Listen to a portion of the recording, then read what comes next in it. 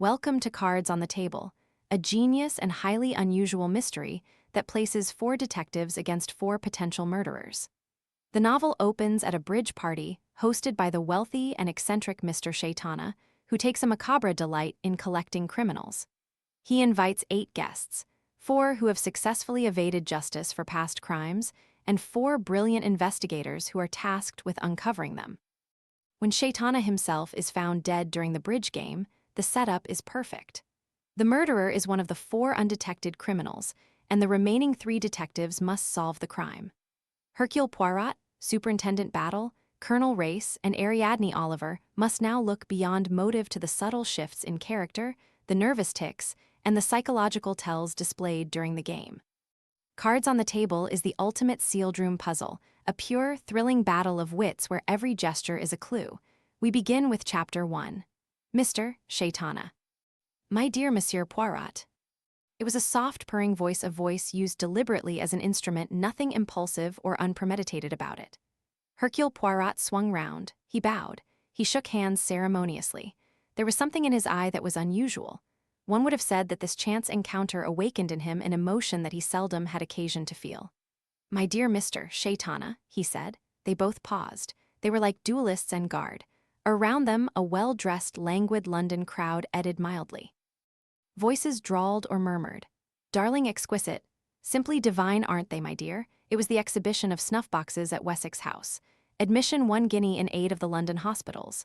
My dear man, said Mr. Shaitana, how nice to see you. Not hanging or guillotining much just at present? Slack season in the criminal world? Or is there to be a robbery here this afternoon? That would be too delicious.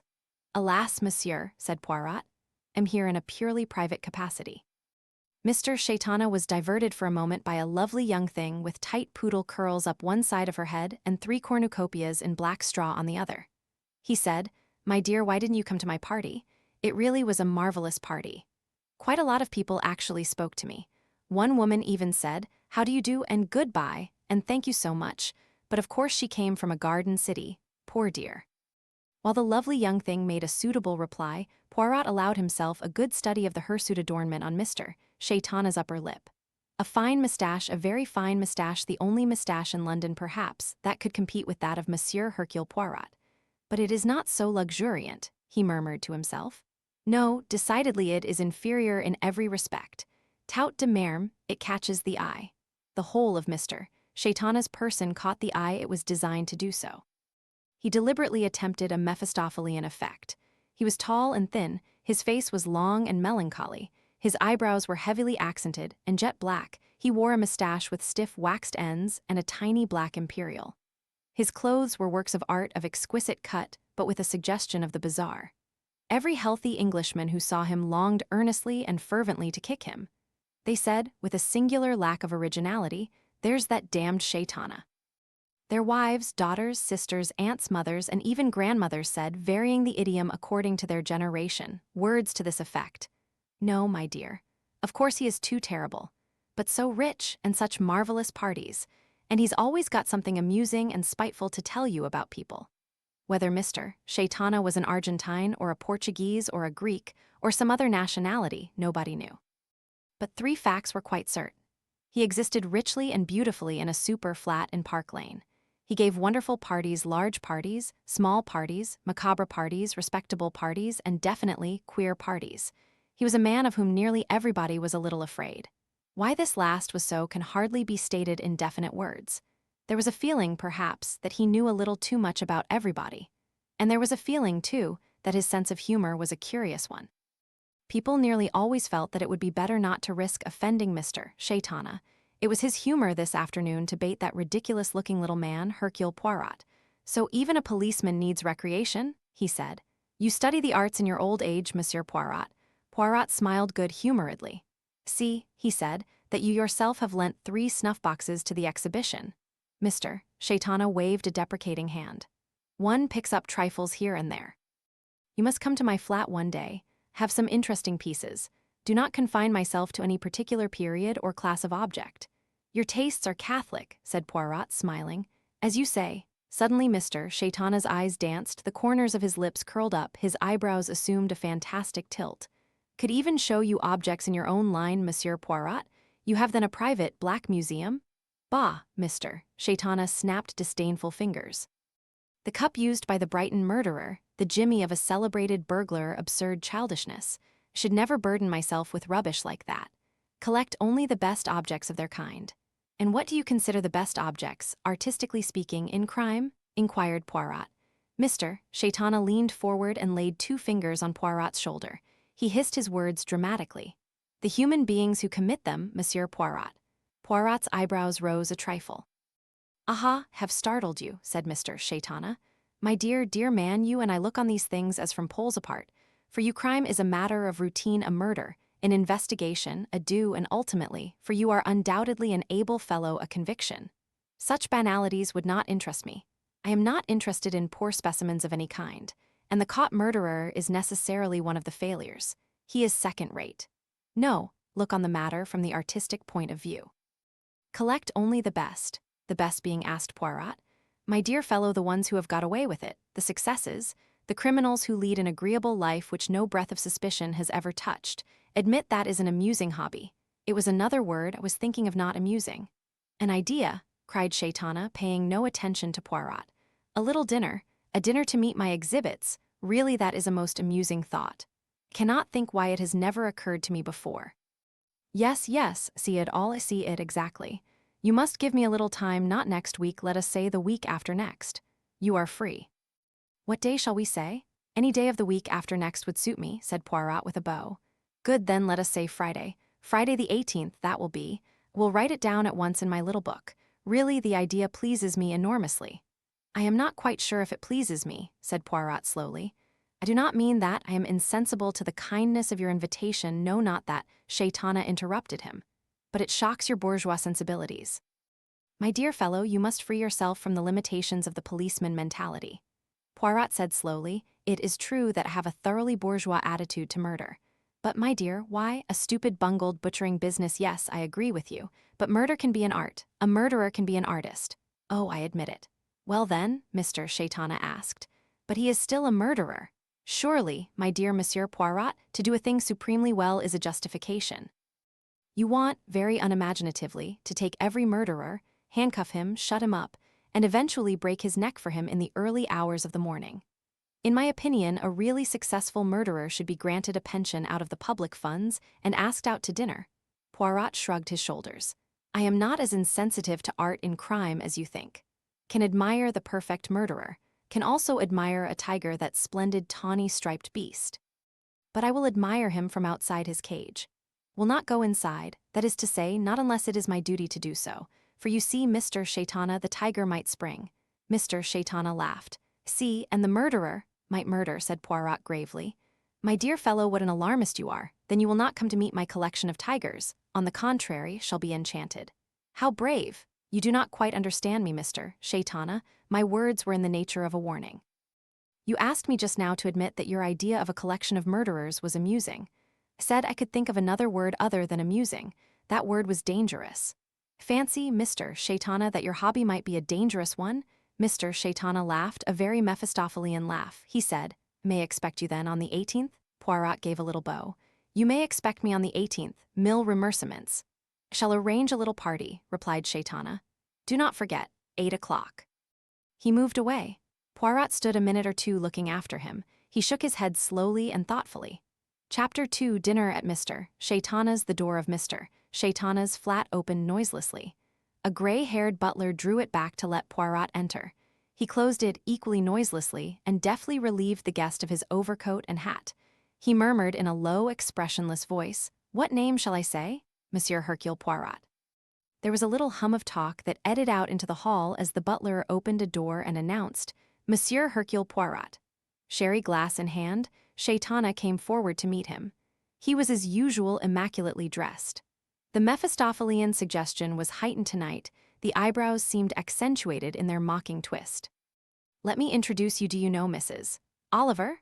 The showman in him enjoyed the little start of surprise that Poirot gave. Mrs. Ariadne Oliver was extremely well known as one of the foremost writers of detective and other sensational stories.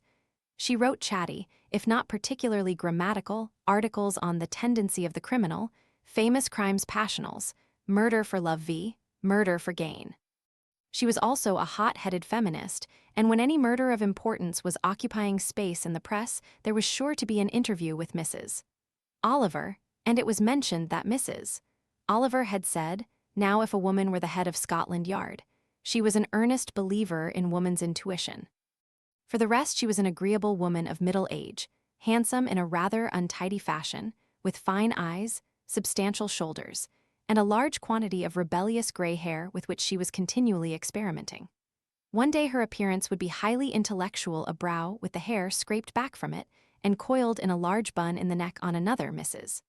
Oliver would suddenly appear with Madonna loops or large masses of slightly untidy curls. On this particular evening, Mrs. Oliver was trying out a fringe. She greeted Poirot, whom she had met before at a literary dinner, in an agreeable bass voice. "And Superintendent Battle you doubtless know," said Mr. Shaitana.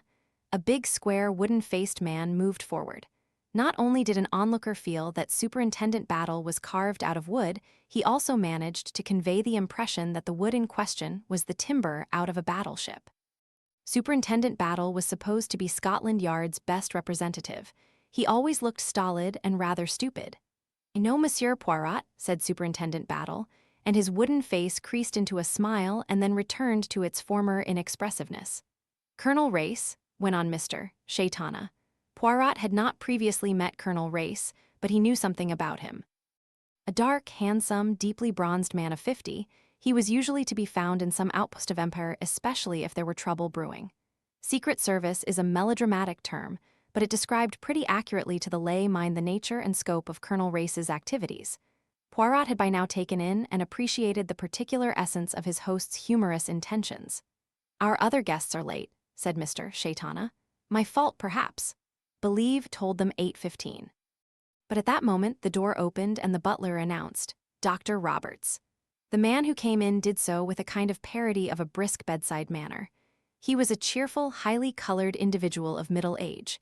Small twinkling eyes, a touch of baldness, a tendency of embonpoint, and a general air of a well-scrubbed and disinfected medical practitioner. His manner was cheerful and confident. You felt that his diagnosis would be correct and his treatments agreeable and practical, a little champagne and convalescence perhaps.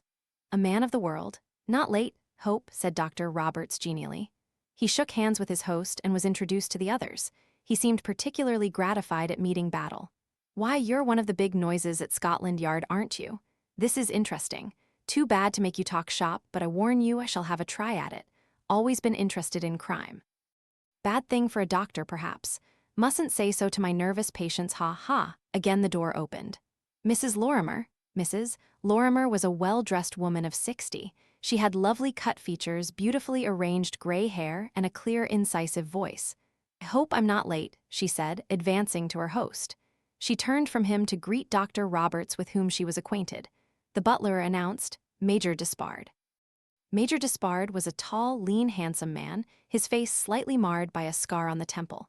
Introductions completed, he gravitated naturally to the side of Colonel Race, and the two men were soon talking sport and comparing their experiences on safari.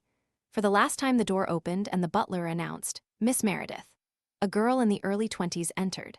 She was of medium height and pretty. Brown curls clustered in her neck, her gray eyes were large and wide apart. Her face was powdered but not made up. Her voice was slow and rather shy. She said, "Oh dear, am I the last?" Mr. Shaitana descended on her with sherry and an ornate and complimentary reply. His introductions were formal and almost ceremonious. Miss Meredith was left sipping her sherry by Poirot's side. "Our friend is very punctilious," said Poirot with a smile. The girl agreed. "I know, people rather dispense with introductions nowadays. They just say, expect you know everybody, and leave it at that. Whether you do or you do, whether you do or don't. Sometimes it makes it awkward, but I think this is more awe-inspiring." She hesitated and then said, "Is that Mrs. Oliver the novelist?" Mrs. Oliver's bass voice rose powerfully at that minute, speaking to Dr. Roberts. "You can't get away from a woman's instinct, doctor. Women know these things." Forgetting that she no longer had a brow, she endeavored to sweep her hair back from it, but was foiled by the fringe. "That is Mrs. Oliver," said Poirot. "The one who wrote The Body in the Library, that identical one." Miss Meredith frowned a little. "And that wooden-looking man a superintendent, did Mr. Shaitana say, from Scotland Yard? And you, and me, know all about you, Monsieur Poirot. It was you who really solved the A, B, C crimes. Mademoiselle, you cover me with confusion. Miss Meredith drew her brows together. Mr. Shaitana, she began and then stopped. Mr. Shaitana, Poirot said quietly, one might say he was crime-minded. It seems so. Doubtless he wishes to hear us dispute ourselves. He is already egging on Mrs. Oliver and Dr. Roberts. They are now discussing untraceable poisons. Miss Meredith gave a little gasp as she said, what a queer man he is. Dr. Roberts? No, Mr. Shaitana. She shivered a little and said, there's always something a little frightening about him. Think, you never know what would strike him as amusing. It might be something cruel. Such as fox hunting, eh? Miss Meredith threw him a reproachful glance. I meant, oh, something oriental. He has perhaps the tortuous mind, admitted Poirot. Torturer S? No tortuous, I said.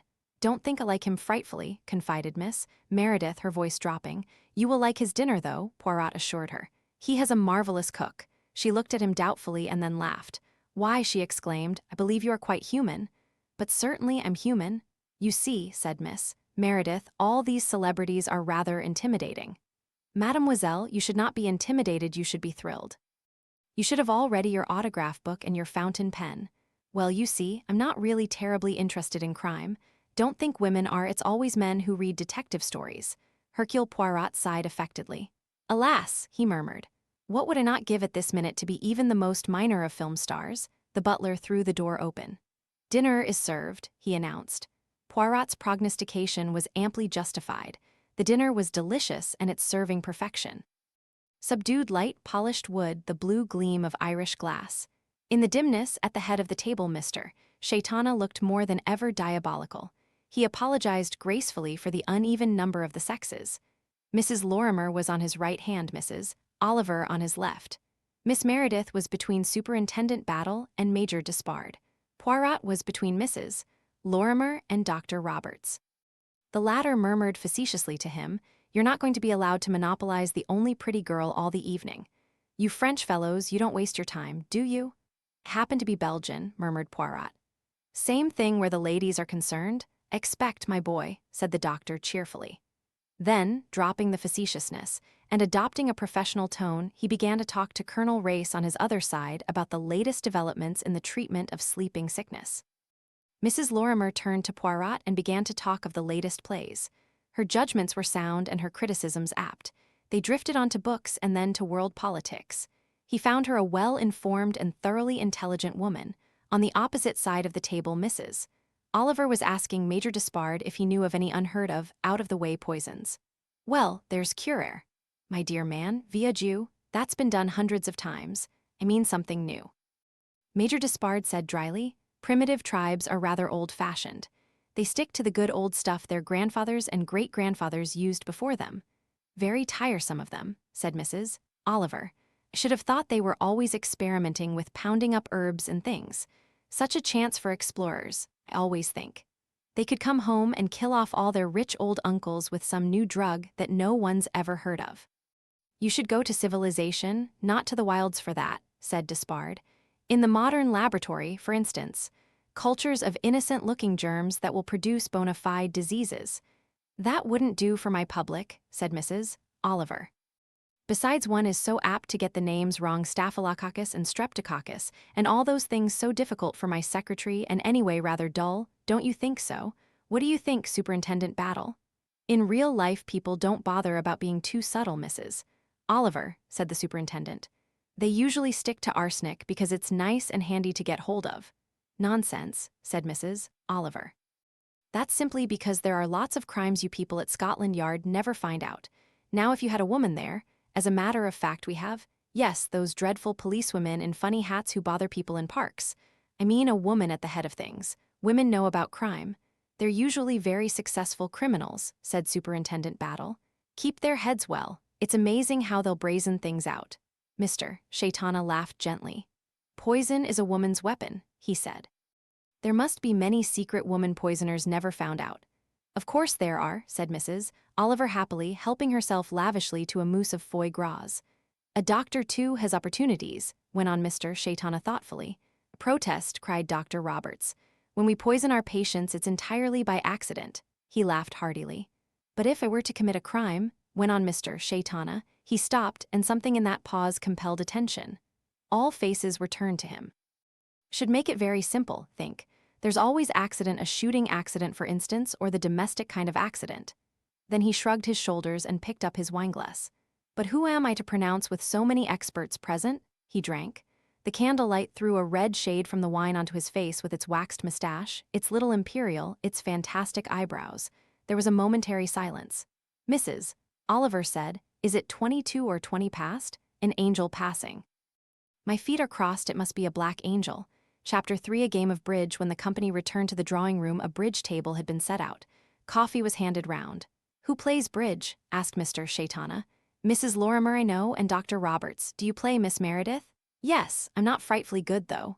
"Excellent, and Major Despard?" "Good, supposing you four play here." "Thank goodness there's to be bridge," said Mrs. Lorrimer in an aside to Poirot. "I'm one of the worst bridge fiends that ever lived. It's growing on me. I simply will not go out to dinner now if there's no bridge afterward. Just fall asleep. I'm ashamed of myself, but there it is." They cut for partners. Mrs. Lorrimer was partnered with Anne Meredith against Major Despard and Dr. Roberts. "Women against men," said Mrs. Lorrimer as she took her seat and began shuffling the cards in an expert manner. "The blue cards, don't you think, partner? I'm a forcing too." "Mind you win," said Mrs. Oliver, her feminist feelings rising. "Show the men they can't have it all their own way.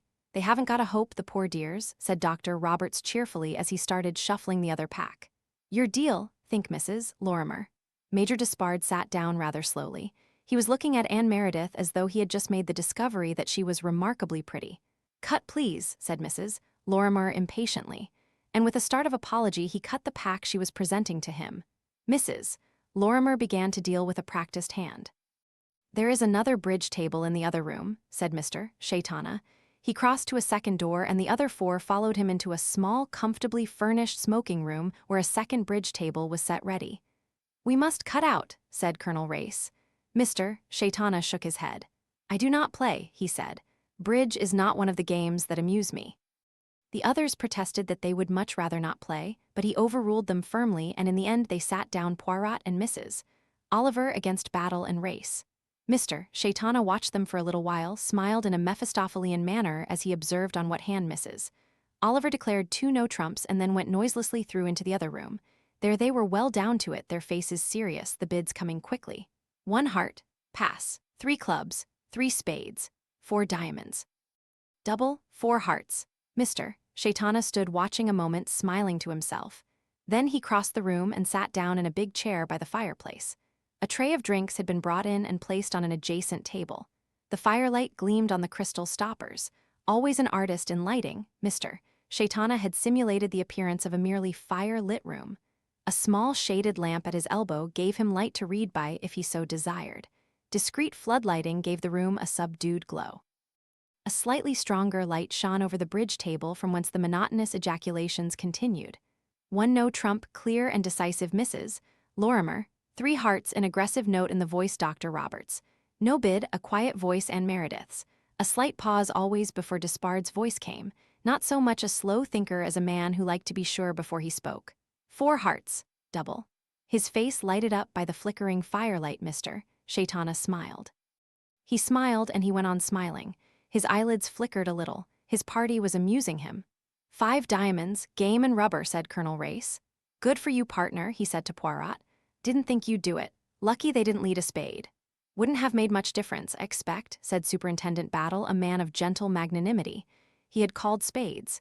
His partner, Mrs. Oliver, had had a spade, but something had told her to lead a club with disastrous results. Colonel Race looked at his watch. 10 past 12. Time for another.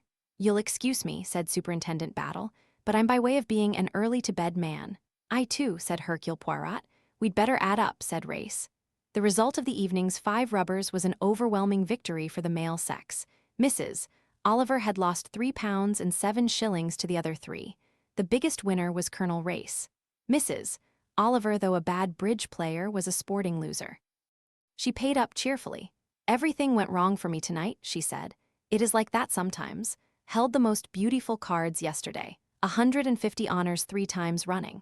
She rose and gathered up her embroidered evening bag, just refraining in time from stroking her hair off her brow. Suppose our host is next door, she said. She went through the communicating door, the others behind her. Mr. Shaitana was in his chair by the fire. The bridge players were absorbed in their game. "Double 5 clubs, Mrs." Lorrimer was saying in her cool, incisive voice. "5 no trumps. Double 5 no trumps." Mrs. Oliver came up to the bridge table.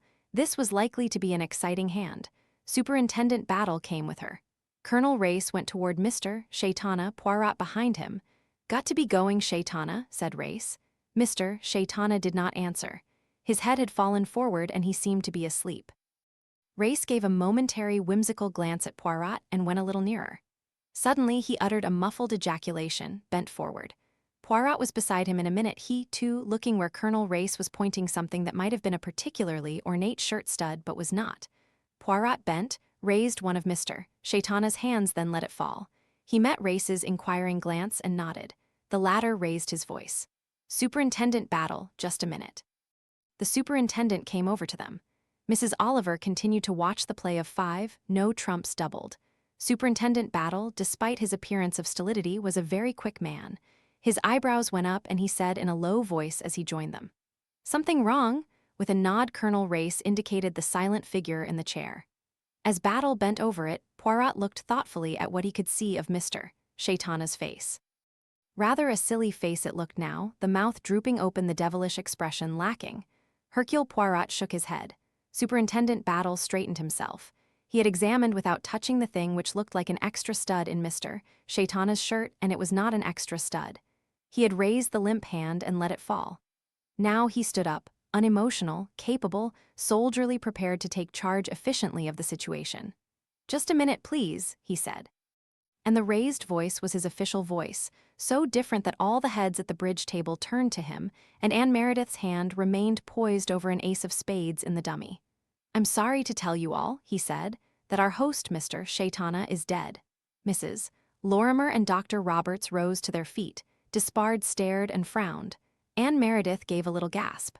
"Are you sure, man?" Dr. Roberts, his professional instincts aroused, came briskly across the floor with a bounding medical in at the death step. Without seeming to, the bulk of Superintendent Battle impeded his progress. "Just a minute, Dr. Roberts. Can you tell me first who's been in and out of this room this evening?" Roberts stared at him. "In and out? I don't understand you. Nobody has." The superintendent transferred his gaze. "Is that right, Mrs. Lorrimer?" "Quite right." "Not the butler nor any of the servants?" "No, the butler brought in that tray as we sat down to bridge. He has not been in since." Superintendent Battle looked at Despard. Despard nodded in agreement. Anne said rather breathlessly, "Yes, yes, that's right." "What's all this, man?" said Roberts impatiently. "Just let me examine him, maybe just a fainting fit." "It isn't a fainting fit, and I'm sorry, but nobody's going to touch him until the divisional surgeon comes." "Mr. Shaitana's been murdered, ladies and gentlemen." "Murdered?" A horrified, incredulous sigh from Anne, a stare, a very blank stare from Despard, a sharp, incisive "murdered" from Mrs. Lorrimer, a "good God" from Dr. Roberts. Superintendent Battle nodded his head slowly. He looked rather like a Chinese porcelain mandarin. His expression was quite blank. "Stabbed," he said. "That's the way of it, stabbed." Then he shot out a question. "Any of you leave the bridge table during the evening?" He saw 4 expressions break up, waver. He saw fear, comprehension, indignation, dismay, horror, but he saw nothing definitely helpful. "Well," there was a pause, and then Major Despard said quietly. He had risen now and was standing like a soldier on parade, his narrow, intelligent face turned to Battle. "Think every one of us, at one time or another, moved from the bridge table either to get drinks or to put wood on the fire. Did both. When I went to the fire, Shaitana was asleep in his chair." "Asleep." "Thought so, yes. He may have been," said Battle. "Or he may have been dead then. We'll go into that presently. I'll ask you now to go into the room next door." He turned to the quiet figure at his elbow. "Colonel Race, perhaps you'll go with them?" Race gave a quick nod of comprehension. "Right, Superintendent." The 4 bridge players went slowly through the doorway. Mrs. Oliver sat down in a chair at the far end of the room and began to sob quietly. Battle took up the telephone receiver and spoke. Then he said, "The local police will be round immediately. Orders from headquarters are that I'm to take on the case. Divisional surgeon will be here almost at once. How long should you say he'd been dead, Monsieur Poirot?" "Say well over an hour myself." "Agree. Alas, that one cannot be more exact, that one cannot say. This man has been dead 1 hour 25 minutes and 40 seconds." Battle nodded absently. He was sitting right in front of the fire. That makes a slight difference. Over an hour, not more than 2.5, that's what our doctor will say, I'll be bound. And nobody heard anything and nobody saw anything. Amazing, what a desperate chance to take, he might have cried out. But he did not, the murderer's luck held. As you say, mon ami, it was a very desperate business. Any ideas, Monsieur Poirot? As to motive, anything of that kind? Poirot said slowly. Yes, have something to say on that score. Tell me, Monsieur Shaitana, he did not give you any hint of what kind of a party you were coming to tonight. Superintendent Battle looked at him curiously. No, Monsieur Poirot, he didn't say anything at all. Why? A bell whirred in the distance and a knocker was plied. That's our people, said Superintendent Battle. I'll go and let em in, we'll have your story presently, must get on with the routine work. Poirot nodded. Battle left the room. Mrs. Oliver continued to sob. Poirot went over to the bridge table. Without touching anything, he examined the scores. He shook his head once or twice. The stupid little man. Oh, the stupid little man, murmured Hercule Poirot. To dress up as the devil and try to frighten people. Quel infantilage. The door opened. The divisional surgeon came in, bag in hand. He was followed by the divisional inspector talking to Battle. A cameraman came next. There was a constable in the hall. The routine of the detection of crime had begun. Chapter 4, First Murderer. Hercule Poirot, Mrs. Oliver, Colonel Race, and Superintendent Battle sat round the dining room table. It was an hour later. The body had been examined, photographed, and removed. A fingerprint expert had been and gone. Superintendent Battle looked at Poirot. Before I have those 4 in, want to hear what you've got to tell me. According to you, there was something behind this party tonight? Very deliberately and carefully, Poirot retold the conversation he had held with Shaitana at Wessex House. Superintendent Battle pursed his lips. He very nearly whistled. Exhibits A, murderers all alive. Oh, and you think he meant it? You don't think he was pulling your leg? Poirot shook his head. Oh no, he meant it. Shaitana was a man who prided himself on his Mephistophelian attitude toward life. He was a man of great vanity. He was also a stupid man, that is why he is dead. Get you, said Superintendent Battle, following things out in his mind. A party of 8 and himself. 4 sleuths, so to speak, and 4 murderers. It's impossible, cried Mrs. Oliver. Absolutely impossible. None of those people can be criminals. Superintendent Battle shook his head thoughtfully. I wouldn't be so sure of that, Mrs. Oliver. Murderers look and behave very much like everybody else. Nice, quiet, well-behaved, reasonable folk very often. In that case, it's Dr. Roberts, said Mrs. Oliver firmly. Felt instinctively that there was something wrong with that man as soon as I saw him. My instincts never lie. Battle turned to Colonel Race. What do you think, sir? Race shrugged his shoulders. He took the question as referring to Poirot's statement and not to Mrs. Oliver's suspicions. It could be, he said. It could be. It shows that Shaitana was right in one case, at least. After all, he can only have suspected that these people were murderers. He can't have been sure. He may have been right in all 4 cases. He may have been right in only one case, but he was right in one case. His death proves that. One of them got the wind up, think that's it. Monsieur Poirot? Poirot nodded. The late Mr. Shaitana had a reputation, he said. He had a dangerous sense of humor and was reputed to be merciless. The victim thought that Shaitana was giving himself an evening's amusement, leading up to a moment when he'd hand the victim over to the police. He or she must have thought that Shaitana had definite evidence. Had he? Poirot shrugged his shoulders. That we shall never know. Dr. Roberts? Repeated Mrs. Oliver firmly. Such a hardy man. Murderers are often hardy as a disguise. If I were you, Superintendent Battle, should arrest him at once. Dare say we would if there was a woman at the head of Scotland Yard, said Superintendent Battle, a momentary twinkle showing in his unemotional eyes. But you see, mere men being in charge, we've got to be careful. We've got to get there slowly. Oh, men, sighed Mrs. Oliver and began to compose newspaper articles in her head. Better have them in now, said Superintendent Battle. It won't do to keep them hanging about too long. Colonel Race half rose. If you'd like us to go, Superintendent Battle hesitated a minute as he caught Mrs. Oliver's eloquent eye. He was well aware of Colonel Race's official position, and Poirot had worked with the police on many occasions. For Mrs. Oliver to remain was decidedly stretching a point, but Battle was a kindly man. He remembered that Mrs.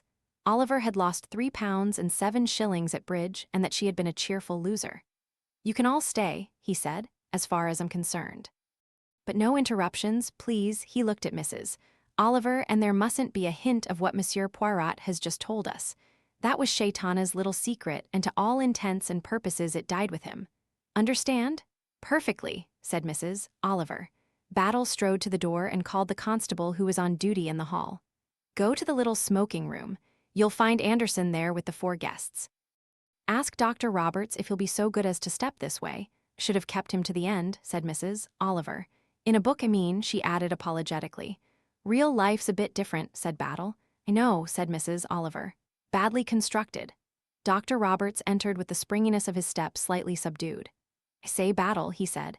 This is the devil of a business. Excuse me, Mrs. Oliver, but it is, professionally speaking, I could hardly have believed it.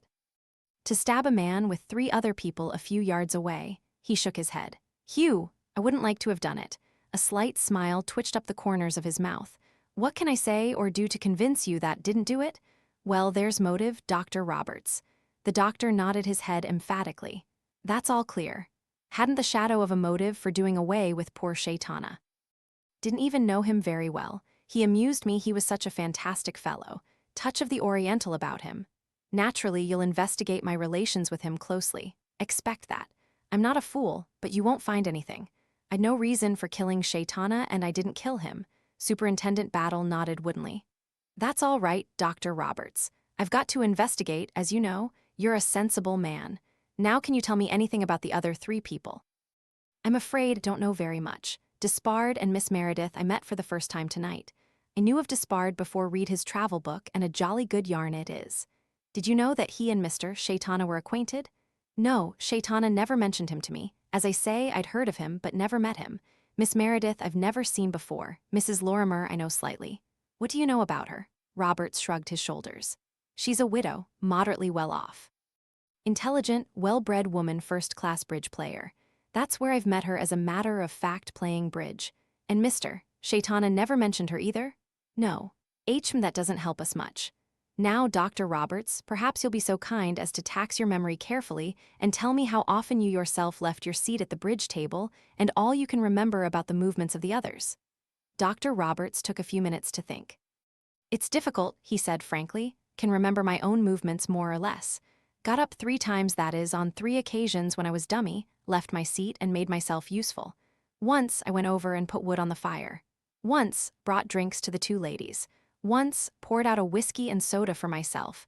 Can you remember the times? Could only say very roughly. We began to play about 9:30, imagine.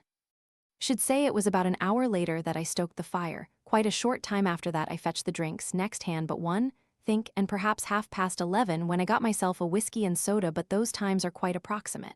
Couldn't answer for their being correct. The table with the drinks was beyond Mr. Shaitana's chair? Yes. That's to say I passed quite near him 3 times, and each time to the best of your belief he was asleep. That's what I thought the first time. The second time I didn't even look at him. Third time I rather fancy the thought just passed through my mind, how the beggar does sleep, but it didn't really look at him. Very good. Now when did your fellow players leave then seats? Dr. Roberts frowned. Difficult, very difficult. Despard went and fetched an extra ashtray, think, and he went for a drink. That was before me, for I remember he asked me if I'd have one and I said I wasn't quite ready. And the ladies. Mrs. Lorrimer went over to the fire once. Poked it, I think. Rather fancy she spoke to Shaitana, but don't know. Was playing a rather tricky no-trump at the time. And Miss Meredith? She certainly left the table once. Came round and looked at my hand, I was her partner at the time. Then she looked at the other people's hands and then she wandered round the room. Don't know what she was doing exactly. Wasn't paying attention. Superintendent Battle said thoughtfully, as you were sitting at the bridge table, no one's chair was directly facing the fireplace. No, sort of sideways on, and there was a big cabinet between Chinese piece, very handsome. Can see, of course, that it would be perfectly possible to stab the old boy. After all, when you're playing bridge, you're playing bridge. You're not looking round you and noticing what is going on. The only person who's likely to be doing that is Dummy. And in this case, undoubtedly, Dummy was the murderer, said Superintendent Battle. All the same, said Dr. Roberts, it wanted nerve, you know. After all, who is to say that somebody won't look up just at the critical moment? Yes, said Battle. It was a big risk. The motive must have been a strong one. Wish we knew what it was, he added with unblushing mendacity. You'll find out, expect, said Roberts. You'll go through his papers and all that sort of thing. There will probably be a clue. We'll hope so, said Superintendent Battle gloomily. He shot a keen glance at the other. I wonder if you'd oblige me, Dr. Roberts, by giving me a personal opinion as man to man. Certainly. Which do you fancy yourself of the three? Dr. Roberts shrugged his shoulders. That's easy. Offhand, I'd say Despard. The man-'s got plenty of nerve. He's used to a dangerous life where you've got to act quickly. He wouldn't mind taking a risk. It doesn't seem to me likely the women are in on this. Take a bit of strength, should imagine. Not so much as you might think. Take a look at this. Rather like a conjurer, Battle suddenly produced a long, thin instrument of gleaming metal with a small, round, jeweled head. Dr. Roberts leaned forward, took it, and examined it with rich professional appreciation. He tried the point and whistled. What a tool, what a tool, absolutely made for murder, this little toy. Going like butter, absolutely like butter. Brought it with him, suppose? Battle shook his head. No, it was Mr. Shaitana's. It lay on the table near the door with a good many other knickknacks. So the murderer helped himself. A bit of luck finding a tool like that. Well, that's one way of looking at it, said Battle slowly. Well, of course it wasn't luck for Shaitana, poor fellow. Didn't mean that, Dr. Roberts. Meant that there was another angle of looking at the business. It occurs to me that it was noticing this weapon that put the idea of murder into our criminal's mind. You mean it was a sudden inspiration, that the murder wasn't premeditated? He conceived the idea after he got here, or anything to suggest that idea to you? He glanced at Battle searchingly. It's just an idea, said Superintendent Battle stolidly. Well, it might be so, of course, said Dr. Roberts slowly. Superintendent Battle cleared his throat. Well, I won't keep you any longer, Doctor. Thank you for your help. Perhaps you'll leave your address. Certainly. 200 Gloucester Terrace, W2. Telephone Bayswater No. 23896. Thank you, I may have to call upon you shortly. Delighted to see you anytime. Hope there won't be too much in the papers. Don't want my nervous patients upset. Superintendent Battle looked round at Poirot. Excuse me, Monsieur Poirot. If you'd like to ask any questions, I'm sure the doctor wouldn't mind. Of course not, of course not. Great admirer of yours, Monsieur Poirot. Little Gray sells order and method. I know all about it. Feel sure you'll think of something most intriguing to ask me. Hercule Poirot spread out his hands in his most foreign manner. No, just like to get all the details clear in my mind. For instance, how many rubbers did you play? 3, said Roberts promptly. We'd got well into the 4th rubber when you came in. And who played with who? First rubber, Despard, and I against the ladies. They beat us, God bless M. Walkover, we never held a card. Second rubber, Miss Meredith, and I against Despard and Mrs. Lorrimer. Third rubber, Mrs. Lorrimer and I against Miss Meredith and Despard. We cut each time, but it worked out like a pivot. 4th rubber, Miss Meredith, and I again. Who won and who lost? Mrs. Lorrimer won every rubber. Miss Meredith won the first and lost the next 2. I was a bit up, and Miss Meredith and Despard must have been down. Poirot said, smiling, the good superintendent has asked you your opinion of your companions as candidates for murder. I now ask you for your opinion of them as bridge players. Mrs. Lorrimer's first class, Dr. Roberts replied promptly. I'll bet she makes a good income a year out of bridge. Despard's a good player too, what call a sound player, long-headed chap. Miss Meredith you might describe as quite a safe player. She doesn't make mistakes, but she isn't brilliant. And you yourself, Doctor. Roberts's eyes twinkled. I overbid my hand a bit, or so they say, but I've always found it pays. Poirot smiled. Dr. Roberts rose. Anything more? Poirot shook his head. Well, good night then. Good night, Mrs. Oliver, you ought to get some copy out of this. Better than your untraceable poisons, eh? Dr. Roberts left the room, his bearing springy once more. Mrs. Oliver said bitterly as the door closed behind him, copy indeed. People are so unintelligent. Could invent a better murder any day than anything real. I'm never at a loss for a plot, and the people who read my books like untraceable poisons. Chapter 5, Second Murderer. Mrs. Lorrimer came into the dining room like a gentlewoman. She looked a little pale, but composed. I'm sorry to have to bother you, Superintendent Battle began.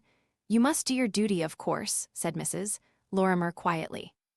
It is, agree, an unpleasant position in which to be placed, but there is no good shirking it. Quite realize that one of the 4 people in that room must be guilty. Naturally, can't expect you to take my word that I am not the person. She accepted the chair that Colonel Race offered her and sat down opposite the superintendent. Her intelligent gray eyes met his. She waited attentively. You knew Mr. Shaitana well? Began the superintendent. Not very well. Have known him over a period of some years, but never intimately. Where did you meet him? At a hotel in Egypt, the Winter Palace at Luxor, think. What did you think of him, Mrs. Lorrimer shrugged her shoulders slightly. Thought him, I may as well say so, rather a charlatan. You had excused me for asking, no motive for wishing him out of the way? Mrs. Lorrimer looked slightly amused. Really, Superintendent Battle, do you think I should admit it if I had? You might, said Battle. A really intelligent person might know that a thing was bound to come out. Mrs. Lorrimer inclined her head thoughtfully. There is that, of course. No, Superintendent Battle had no motive for wishing Mr. Shaitana out of the way. It is really a matter of indifference to me whether he is alive or dead. Thought him a poser and rather theatrical, and sometimes he irritated me. That is, or rather, was my attitude toward him. That is that, then. Now, Mrs. Lorrimer, can you tell me anything about your 3 companions? I'm afraid not. Major Despard and Miss Meredith I met for the first time tonight. Both of them seem charming people. Dr. Roberts I know slightly. He's a very popular doctor, I believe. He is not your own doctor. Oh, no. Now, Mrs. Lorrimer, can you tell me how often you got up from your seat tonight, and will you also describe the movements of the other 3? Mrs. Lorrimer did not take any time to think. Thought you would probably ask me that. Have been trying to think it out. Got up once myself when I was dummy. Went over to the fire. Mr. Shaitana was alive then. Mentioned to him how nice it was to see a wood fire, and he answered that he hated radiators. Did anyone overhear your conversation? Don't think so. I lowered my voice not to interrupt the players. She added dryly, in fact, you have only my word for it that Mr. Shaitana was alive and spoke to me. Superintendent Battle made no protest. He went on with his quiet, methodical questioning. What time was that? Should think we had been playing a little over an hour. What about the others? Dr. Roberts got me a drink. He also got himself one that was later. Major Despard also went to get a drink at about 11:15, I should say. Only once? No, twice, think. The men moved about a fair amount, but didn't notice what they did. Miss Meredith left her seat once only, think. She went round to look at her partner's hand, but she remained near the bridge table. Couldn't say at all. She may have moved away. Battle nodded. It's all very vague, he grumbled. I'm sorry. Once again, Battle did his conjuring trick and produced the long, delicate stiletto. Will you look at this, Mrs. Lorrimer? Mrs. Lorrimer took it without emotion. Have you ever seen that before? Never. Yet it was lying on a table in the drawing room. Didn't notice it. You realize, perhaps, Mrs. Lorrimer, that with a weapon like that a woman could do the trick just as easily as a man. Suppose she could, said Mrs. Lorrimer quietly. She leaned forward and handed the dainty little thing back to him. But all the same, said Superintendent Battle, the woman would have to be pretty desperate. It was a long chance to take. He waited a minute, but Mrs. Lorrimer did not speak. Do you know anything of the relations between the other 3 and Mr. Shaitana? She shook her head. Nothing at all. Would you care to give me an opinion as to which of them you consider the most likely person? Mrs. Lorrimer drew herself up stiffly. Should not care to do anything of the kind. Consider that a most improper question. The superintendent looked like an abashed little boy who has been reprimanded by his grandmother. Address, please, he mumbled, drawing his notebook toward him. 111 Chain Lane, Chelsea. Telephone number? Chelsea 45632. Mrs. Lorrimer rose. Anything you want to ask, Monsieur Poirot? Said Battle hurriedly. Mrs. Lorrimer paused, her head slightly inclined. Would it be a proper question, madam, to ask you your opinion of your companions not as potential murderers but as bridge players? Mrs. Lorrimer answered coldly. Have no objection to answering that if it bears upon the matter at issue in any way, though fail to see how it can. Will be the judge of that. Your answer, if you please, madam. In the tone of an impatient adult humoring an idiot child, Mrs. Lorrimer replied, Major Despard is a good sound player. Dr. Roberts overbids but plays his hand brilliantly. Miss Meredith is quite a nice little player but a bit too cautious. Anything more? In his turn doing a conjuring trick, Poirot produced 4 crumpled bridge scores. These scores, madam, is one of these yours? She examined them. This is my writing. It is the score of the 3rd rubber. And this score. That must be Major Despard's. He cancels as he goes. And this one? Miss Meredith's, the 1st rubber. So this unfinished one is Dr. Roberts' S? Yes. Thank you, madam. I think that is all. Mrs. Lorrimer turned to Mrs. Oliver. Good night, Mrs. Oliver. Good night, Colonel Race. Then, having shaken hands with all 4 of them, she went out. Chapter 6, 3rd Murderer. Didn't get any extra change out of her, commented Battle. Put me in my place, too. She's the old-fashioned kind, full of consideration for others but arrogant as the devil. Can't believe she did it, but you never know. She's got plenty of resolution. What's the idea of the bridge scores, Monsieur Poirot? Poirot spread them out on the table. They are illuminating, do you not think? What do we want in this case? A clue to character. And a clue not to one character, but to 4 characters. And this is where we are most likely to find it in these scribbled figures. Here is the first rubber, you see a tame business, soon over. Small neat figures, careful addition and subtraction, that is Miss Meredith's score. She was playing with Mrs. Lorrimer. They had the cards and they won. In this next one, it is not so easy to follow the play, since it is kept in the cancellation style. But it tells us perhaps something about Major Despard, a man who likes the whole time to know at a glance where he stands. The figures are small and full of character. This next score is Mrs. Lorrimer's. She and Dr. Roberts against the other 2, a Homeric combat, figures mounting up above the line each side. Overbidding on the doctor's part and they go down, but since they are both first-class players, they never go down very much. If the doctor's overbidding induces rash bidding on the other side, there is the chance seized of doubling. See, these figures here are doubled tricks gone down. A characteristic handwriting, graceful, very legible, firm. Here is the last score, the unfinished rubber. Collected 1 score in each person's handwriting, you see, figures rather flamboyant, not such high scores as the preceding rubber. That is probably because the doctor was playing with Miss Meredith and she is a timid player. His calling would make her more so. You think, perhaps, that they are foolish, these questions that I ask, but it is not so. Want to get at the characters of these 4 players, and when it is only about bridge, ask, everyone is ready and willing to speak. Never think your questions foolish, Monsieur Poirot, said Battle. I've seen too much of your work. Everyone's got his own ways of working. Know that.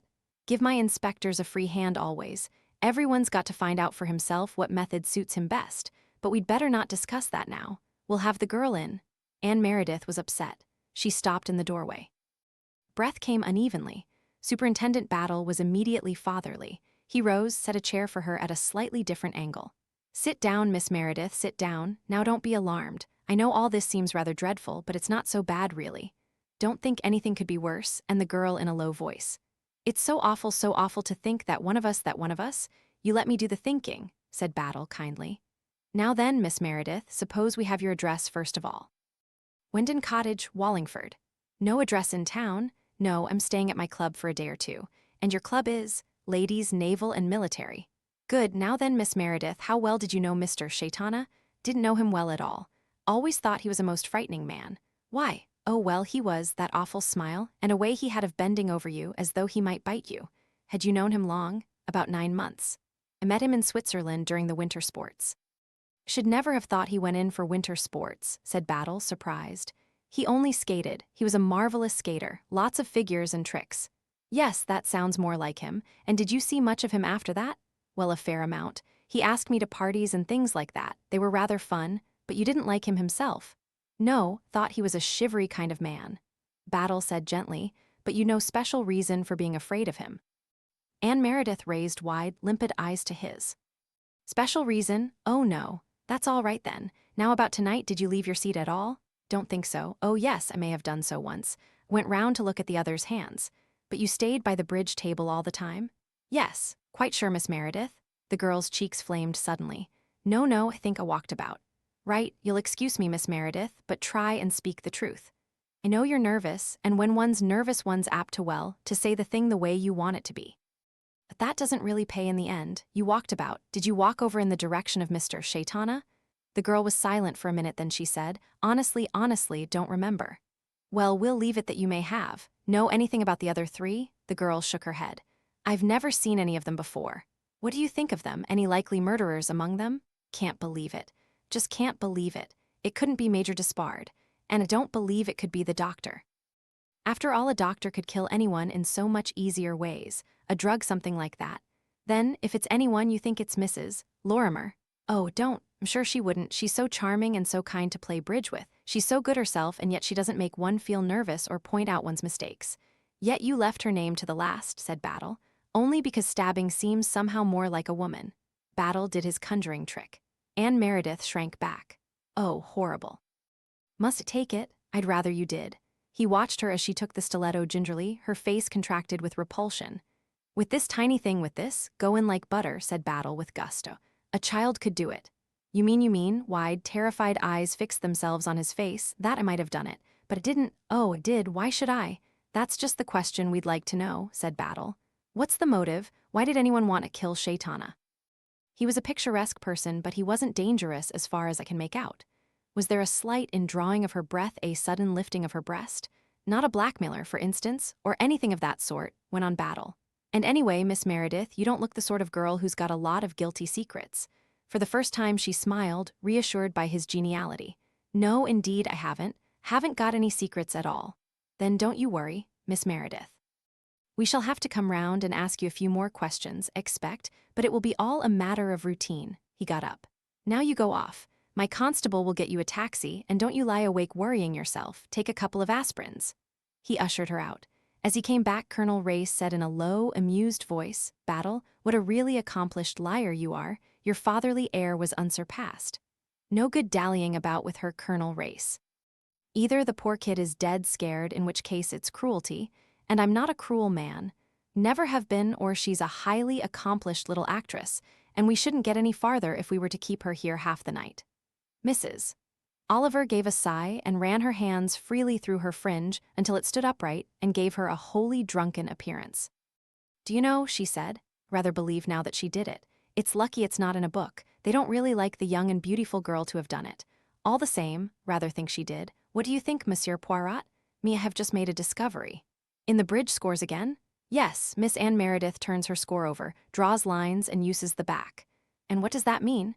It means she has the habit of poverty or else is of a naturally economical turn of mind. She's expensively dressed, said Mrs. Oliver. Send in Major Despard, said Superintendent Battle. Chapter 7, Fourth Murderer. Despard entered the room with a quick springing step, a step that reminded Poirot of something or someone. I'm sorry to have kept you waiting all this while, Major Despard, said Battle, but I wanted to let the ladies get away as soon as possible. Don't apologize. Understand. He sat down and looked inquiringly at the superintendent. How well did you know Mr. Shaitana? Began the latter. I've met him twice, said Despard crisply. Only twice, that's all. On what occasions? About a month ago we were both dining at the same house. Then he asked me to a cocktail party a week later. A cocktail party here? Yes. Where did it take place, this room or the drawing room? In all the rooms. See this little thing lying about? Battle once more produced the stiletto. Major Despard's lip twisted slightly. No, he said, didn't mark it down on that occasion for future use. There's no need to go ahead of what I say, Major Despard. Beg your pardon, the inference was fairly obvious. There was a moment's pause, then Battle resumed his inquiries. Had you any motive for disliking Mr. Shaitana? Every motive. The superintendent sounded startled. For disliking him, not for killing him, said Despard. Hadn't the least wish to kill him, but I would thoroughly have enjoyed kicking him. A pity. It's too late now. Why did you want to kick him, Major Despard?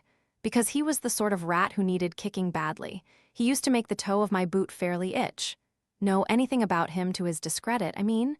He was too well dressed, he wore his hair too long, and he smelled of scent.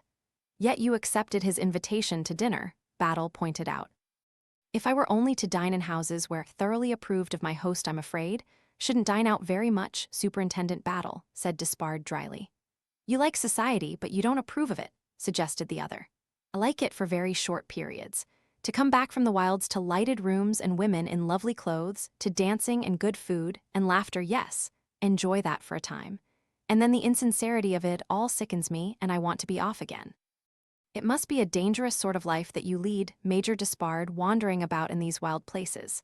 Despard shrugged his shoulders, he smiled slightly. Mr. Shaitana didn't lead a dangerous life, but he is dead and I am alive. He may have led a more dangerous life than you think, said Battle meaningly. What do you mean? The late Mr. Shaitana was a bit of a nosy Parker, said Battle. The other leaned forward. You mean that he meddled with other people's lives, that he discovered what? Really meant that perhaps he was the sort of man who meddled well with women. Major Despard leaned back in his chair. He laughed an amused but indifferent laugh. I don't think women would take a mountebank like that seriously. What's your theory of who killed him, Major Despard? Well, I know it didn't. Little Miss Meredith didn't. Can't imagine Mrs. Lorrimer doing so. She reminds me of one of my more God-fearing aunts. That leaves the medical gentleman. Can you describe your own and other people's movements this evening? I got up twice, once for an ashtray, and I also poked the fire, and once for a drink. At what times? Couldn't say. First time might have been about 10:30, the second time 11, but that's pure guesswork, Mrs. Lorrimer went over to the fire once and said something to Shaitana. Didn't actually hear him answer, but then I wasn't paying attention. Couldn't swear he didn't. Miss Meredith wandered about the room a bit, but don't think she went over near the fireplace. Roberts was always jumping up and down 3 or 4 times at least. I'll ask you Monsieur Poirot's question, said Battle with a smile. What did you think of them as bridge players? Miss Meredith's quite a good player. Roberts overbids his hand disgracefully. He deserves to go down more than he does. Mrs. Lorrimer's damned good. Battle turned to Poirot. Anything else, Monsieur Poirot? Poirot shook his head. Despard gave his address as the Albany, wished them good night, and left the room. As he closed the door behind him, Poirot made a slight movement. What is it? Demanded Battle. Nothing, said Poirot. It just occurred to me that he walks like a tiger, yes, just so. Lithe easy does the tiger move along. Battle? Now then, his eye glanced round at his 3 companions. Which of 'em did it?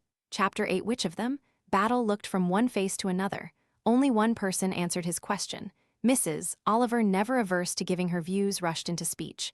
The girl or the doctor, she said. Battle looked questioningly at the other 2, but both the men were unwilling to make a pronouncement. Race shook his head. Poirot carefully smoothed his crumpled bridge scores. One of 'em did it, said Battle. One of 'em's lying like hell. But which? It's not easy, no, it's not easy. He was silent for a minute or 2, then he said, if we're to go by what they say, the medico thinks Despard did it, Despard thinks the medico did it, the girl thinks Mrs.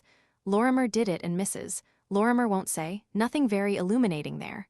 Perhaps not, said Poirot. Battle shot him a quick glance. You think there is, Poirot waved an airy hand. A nuance, nothing more, nothing to go upon. Battle continued. You 2 gentlemen won't say what you think, no evidence, said Race curtly. Oh, you men, sighed Mrs.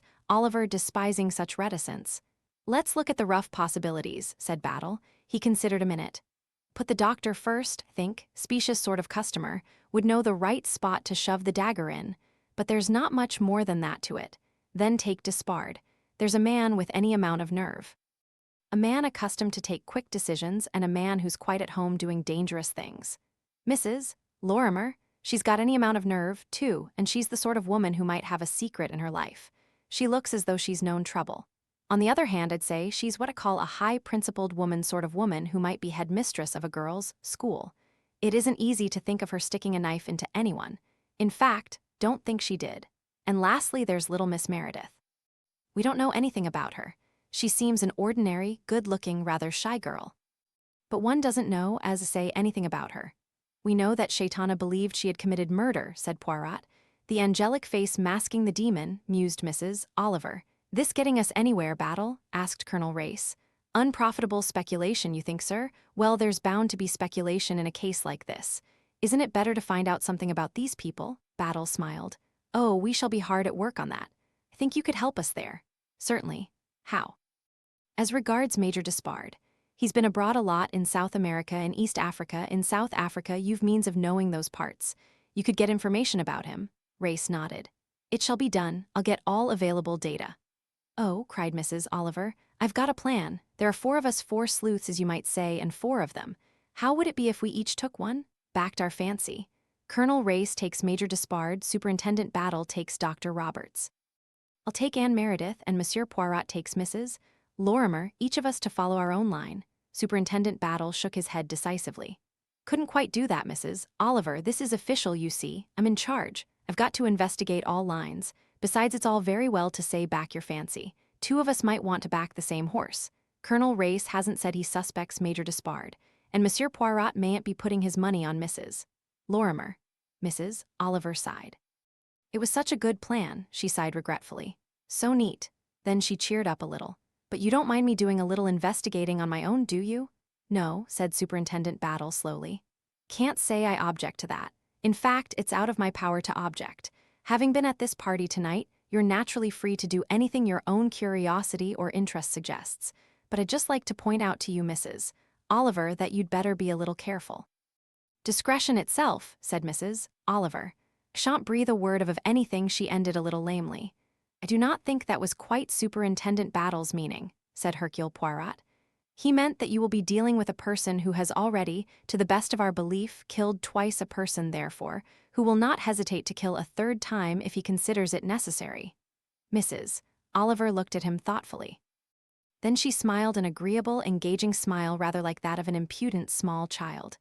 "You have been warned," she quoted. "Thank you, Monsieur Poirot, I'll watch my step, but I'm not going to be out of this." Poirot bowed gracefully. "Permit me to say you are the sport, madam." "I presume," said Mrs. Oliver, sitting up very straight and speaking in a businesslike committee meeting manner, "that all information we receive will be pooled, that is, that we will not keep any knowledge to ourselves. Our own deductions and impressions, of course, we are entitled to keep up our sleeves." Superintendent Battle sighed. "This isn't a detective story, Mrs. Oliver," he said. Race said, "Naturally all information must be handed over to the police." Having said this in his most orderly room voice, he added, with a slight twinkle in his eye, "Sure you'll play fair, Mrs. Oliver. The stained glove, the fingerprint on the tooth glass, the fragment of burned paper, you'll turn them over to Battle here." "You may laugh," said Mrs. Oliver, but a woman's intuition, she nodded her head with decision. Race rose to his feet. "I'll have Despard looked up for you. It may take a little time. Anything else it can do?" "Don't think so, thank you, sir. You've no hints? Value anything of that kind." "Well, I'd keep a special lookout for shooting or poison or accidents, but I expect you're on to that already." "I'd made a note of that, yes, sir." "Good man, Battle. You don't need me to teach you your job." "Good night, Mrs. Oliver. Good night, Monsieur Poirot." And with a final nod to Battle, Colonel Race left the room. "Who is he?" asked Mrs. Oliver. "Very fine army record," said Battle. "Traveled a lot, too. Not many parts of the world he doesn't know about." "Secret Service, suppose," said Mrs. Oliver. "You can't tell me so, I know, but he wouldn't have been asked otherwise this evening. The 4 murderers and the 4 sleuths, Scotland Yard. Secret Service. Private. Fiction. A clever idea." Poirot shook his head. "You are in error, madam. It was a very stupid idea. The tiger was alarmed and the tiger sprang." "The tiger? Why the tiger?" "By the tiger, I mean the murderer," said Poirot. Battle said bluntly, "What's your idea of the right line to take, Monsieur Poirot? That's one question. And I'd also like to know what you think of the psychology of these 4 people. You're rather hot on that." Still smoothing his bridge scores, Poirot said, "You are right. Psychology is very important. We know the kind of murder that has been committed, the way it was committed. If we have a person who, from the psychological point of view, could not have committed that particular type of murder, then we can dismiss that person from our calculations. We know something about these people. We have our own impression of them, we know the line that each has elected to take, and we know something about their minds and their characters from what we have learned about them as card players and from the study of their handwriting and of these scores. But alas, it is not too easy to give a definite pronouncement. This murder required audacity and nerve, a person who was willing to take a risk.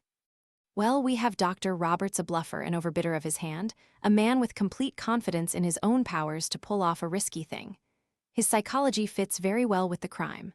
One might say, then, that automatically wipes out Miss Meredith.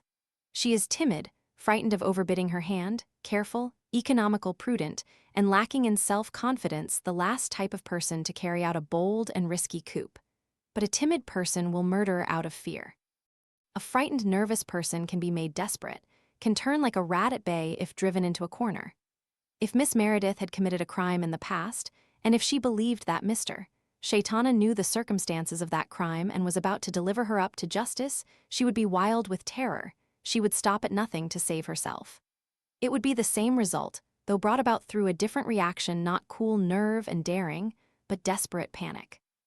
Then take Major Despard, a cool, resourceful man willing to try a long shot if he believed it absolutely necessary.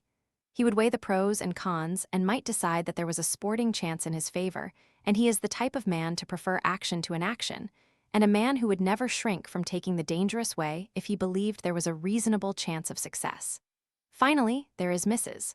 Lorrimer, an elderly woman, but a woman in full possession of her wits and faculties. A cool woman. A woman with a mathematical brain. She is probably the best brain of the 4. Confess that if Mrs. Lorrimer committed a crime, should expect it to be a premeditated crime. Can see her planning a crime slowly and carefully, making sure that there were no flaws in her scheme. For that reason, she seems to me slightly more unlikely than the other 3. She is, however, the most dominating personality, and whatever she undertook she would probably carry through without a flaw. She is a thoroughly efficient woman. He paused, So you see that does not help us much. No, there is only one way in this crime. We must go back into the past. Battle sighed. You've said it, he murmured. In the opinion of Mr. Shaitana, each of those 4 people had committed murder. Had he evidence, or was it a guess? We cannot tell. It is unlikely, think, that he could have had actual evidence in all 4 cases. Agree with you there, said Battle, nodding his head. That would be a bit too much of a coincidence. I suggest that it might come about this way: murder or a certain form of murder is mentioned, and Mr. Shaitana surprised a look on someone's face. He was very quick, very sensitive to expression. It amuses him to experiment, to probe gently in the course of apparently aimless conversation. He is alert to notice a wince, a reservation, a desire to turn the conversation. Oh, it is easily done. If you suspect a certain secret, nothing is easier than to confirm your suspicion. Every time a word goes home, you notice it if you are watching for such a thing. It's the sort of game that would have amused our late friend, said Battle, nodding. We may assume, then, that such was the procedure in one or more cases. He may have come across a piece of actual evidence in another case and followed it up. I doubt whether in any of the cases he had sufficient actual knowledge with which, for instance, to have gone to the police. Or it mayn't have been the kind of case, said Battle. Often enough there's a fishy business, we suspect foul play, but we can't ever prove it. Anyway, the course is clear. We've got to go through the records of all these people and note any deaths that may be significant. Expect you noticed, just as the Colonel did, what Shaitana said at dinner. The Black Angel, murmured Mrs. Oliver. A neat little reference to poison, to accident, to a doctor's opportunities, to shooting accidents. Shouldn't be surprised if he signed his death warrant when he said those words. It was a nasty sort of pause, said Mrs. Oliver. Yes, said Poirot. Those words went home to one person at least. That person probably thought that Shaitana knew far more than he really did. That listener thought that they were the prelude to the end, that the party was a dramatic entertainment arranged by Shaitana, leading up to arrest for murder as its climax. Yes, as you say, he signed his death warrant when he baited his guests with those words. There was a moment's silence. This will be a long business, said Battle with a sigh. We can't find out all we want in a moment, and we've got to be careful. We don't want any of the 4 to suspect what we're doing. All our questioning and so on must seem to have to do with this murder.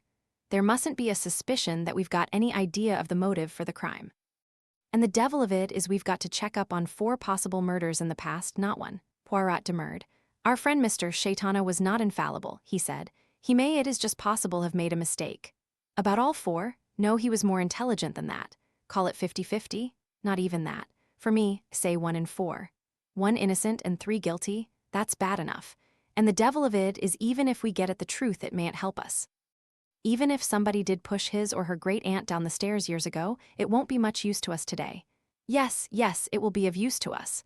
Poirot encouraged him. You know that, you know it as well as I do. Battle nodded slowly. I know what you mean, he said. Same hallmark. Do you mean, said Mrs. Oliver, that the previous victim will have been stabbed with a dagger too? Not quite as crude as that, Mrs. Oliver, said Battle, turning to her. But don't doubt it will be essentially the same type of crime. The details may be different, but the essentials underlying them will be the same. It's odd, but a criminal gives himself away every time by that. Man is an unoriginal animal, said Hercule Poirot. Women, said Mrs. Oliver, are capable of infinite variation. Should never commit the same type of murder twice running. Don't you ever write the same plot twice running? Asked Battle. The Lotus murder, murmured Poirot. The clue of the candle wax, Mrs. Oliver turned on him, her eyes beaming appreciation. That's clever of you, that's really very clever of you, because of course those 2 are exactly the same plot, but nobody else has seen it. One is stolen papers at an informal week-end party of the cabinet, and the other's a murder in Borneo in a rubber planter's bungalow. But the essential point on which the story turns is the same, said Poirot. One of your neatest tricks. The rubber planter arranges his own murder. The cabinet minister arranges the robbery of his own papers. At the last minute, the third person steps in and turns deception into reality. Enjoyed your last, Mrs. Oliver, said Superintendent Battle kindly. The one where all the chief constables were shot simultaneously. You just slipped up once or twice on official details. I know you're keen on accuracy, so I wondered if Mrs. Oliver interrupted him. As a matter of fact, don't care 2 pins about accuracy. Who is accurate? Nobody nowadays. If a reporter writes that a beautiful girl of 22 dies by turning on the gas after looking out over the sea and kissing her favorite Labrador, Bob goodbye, does anybody make a fuss because the girl was 26, the room faced inland, and the dog was a Sealyham Terrier called Bonnie? If a journalist can do that sort of thing, I don't see that it matters if I mix up police ranks and say a revolver when I mean an automatic and a dictograph when I mean a phonograph, and use a poison that just allows you to gasp one dying sentence and no more. What really matters is plenty of bodies. If the thing's getting a little dull, some more blood cheers it up. Somebody is going to tell something and then they're killed first. That always goes down well. It comes in all my books camouflaged different ways, of course. And people like untraceable poisons, and idiotic police inspectors and girls tied up in cellars with sewer gas or water pouring in, such a troublesome way of killing anyone really. And a hero who can dispose of anything from 3 to 7 villains single-handed. I've written 32 books by now, and of course, they're all exactly the same really, as Monsieur Poirot seems to have noticed but nobody else has, and I only regret one thing, making my detective a Finn. I don't really know anything about Finns, and I'm always getting letters from Finland pointing out something impossible that he's said or done. They seem to read detective stories a good deal in Finland. I suppose it's the long winters with no daylight. In Bulgaria and Romania, they don't seem to read at all. I'd have done better to have made him a Bulgarian, she broke off. I'm so sorry, I'm talking shop, and this is a real murder. Her face lighted up. What a good idea it would be if none of them had murdered him, if he'd asked them all and then quietly committed suicide just for the fun of making a ski muzzle.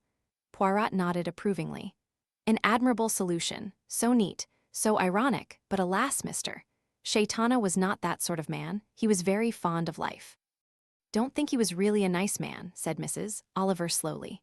He was not nice, no, said Poirot, but he was alive and now he is dead and, as told him once, have a bourgeois attitude to murder.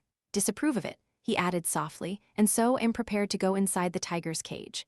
Chapter 9. Dr. Roberts. Good morning, Superintendent Battle. Dr. Roberts rose from his chair and offered a large pink hand smelling of soap and carbolic. How are things going? He went on. Superintendent Battle glanced round the comfortable consulting room before answering. Well, Dr. Roberts, strictly speaking, they're not going, they're standing still. There's been nothing much in the papers I've been glad to see. Sudden death of the well-known Mr. Shaitana at an evening party in his own house. It's left at that for the moment.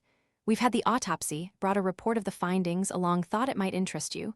That's very kind of you, it would. Cervical, third rib, etc. Yes, very interesting. He handed it back. And we've interviewed Mr. Shaitana's solicitor. We know the terms of his will, nothing of interest there. He has relatives in Syria, it seems. And then, of course, we've been through all his private papers. Was it fancy, or did that broad, clean-shaven countenance look a little strained, a little wooden? And, asked Dr. Roberts. Nothing, said Superintendent Battle, watching him. There wasn't a sigh of relief, nothing so blatant as that. But the doctor's figure seemed to relax just a shade more comfortably in his chair. And so you've come to me? And so, as you say, I've come to you. The doctor's eyebrows rose a little and his shrewd eyes looked into Battle's. Want to go through my private papers, eh? That was my idea. Got a search warrant? No. Well, you could get one easily enough, I suppose. I'm not going to make difficulties. It's not very pleasant being suspected of murder, but I suppose can't blame you for what's obviously your duty. Thank you, sir, said Superintendent Battle with real gratitude. Appreciate your attitude, if I may say so, very much. Hope all the others will be as reasonable, I'm sure. What can't be cured must be endured, said the doctor good-humoredly. He went on. I've finished seeing my patients here. I'm just off on my rounds. I'll leave you my keys and just say a word to my secretary and you can roodle to your heart's content. That's all very nice and pleasant, I'm sure, said Battle. I'd like to ask you a few more questions before you go. About the other night? Really, told you all I know. No, not about the other night, about yourself. Well, man, ask away. What do you want to know? Just like a rough sketch of your career, Dr. Roberts. Birth, marriage, and so on. It will get me into practice for who's who, said the doctor dryly. My career's a perfectly straightforward one. I'm a Shropshire man born at Ludlow. My father was in practice there. He died when I was 15. I was educated at Shrewsbury and went in for medicine like my father before me. I'm a St. Christopher's man, but you'll have all the medical details already, expect. Looked you up, yes, sir. You an only child, or have you any brothers or sisters? I'm an only child. Both my parents are dead and I'm unmarried. Will that do to get on with? came into partnership here with Dr. Emery. He retired about 15 years ago, lives in Ireland. I'll give you his address if you like. Live here with a cook, a parlor maid, and a housemaid. My secretary comes in daily. Make a good income and only kill a reasonable number of my patients. How's that? Superintendent Battle grinned. That's fairly comprehensive, Dr. Roberts. I'm glad you've got a sense of humor. Now I'm going to ask you one more thing. A strictly moral man, Superintendent. Oh, that wasn't my meaning. No, was just going to ask you if you'd give me the names of 4 friends, people who have known you intimately for a number of years. Kind of references, if you know what I mean. Yes, think so. Let me see now. You'd prefer people who are actually in London now? It would make it a bit easier, but it doesn't really matter. The doctor thought for a minute or two, then with his fountain pen he scribbled 4 names and addresses on a paper and pushed it across the desk to Battle. Will those do? They're the best I can think of on the spur of the moment. Battle read carefully, nodded his head in satisfaction, and put the sheet of paper away in an inner pocket. It's just a question of elimination, he said. The sooner can get one person eliminated and go on to the next, the better it is for everyone concerned. I've got to make perfectly certain that you weren't on bad terms with the late Mr. Shaitana, that you had no private connections or business dealings with him, that there was no question of his having injured you at any time and you're bearing resentment. I may believe you when you say you only know him slightly, but it isn't a question of my belief. I've got to say I've made sure. Oh, understand perfectly. You've got to think everybody's a liar till he's proved he's speaking the truth.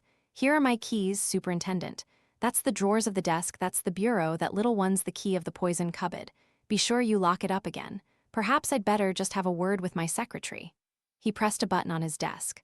Almost immediately, the door opened and a competent-looking young woman appeared. You rang, Doctor? This is Miss Burgess, Superintendent Battle from Scotland Yard. Miss Burgess turned a cool gaze on Battle. It seemed to say, Dear me, what sort of an animal is this? Should be glad, Miss Burgess, if you will answer any questions Superintendent Battle may put to you and give him any help he may need. Certainly, if you say so, Doctor. Well, said Roberts, rising, I'll be off. Did you put the morphia in my case? I shall need it for the Lockhart case. He bustled out, still talking, and Miss Burgess followed him. She returned a minute or two later to say, Will you press that button when you want me, Superintendent Battle? Superintendent Battle thanked her and said he would do so. Then he set to work.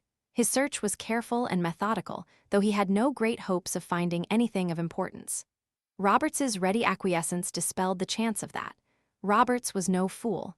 He would realize that a search would be bound to come, and he would make provisions accordingly. There was, however, a faint chance that Battle might come across a hint of the information he was really after, since Roberts would not know the real object of his search.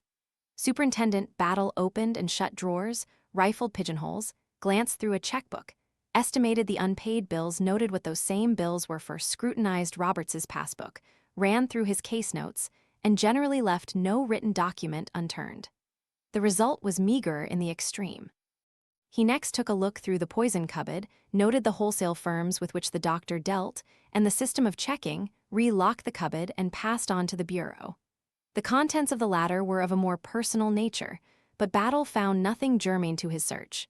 He shook his head, sat down in the doctor's chair, and pressed the desk button. Miss Burgess appeared with promptitude. Superintendent Battle asked her politely to be seated and then sat studying her for a moment before he decided which way to tackle her. He had sensed immediately her hostility, and he was uncertain whether to provoke her into unguarded speech by increasing that hostility or whether to try a softer method of approach. I suppose you know what all this is about, Miss Burgess, he said at last. Dr. Roberts told me, said Miss Burgess shortly. The whole thing's rather delicate, said Superintendent Battle. Is it? Said Miss Burgess. Well, it's rather a nasty business. 4 people are under suspicion and one of them must have done it. What I want to know is whether you've ever seen this Mr. Shaitana? Never. Ever heard Dr. Roberts speak of him? Never. No, I'm wrong. About a week ago, Dr. Roberts told me to enter a dinner appointment in his engagement book. Mr. Shaitana 8:15 on the 18th. And that is the first you ever heard of this Mr. Shaitana? Yes. Never seen his name in the papers. He was often in the fashionable news. I've got better things to do than reading the fashionable news. Expect you have. Oh, expect you have, said the superintendent mildly. Well, he went on, there it is. All 4 of these people will only admit to knowing Mr. Shaitana slightly, but one of them knew him well enough to kill him.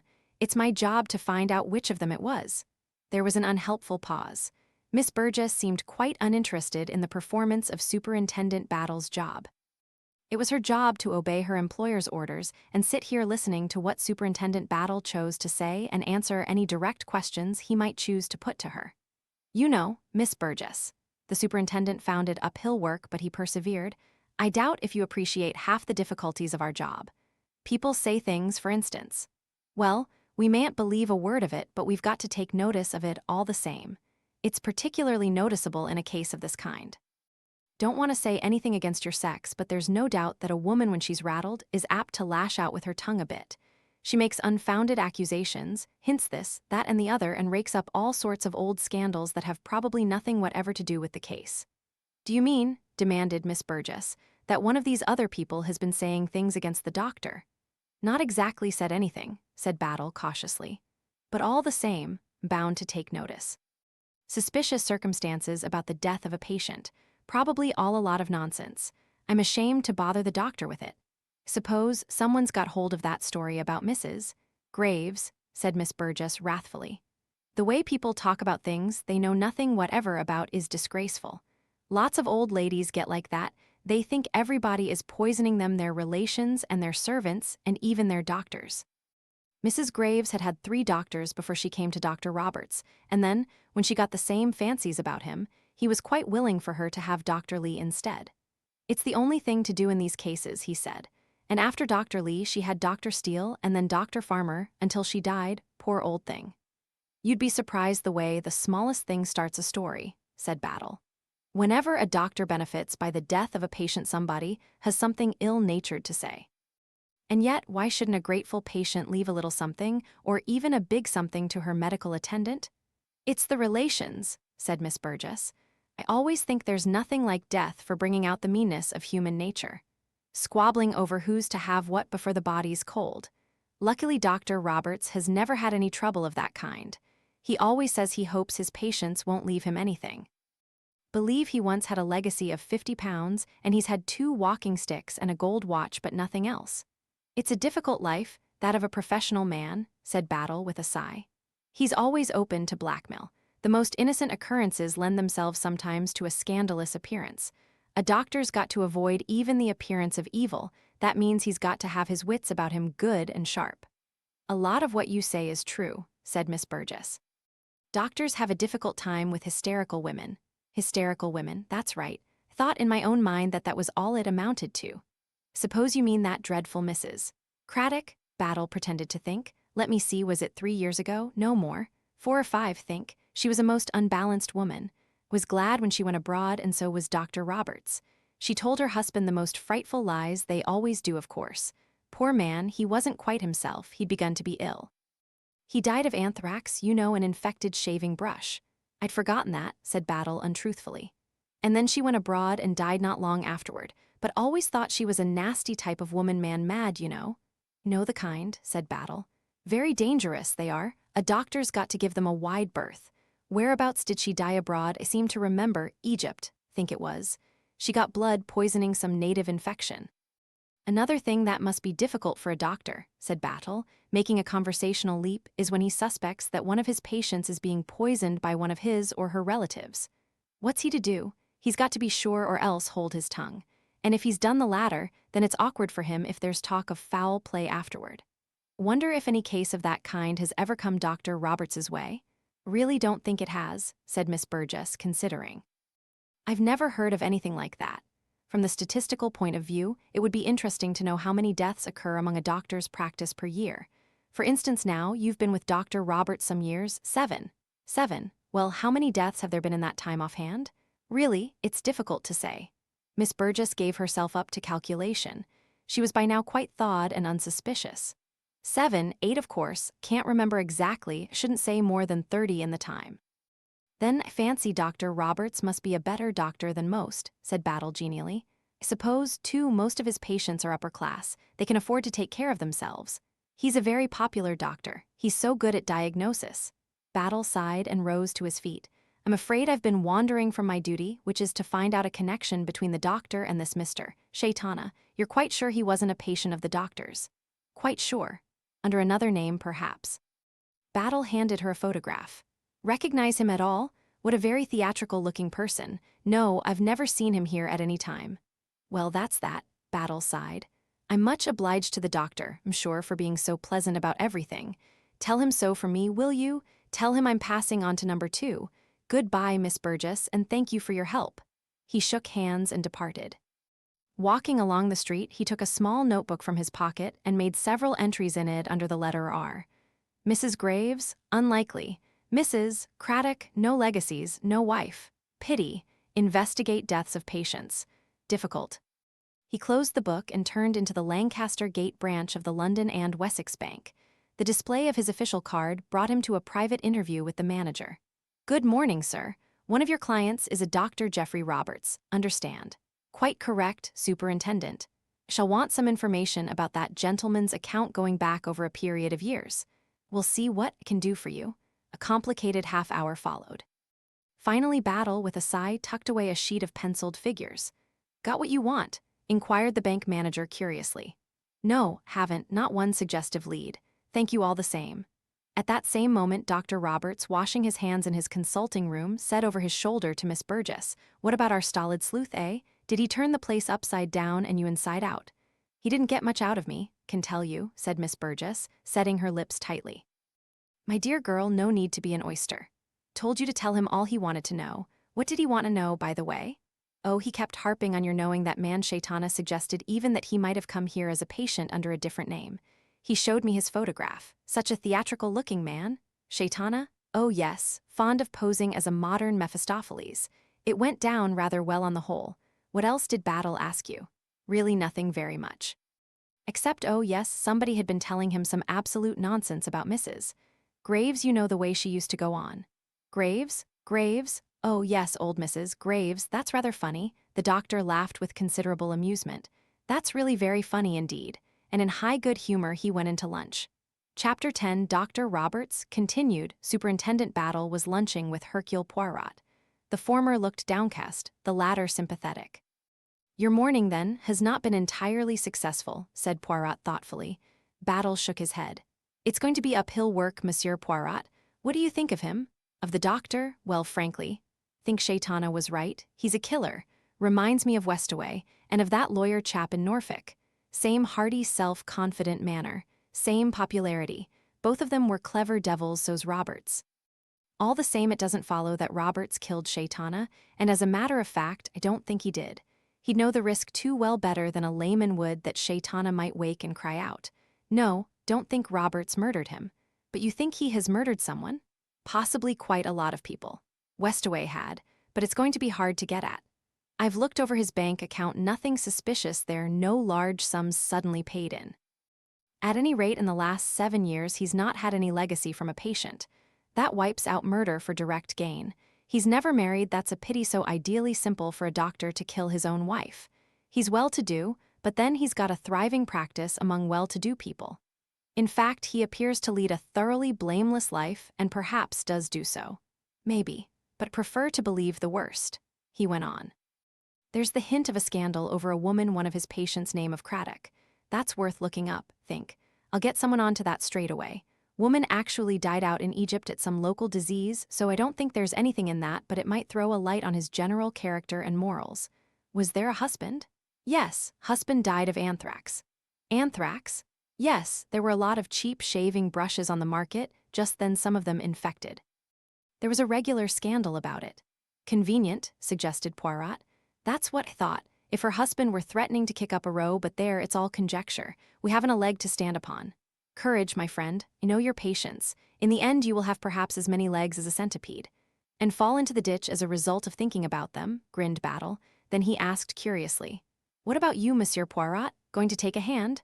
I, too, might call on Dr. Roberts. 2 of us in one day, that ought to put the wind up him. Oh, I shall be very discreet. Shall not inquire into his past life. I'd like to know just exactly what line you'll take, said Battle curiously, but don't tell me unless you want to. Do tout, do tout. Am most willing. Shall talk a little of bridge, that is all. Bridge again. You harp on that, don't you, Monsieur Poirot? Find the subject very useful. Well, every man to his taste. Don't deal much in these fancy approaches. They don't suit my style. "What is your style, Superintendent?" The superintendent met the twinkle in Poirot's eyes with an answering twinkle in his own. "A straightforward, honest, zealous officer doing his duty in the most laborious manner, that's my style. No frills, no fancy work, just honest perspiration. Stolid and a bit stupid, that's my ticket." Poirot raised his glass. "To our respective methods, and may success crown our joint efforts." "Expect Colonel Race may get us something worth having about Despard," said Battle. "He's got a good many sources of information." "And Mrs. Oliver? Bit of a toss-up there, rather like that woman. Talks a lot of nonsense, but she's a sport. And women get to know things about other women that men can't get at. She may spot something useful." They separated. Battle went back to Scotland Yard to issue instructions for certain lines to be followed up. Poirot betook himself to 200 Gloucester Terrace. Dr. Roberts's eyebrows rose comically as he greeted his guest. "Two sleuths in one day?" he asked.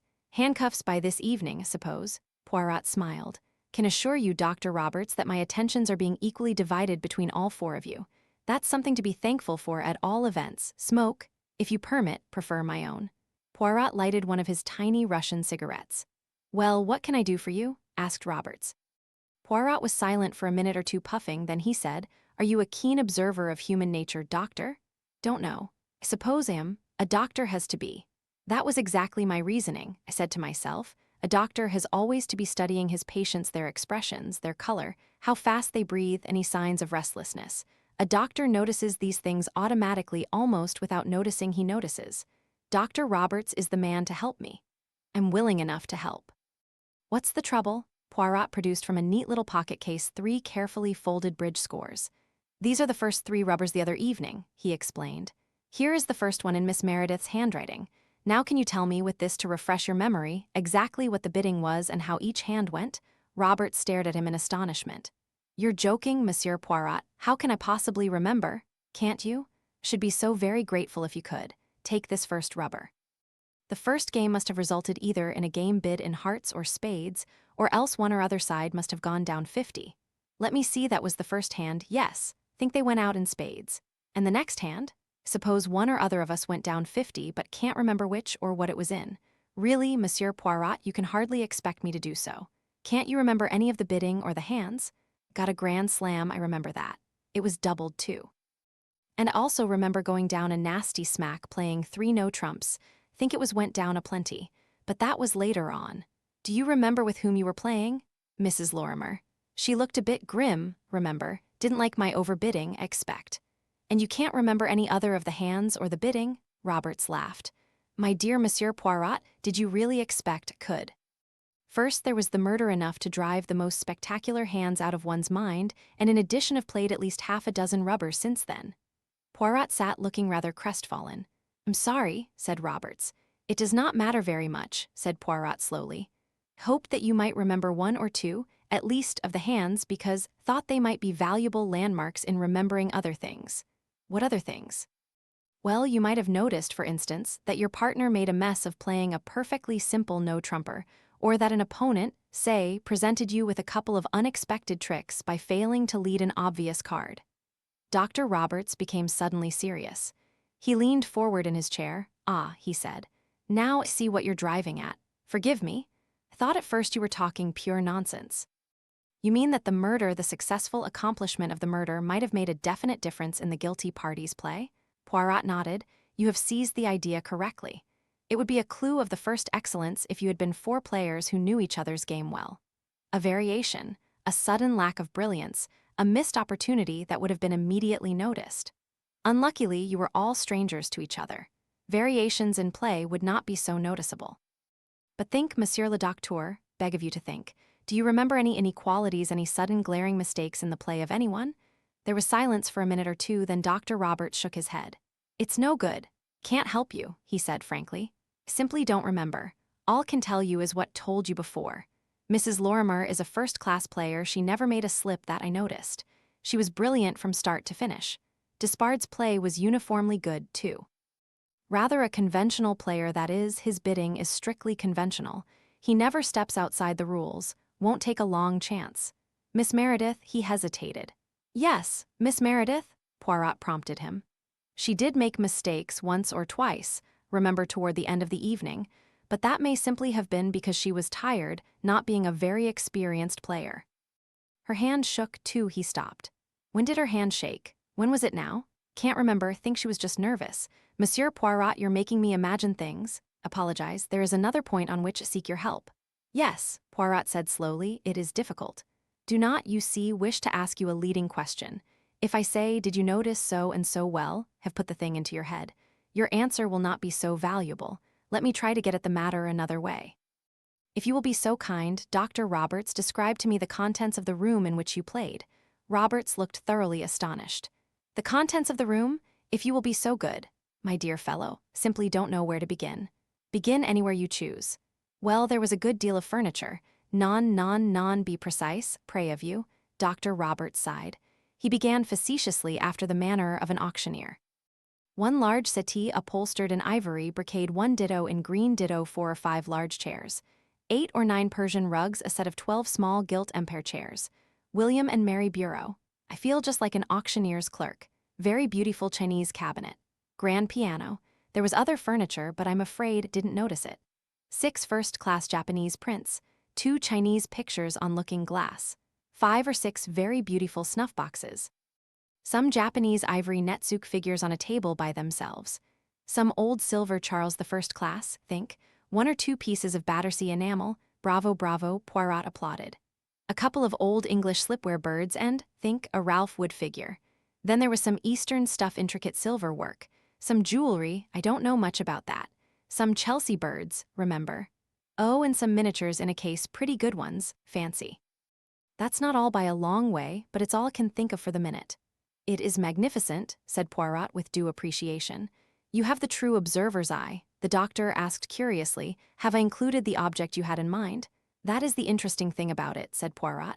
If you had mentioned the object I had in mind, it would have been extremely surprising to me, as I thought you could not mention it. Why? Poirot twinkled. Perhaps because it was not there to mention. Robert stared. That seems to remind me of something. It reminds you of Sherlock Holmes, does it not? The curious incident of the dog in the night.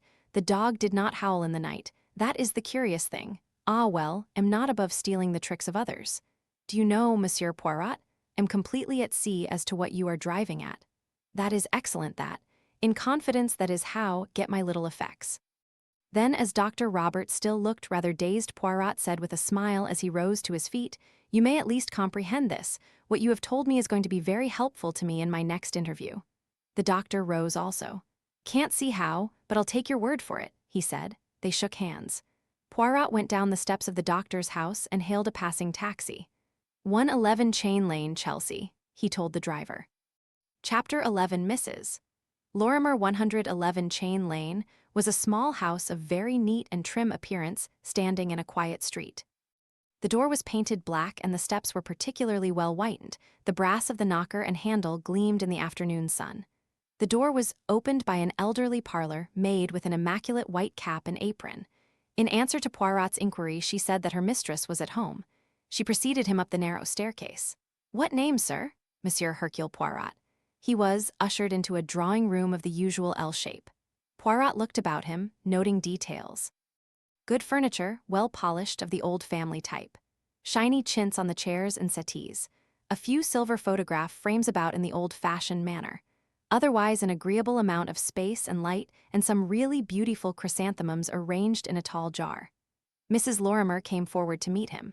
She shook hands without showing any particular surprise at seeing him, indicated a chair, took one herself, and remarked favorably on the weather.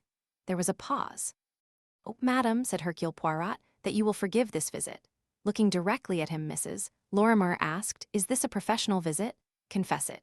You realize, suppose, Monsieur Poirot, that though I shall naturally give Superintendent Battle and the official police any information and help they may require, am by no means bound to do the same for any unofficial investigator. I am quite aware of that fact, madam. If you show me the door, I march to that door with complete submission. Mrs. Lorrimer smiled very slightly. I am not yet prepared to go to those extremes, Monsieur Poirot. I can give you 10 minutes. At the end of that time, I have to go out to a bridge party. 10 minutes will be ample for my purpose. Want you to describe to me, madam, the room in which you played bridge the other evening, the room in which Mr. Shaitana was killed. Mrs. Lorrimer's eyebrows rose. What an extraordinary question. do not see the point of it. Madame, if when you were playing bridge, someone were to say to you, why do you play that ace, or why do you put on the knave that is taken by the queen and not the king which would take the trick? If people were to ask you such questions, the answers would be rather long and tedious, would they not? Mrs. Lorrimer smiled slightly. Meaning that in this game you're the expert and I am the novice. Very well, she reflected a minute. It was a large room. There were a good many things in it. Can you describe some of those things? There were some glass flowers, modern, rather beautiful, and I think there were some Chinese or Japanese pictures, and there was a bowl of tiny red tulips amazingly early for them. Anything else? I'm afraid I didn't notice anything in detail. The furniture, do you remember the color of the upholstery?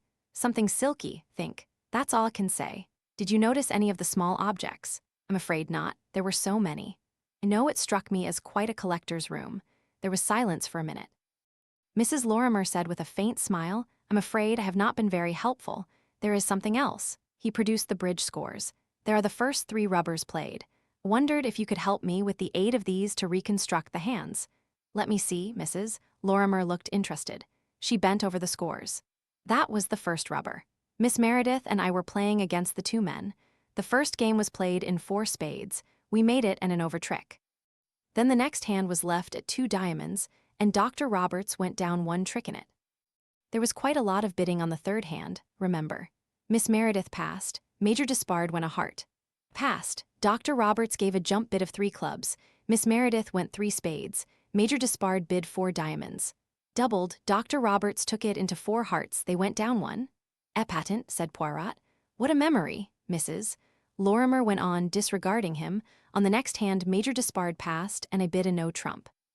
Dr. Roberts bid 3 hearts. My partner said nothing. Despard put his partner to 4. Doubled, and they went down 2 tricks. Then I dealt, and we went out on a 4-spade bid. She took up the next score. It is difficult that, said Poirot. Major Despard scores in the cancellation manner.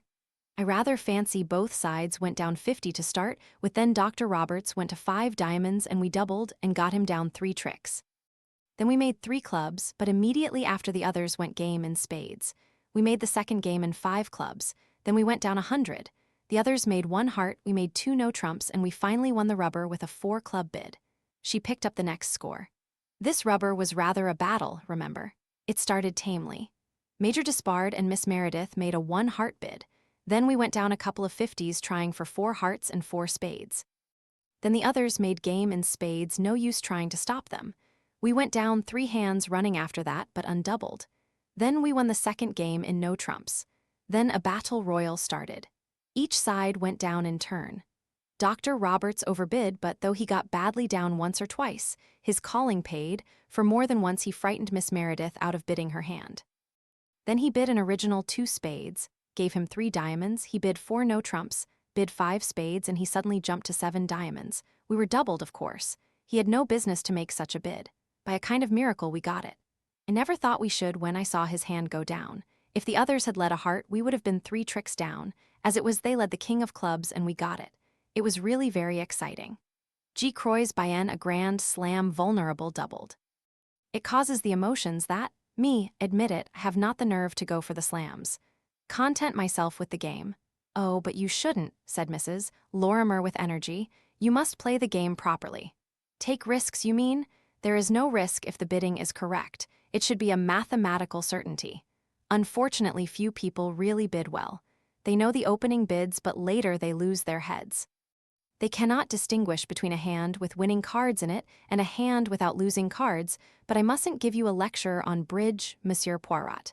It would improve my play, I'm sure, madam. Mrs. Lorrimer resumed her study of the score. After that excitement, the next hands were rather tame. Have you the 4th score there? Ah, yes, a ding-dong battle, neither side able to score below. It is often like that as the evening wears on. Yes, one starts tamely and then the cards get worked up. Poirot collected the scores and made a little bow. Madame, I congratulate you. Your card memory is magnificent, but magnificent. You remember, one might say, every card that was played. Believe do. Memory is a wonderful gift. With it the past is never the past. Should imagine, madam, that to you the past unrolls itself, every incident clear as yesterday. Is that so? She looked at him quickly. Her eyes were wide and dark. It was only for a moment, then she had resumed her woman-of-the-world manner, but Hercule Poirot did not doubt. That shot had gone home, Mrs. Lorrimer rose. I'm afraid she'll have to leave now. I'm so sorry, but I really mustn't be late. Of course not, of course not. Apologize for trespassing on your time. I'm sorry I haven't been able to help you more. But you have helped me, said Hercule Poirot. Hardly think so, she spoke with decision. But yes, you have told me something I wanted to know. She asked no question as to what that something was. He held out his hand. Thank you, madam, for your forbearance. As she shook hands with him, she said, You are an extraordinary man, Monsieur Poirot. Am as the good God made me, madam? We are all that, suppose. Not all, madam. Some of us have tried to improve on his pattern. Mr. Shaitana, for instance. In what way do you mean? He had a very pretty taste in objets divertis and bric-a-brac. He should have been content with that. Instead, he collected other things. What sort of things? Well, shall we say sensations? And don't you think that was Dan's son character? Poirot shook his head gravely. He played the part of the devil too successfully, but he was not the devil. Au fond, he was a stupid man. And so he died, because he was stupid. It is the sin that is never forgiven and always punished, madam. There was a silence. Then Poirot said, Take my departure. 1,000 thanks for your amiability, madam. I will not come again unless you send for me. Her eyebrows rose. Dear me, Monsieur Poirot, why should I send for you? You might. It is just an idea. If so, I will come, remember that. He bowed once more and left the room. In the street, he said to himself, Am right, I'm sure, I am right, it must be that. Chapter 12, Anne Meredith Misses. Oliver extricated herself from the driving seat of her little two-seater with some difficulty. To begin with, the makers of modern motor cars assume that only a pair of sylph-like knees will ever be under the steering wheel. It is also the fashion to sit low. That being so, for a middle-aged woman of generous proportions, it requires a good deal of superhuman wriggling to get out from under the steering wheel. In the second place, the seat next to the driving seat was encumbered by several maps, a handbag, 3 novels, and a large bag of apples. Mrs. Oliver was partial to apples, and had indeed been known to eat as many as 5 pounds straight off while composing the complicated plot of the death in the drain pipe. Coming to herself with a start, and an incipient stomach ache an hour, and 10 minutes after she was due, at an important luncheon party given in her honor. With a final determined heave, and a sharp shove with the knee against a recalcitrant door, Mrs. Oliver arrived a little too suddenly on the sidewalk outside the gate of Whodunit Cottage, showering apple cores freely round her as she did so. She gave a deep sigh, pushed back her country hat to an unfashionable angle, looked down with approval at the tweeds she had remembered to put on, frowned a little when she saw that she had absent-mindedly retained her London high-heeled patent leather shoes, and pushing open the gate of Whodunit Cottage, walked up the flagged path to the front door. She rang the bell and executed a cheerful little rat-a-tat-tat on the knocker, a quaint conceit in the form of a toad's head. As nothing happened, she repeated the performance. After a further pause of a minute and a half, Mrs. Oliver stepped briskly round the side of the house on a voyage of exploration. There was a small old-fashioned garden with Michaelmas daisies and straggling chrysanthemums behind the cottage, and beyond it a field. Beyond the field was the river. For an October day, the sun was warm. 2 girls were just crossing the field in the direction of the cottage. As they came through the gate into the garden, the foremost of the 2 stopped dead. Mrs. Oliver came forward. How do you do, Miss Meredith? You remember me, do you? Oh, of course. Anne Meredith extended her hand hurriedly. Her eyes looked wide and startled. Then she pulled herself together. This is my friend who lives with me, Miss Dawes. Rhoda, this is Mrs. Oliver. The other girl was tall, dark, and vigorous-looking. She said excitedly, Oh, are you the Mrs. Oliver, Ariadne Oliver? Said Mrs. Oliver, and she added to Anne, Now let us sit down somewhere, my dear, because I've got a lot to say to you. Of course, and we'll have tea. Tea can wait, said Mrs. Oliver. Anne led the way to a little group of deck and basket chairs, all rather dilapidated. Mrs. Oliver chose the strongest looking with some care, having had various unfortunate experiences with flimsy summer furniture. Now, my dear, she said briskly, don't let's beat about the bush, about this murder the other evening. We've got to get busy and do something. Do something? Queried Anne. Naturally, said Mrs. Oliver. Don't know what you think, but I haven't the least doubt who did it, that doctor. What was his name? Roberts, that's it, Roberts, a Welsh name. I never trust the Welsh. Had a Welsh nurse, and she took me to Harrogate one day and went home having forgotten all about me, very unstable, but never mind about her. Roberts did it, that's the point, and we must put our heads together and prove he did. Rhoda Dawes laughed suddenly, then she blushed. Beg your pardon. But you're so different from what I would have imagined. A disappointment, I expect, said Mrs. Oliver serenely. I'm used to that. Never mind, what we must do is prove that Roberts did it. How can we? Said Anne. Oh, don't be so defeatist, Anne, cried Rhoda Dawes. I think Mrs. Oliver's splendid. Of course she knows all about these things. She'll do just as Sven H. Jerson does. Blushing slightly at the name of her celebrated Finnish detective Mrs. Oliver said, It's got to be done, and I'll tell you why, child. You don't want people thinking you did it. Why should they? Asked Anne, her color rising. You know what people are, said Mrs. Oliver. The three who didn't do it will come in for just as much suspicion as the one who did. Anne Meredith said slowly, Still don't quite see why you come to me, Mrs. Oliver. Because in my opinion the other two don't matter. Mrs. Lorrimer is one of those women who play bridge at bridge clubs all day. Women like that must be made of armor plating, they can look after themselves all right, and anyway she's old. It wouldn't matter if anyone thought she'd done it, a girl's different. She's got her life in front of her. And Major Despard? Asked Anne. Pa, said Mrs. Oliver. He's a man. Never worry about men. Men can look after themselves, do it remarkably well if you ask me. Besides, Major Despard enjoys a dangerous life. He's getting his fun at home instead of on the Irrawaddy, or do I mean the Limpopo? You know what I mean, that yellow African river that men like so much. No, I'm not worrying my head about either of those two. It's very kind of you, said Anne slowly. It was a beastly thing to happen, said Rhoda. It's broken Anne up, Mrs. Oliver, she's awfully sensitive. And I think you're quite right. It would be ever so much better to do something than just to sit here thinking about it all. Of course it would, said Mrs. Oliver. To tell you the truth, a real murder has never come my way before. And to continue telling the truth, I don't believe real murder is very much in my line. I'm so used to loading the dice, if you understand what I mean. But I wasn't going to be out of it and let those three men have all the fun to themselves. I've always said that if a woman were the head of Scotland Yard. Yes, said Rhoda, leaning forward with parted lips. If you were head of Scotland Yard, what would you do?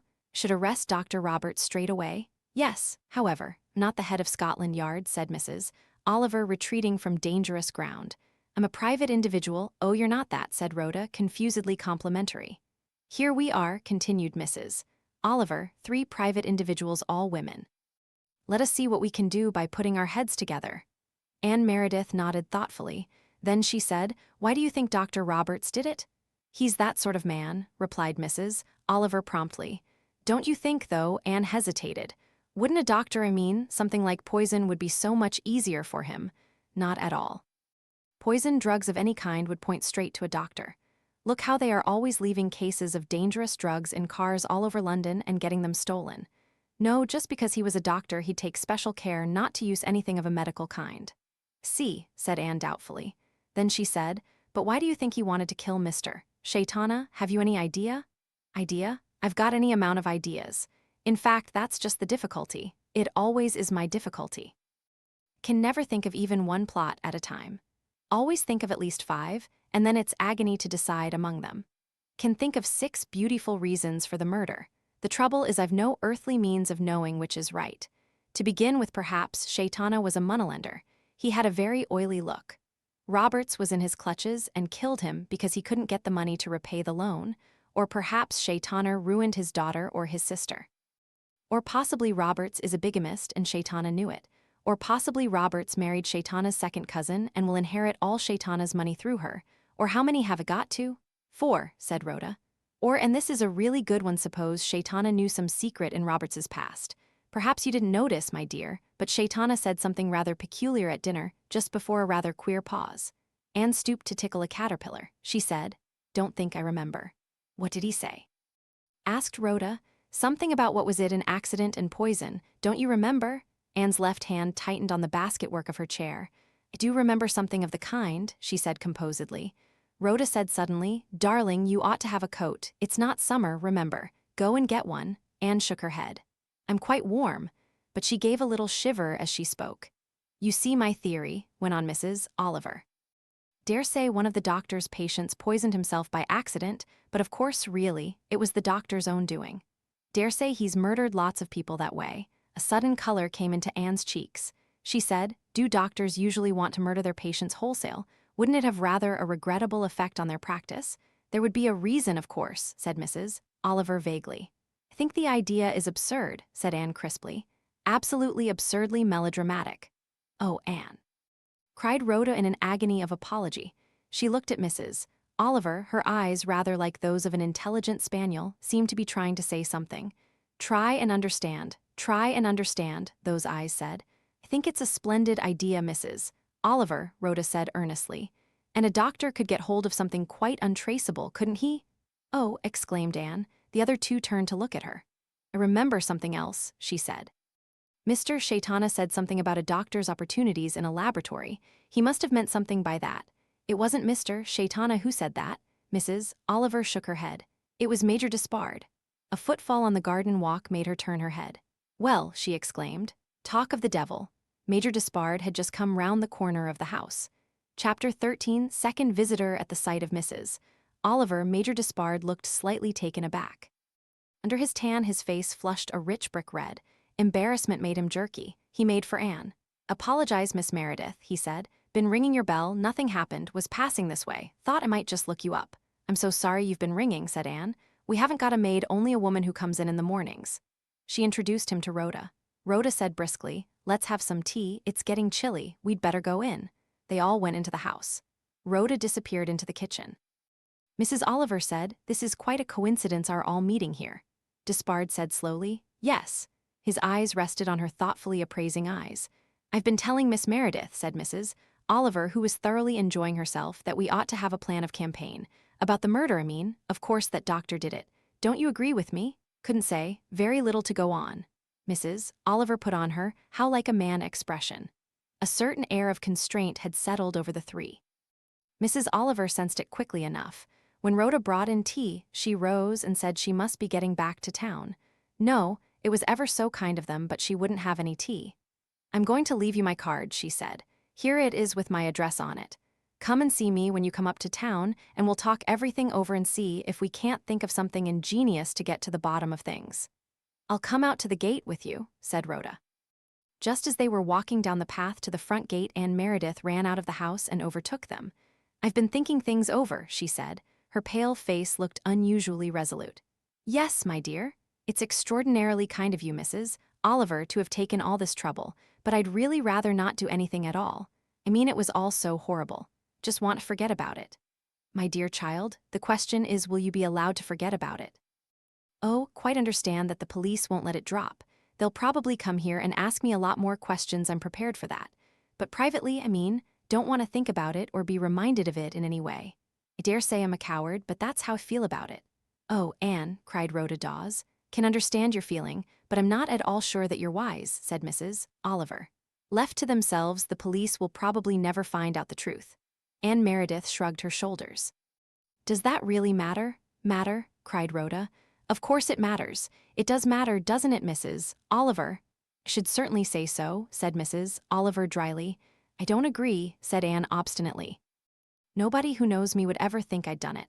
Don't see any reason for interfering. It's the business of the police to get at the truth. Oh, Anne, you are spiritless, said Rhoda. That's how I feel anyway, said Anne. She held out her hand. Thank you very much, Mrs. Oliver. It's very good of you to have bothered. Of course, if you feel that way, there's nothing more to be said, said Mrs. Oliver cheerfully. I, at any rate, shall not let the grass grow under my feet. Goodbye, my dear. Look me up in London if you change your mind. She climbed into the car and started it, waving a cheerful hand at the two girls. Rhoda suddenly made a dash after the slowly moving automobile. What you said about looking you up in London, she said breathlessly. Did you only mean Anne, or did you mean me too, Mrs. Oliver applied the brake. I meant both of you, of course. Oh, thank you, don't stop. Perhaps I might come one day. There's something no, don't stop. Can jump off. She did so, and waving a hand ran back to the gate where Anne was standing. What on earth, began Anne. Isn't she a duck? Asked Rhoda enthusiastically. I do like her. She had on odd stockings, did you notice? I'm sure she's frightfully clever. She must be to write all those books. What fun if she found out the truth when the police and everyone were baffled. Why did she come here? Asked Anne. Rhoda's eyes opened wide. Darling, she told you. Anne made an impatient gesture. We must go in. Forgot. I've left him all alone. Major Despard. Anne, he's frightfully good-looking, isn't he? Suppose he is. They walked up the path together. Major Despard was standing by the mantelpiece, teacup in hand. He cut short Anne's apologies for leaving him. Miss Meredith, want to explain why I've butted in like this. Oh, but, said that I happened to be passing. That wasn't strictly true. Came here on purpose. How did you know my address? Asked Anne slowly. I got it from Superintendent Battle. He saw her shrink slightly at the name. He went on quickly. Battle's on his way here now. Happened to see him at Paddington. Got my car out and came down here. I knew I could beat the train easily. But why? Despard hesitated just for a minute. I may have been presumptuous, but I had the impression that you were, perhaps, what is called alone in the world. She's got me, said Rhoda. Despard shot a quick glance at her, rather liking the gallant, boyish figure that leaned against the mantelpiece and was following his words so intensely. They were an attractive pair, these two. I'm sure she couldn't have a more devoted friend than you, Miss Dawes, he said courteously, but it occurred to me that in the peculiar circumstances the advice of someone with a good dash of worldly wisdom might not be amiss. Frankly, the situation is this. Miss Meredith is under suspicion of having committed murder. The same applies to me and to the two other people who were in the room last night.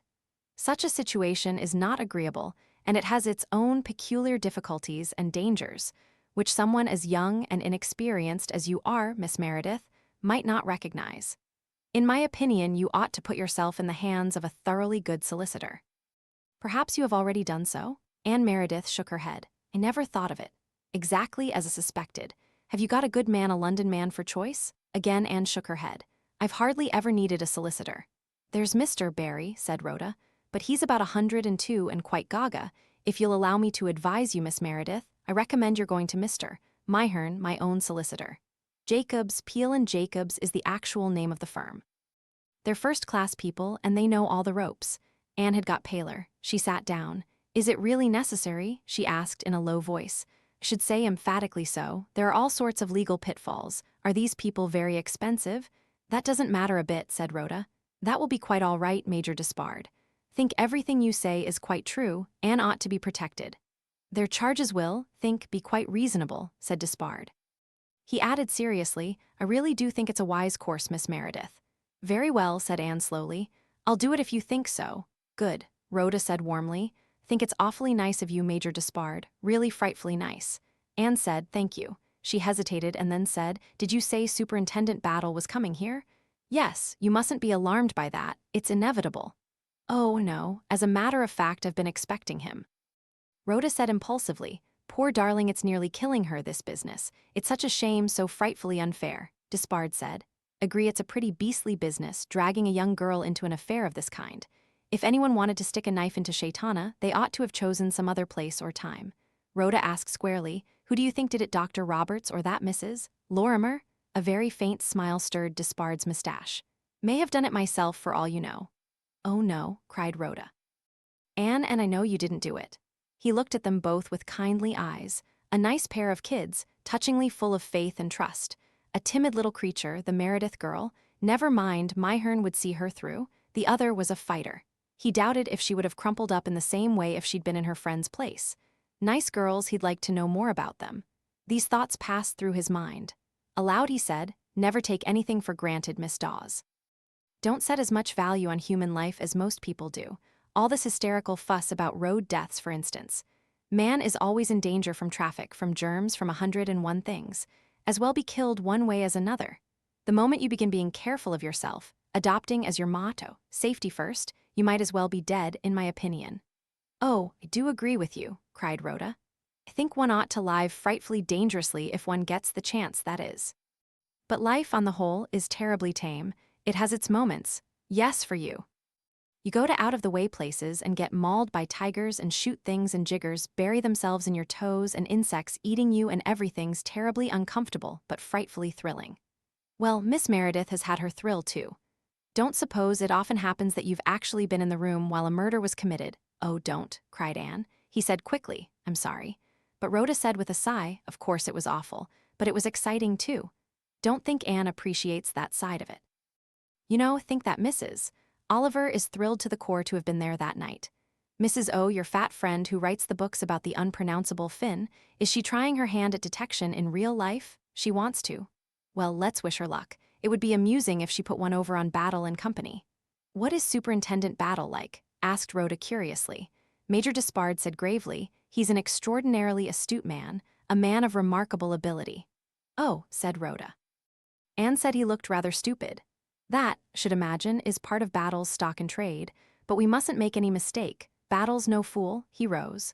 Well, I must be off. There's just one other thing I'd like to say. Anne had risen also. Yes, she inquired as she held out her hand.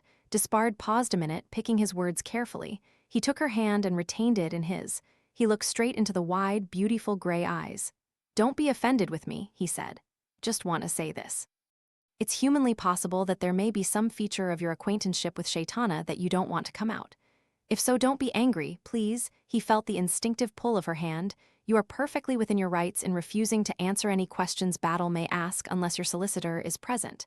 Anne tore her hand away. Her eyes opened, their gray darkening with anger.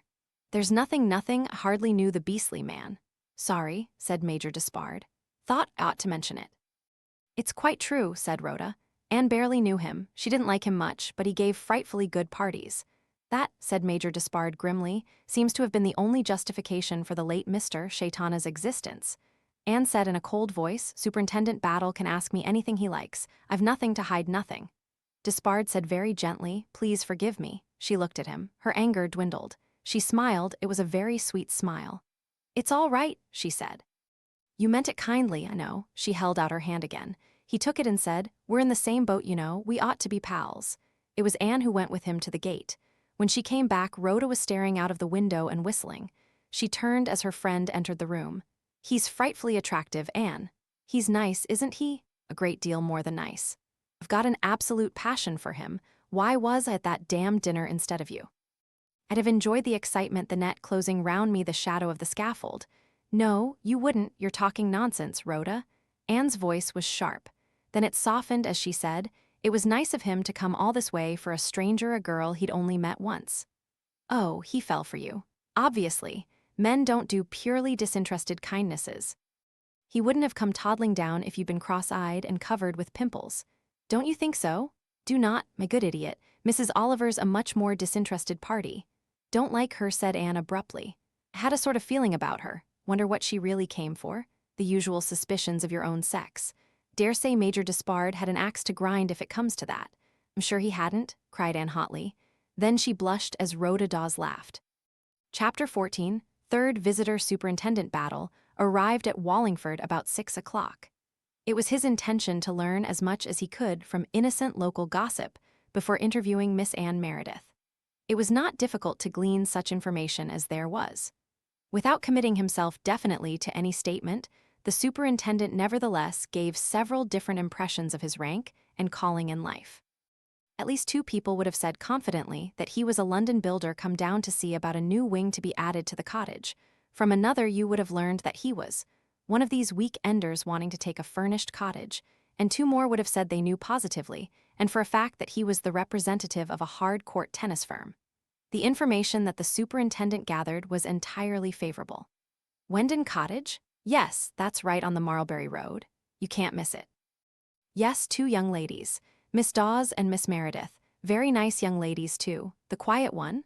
Here for years? Oh no, not that long. Just over 2 years, September quarter they come in.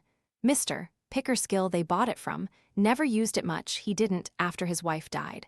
Superintendent Battle's informant had never heard they came from Northumberland. London he thought they came from. Popular in the neighborhood, though some people were old-fashioned and didn't think 2 young ladies ought to be living alone, but very quiet they were. None of this cocktail-drinking week-end lot. Miss Rhoda, she was the dashing one. Miss Meredith was the quietest. Yes, it was Miss Dawes what paid the bills. She was the one had got the money. The superintendent's researches at last led him inevitably to Mrs. Estwell, who did for the ladies at Whodunit Cottage. Mrs. Estwell was a loquacious lady. Oh no, sir. Hardly think they'd want to sell. Not so soon. They only got in 2 years ago. I've done for them from the beginning, yes, sir. 8 o'clock till 12, those are my hours. Very nice, lively young ladies, always ready for a joke or a bit of fun. Not stuck up at all. Well, of course, couldn't say if it's the same Miss Dawes you knew, sir, the same family, It's my fancy her home's in Devonshire. She gets the cream sent her now and again and says it reminds her of home, so think it must be. As you say, sir, it's sad for so many young ladies having to earn their livings nowadays. These young ladies aren't what you'd call rich, but they have a very pleasant life. It's Miss Dawes has got the money, of course. Miss Anne's her companion in a manner of speaking. I suppose you might say, the cottage belongs to Miss Dawes. Couldn't really say what part Miss Anne comes from. I've heard her mention the Isle of Wight, and I know she doesn't like the north of England, and she and Miss Rhoda were together in Devonshire because I've heard them joke about the hills and talk about the pretty coves and beaches. The flow went on. Every now and then Superintendent Battle made a mental note. Later, a cryptic word or two was jotted down in his little book. At 8:30 that evening, he walked up the path to the door of Whendon Cottage. It was opened to him by a tall, dark girl wearing a frock of orange cretonne. "Miss Meredith live here?" inquired Superintendent Battle. He looked very wooden and soldierly. "Yes, she does. I'd like to speak to her, please." Superintendent Battle. He was immediately favored with a piercing stare. "Come in," said Rhoda Dawes, drawing back from the doorway. Anne Meredith was sitting in a cozy chair by the fire sipping coffee. She was wearing embroidered crepe de chine pajamas. "It's Superintendent Battle," said Rhoda, ushering in the guest. Anne rose and came forward with outstretched hand. "A bit late for a call," said Battle. "But I wanted to find you in, and it's been a fine day." Anne smiled. "Will you have some coffee, Superintendent?" Rhoda, fetch another cup. "Well, it's very kind of you, Miss Meredith." "We think we make rather good coffee," said Anne. She indicated a chair, and Superintendent Battle sat down. Rhoda brought a cup, and Anne poured out his coffee. The fire crackled, and the flowers in the vase made an agreeable impression upon the superintendent. It was a pleasant, homey atmosphere. Anne seemed self-possessed and at her ease, and the other girl continued to stare at him with devouring interest. "We've been expecting you," said Anne. Her tone was almost reproachful. "Why have you neglected me?" Seemed to say, "Sorry, Miss Meredith, I've had a lot of routine work to do." Satisfactory? Not particularly, but it all has to be done. I've turned Dr. Roberts inside out, so to speak, and the same for Mrs. Lorrimer, and now I've come to do the same for you, Miss Meredith." Anne smiled. "I'm ready." "What about Major Despard?" asked Rhoda. "Oh, he won't be overlooked." "Can promise you that," said Battle. He set down his coffee cup and looked toward Anne. She sat up a little straighter in her chair. "I'm quite ready, Superintendent. What do you want to know?" "Well, roughly all about yourself, Miss Meredith." "I'm quite a respectable person," said Anne, smiling. "She's led a blameless life, too," said Rhoda. "Can answer for that." "Well, that's very nice," said Superintendent Battle cheerfully. "You've known Miss Meredith a long time, then?" "We were at school together," said Rhoda. "What ages ago it seems, doesn't it, Anne?" "So long ago you can hardly remember it, suppose," said Battle with a chuckle. "Now then, Miss Meredith, afraid I'm going to be rather like those forms you fill up for passports." "I was born," began Anne. "Poor but honest parents," Rhoda put in. Superintendent Battle held up a slightly reproving hand. Now, young lady," he said. "Rhoda, darling," said Anne gravely. "It's serious, this." "Sorry," said Rhoda. "Now, Miss Meredith, you were born where?" "At Quetta in India." "Ah, yes, your people were army folk." "Yes, my father was Major John Meredith. My mother died when I was 11. Father retired when I was 15 and went to live in Cheltenham. He died when I was 18 and left practically no money." Battle nodded his head sympathetically. "Bit of a shock to you, I expect." "It was rather. Always knew that we weren't well off, but to find there was practically nothing, well, that's different." "What did you do, Miss Meredith?" "Had to take a job. Hadn't been particularly well educated, and I wasn't clever. Didn't know typing or shorthand or anything. A friend in Cheltenham found me a job with friends of hers, 2 small boys home in the holidays and general help in the house." "Name, please." "That was Mrs. Eldon, the Larches Ventnor. Stayed there for 2 years, and then the Eldons went abroad. Then I went to a Mrs. Deering." "My aunt," put in Rhoda. "Yes, Rhoda got me the job. I was very happy. Rhoda used to come and stay sometimes, and we had great fun." "What were you there, companion?" "Yes, it amounted to that." "More like under gardener," said Rhoda. She explained. "My Aunt Emily is just mad on gardening. Anne spent most of her time weeding or putting in bulbs." "And you left Mrs. Deering?" "Her health got worse, and she had to have a regular nurse." "She's got cancer," said Rhoda. "Poor darling, she has to have morphia and things like that. She had been very kind to me. Was very sorry to go," went on Anne. "I was looking about for a cottage," said Rhoda, "and wanting someone to share it with me. Daddy's married again, not my sort at all. Asked Anne to come here with me, and she's been here ever since." "Well, that certainly seems a most blameless life," said Battle. "Let's just get the dates clear. You were with Mrs. Eldon 2 years, you say. By the way, what is her address now?" "She's in Palestine. Her husband has some government appointment out there, I'm not sure what." "Ah, well, can soon find out. And after that you went to Mrs. Deering?" "I was with her 3 years," said Anne quickly. "Her address is Marsh Dean, Little Hembury, Devon." "See," said Battle. "So you are now 25, Miss Meredith. Now there's just one thing more, the name and address of a couple of people in Cheltenham who knew you and your father." Anne supplied him with these. Now about this trip to Switzerland where you met Mr. Shaitana. Did you go alone there, or was Miss Dawes here with you? We went out together. We joined some other people. There was a party of 8. Tell me about your meeting with Mr. Shaitana. Anne crinkled her brows. There's really nothing to tell. He was just there. We knew him in the way you do know people in a hotel. He got first prize at the fancy dress ball. He went as Mephistopheles. Superintendent Battle sighed. Yes, that always was his favorite effect. He really was marvelous, said Rhoda. He hardly had to make up at all. The superintendent looked from one girl to the other. Which of you 2 young ladies knew him best? Anne hesitated. It was Rhoda who answered. Both the same to begin with. Awfully little, that is. You see, our crowd was the skiing lot, and we were off doing runs most days and dancing together in the evenings. But then Shaitana seemed to take rather a fancy to Anne. Went out of his way to pay her compliments and all that. We ragged her about it rather. Just think he did it to annoy me, said Anne, because didn't like him. Think it amused him to make me feel embarrassed. Rhoda said, laughing. We told Anne it would be a nice rich marriage for her. She got simply wild with us. Perhaps, said Battle, you'd give me the names of the other people in your party. You aren't what I'd call a trustful man, said Rhoda. Do you think that every word we're telling you is downright lies? Superintendent Battle twinkled. I'm going to make quite sure it isn't anyway, he said. You are suspicious, said Rhoda. She scribbled some names on a piece of paper and gave it to him. Battle rose. Well, thank you very much, Miss Meredith, he said. As Miss Dawes says, you seem to have led a particularly blameless life. Don't think you need worry much. It's odd the way Mr. Shaitana's manner changed to you. You'll excuse my asking, but he didn't ask you to marry him or pester you with attentions of another kind. He didn't try to seduce her, said Rhoda helpfully, if that's what you mean. Anne was blushing. Nothing of the kind, she said. He was always most polite and informal. It was just his elaborate manners that made me uncomfortable. And little things he said or hinted. Yes, at least no, he never hinted things. Sorry, these lady killers do sometimes. Well, good night, Miss Meredith, thank you very much. Excellent coffee. Good night, Miss Dawes. There, said Rhoda as Anne came back into the room after shutting the front door after Battle. That's over and not so very terrible. He's a nice fatherly man and he evidently doesn't suspect you in the least. It was all ever so much better than I expected. Anne sank down with a sigh. It was really quite easy, she said. It was silly of me to work myself up so. Thought he'd try to browbeat me like K.C.S. on the stage. He looks sensible, said Rhoda. He'd know well enough you're not a murdering kind of female. She hesitated and then said, Say, Anne, you didn't mention being at Croftways. Did you forget?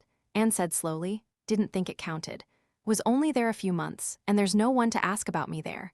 Can write and tell him if you think it matters, but I'm sure it doesn't. Let's leave it. Write, if you say so. Rhoda rose and turned on the radio.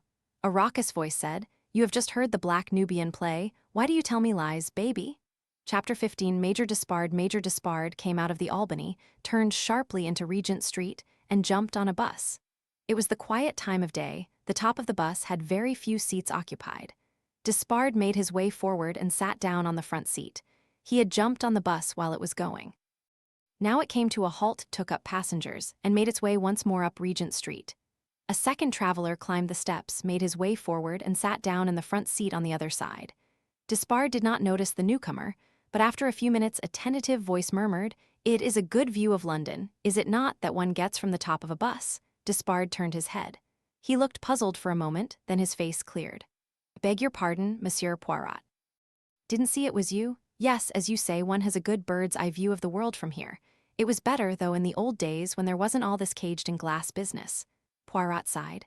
Tout de merme, it was not always agreeable in the wet weather when the inside was full, and there is much wet weather in this country. Rain never did any harm to anyone. You are in error, said Poirot. It leads often to a fluxion de poitrine. Despard smiled.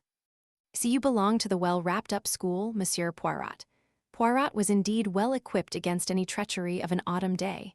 He wore a greatcoat and a muffler. Rather odd running into you like this, said Despard. He did not see the smile that the muffler concealed. There was nothing odd in this encounter. Having ascertained a likely hour for Despard to leave his rooms, Poirot had been waiting for him. He had prudently not risked leaping on the bus, but he had trotted after it to its next stopping place and boarded it there. True, we have not seen each other since the evening at Mr. Shaitana's, he replied. Aren't you taking a hand in that business? Asked Despard. Poirot scratched his ear delicately. I reflect, he said. I reflect a good deal. To run to and fro to make the investigations, that no. It does not suit my age, my temperament, or my figure. Despard said unexpectedly, reflect, well, you might do worse. There's too much rushing about nowadays. If people sat tight and thought about a thing before they tackled it, there'd be less mess-ups than there are. Is that your procedure in life, Major Despard? Usually, said the other simply. Get your bearings, figure out your route, weigh up the pros and cons, make your decision, and stick to it. His mouth set grimly. And after that, nothing will turn you from your path, asked Poirot. Oh, don't say that. No use in being pig-headed over things. If you've made a mistake, admit it. But I imagine that you do not often make a mistake, Major Despard. We all make mistakes, Monsieur Poirot. Some of us, said Poirot with a certain coldness possibly due to the pronoun the other had used, make less than others. Despard looked at him, smiled slightly, and said, Don't you ever have a failure, Monsieur Poirot? The last time was 28 years ago, said Poirot with dignity. And even then there were circumstances, but no matter. That seems a pretty good record, said Despard. He added, What about Shaitana's death? That doesn't count, suppose, since it isn't officially your business. It is not my business, no, but all the same it offends my amour propre. Consider it an impertinence, you comprehend, for a murder to be committed under my very nose by someone who mocks himself at my ability to solve it. Not under your nose only, said Despard dryly. Under the nose of the Criminal Investigation Department also. That was probably a bad mistake, said Poirot gravely. The good, square Superintendent Battle, he may look wooden, but he is not wooden in the head, not at all. Agree, said Despard. That stolidity is a pose. He's a very clever and able officer. And I think he is very active in the case. Oh, he's active enough. See a nice, quiet, soldierly-looking fellow on one of the back seats? Poirot looked over his shoulder. There is no one here now but ourselves. Oh, well, he's inside then. He never loses me. Very efficient fellow, varies his appearance too from time to time, quite artistic about it.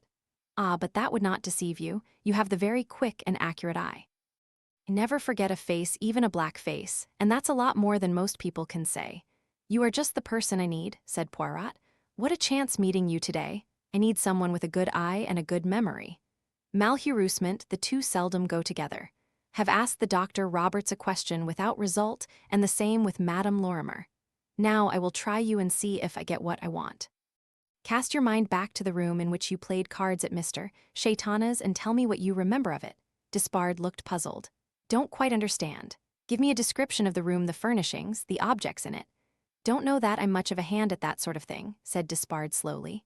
It was a rotten sort of room to my mind, not a man's room at all, a lot of brocade and silk and stuff, sort of room a fellow like Shaitana would have.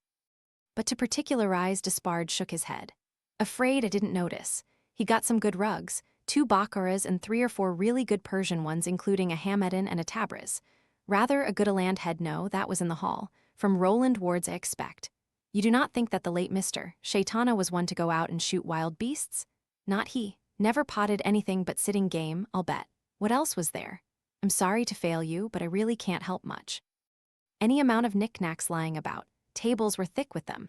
Only thing I noticed was a rather jolly idol.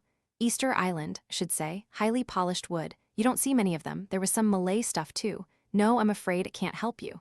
No matter, said Poirot, looking slightly crestfallen. He went on.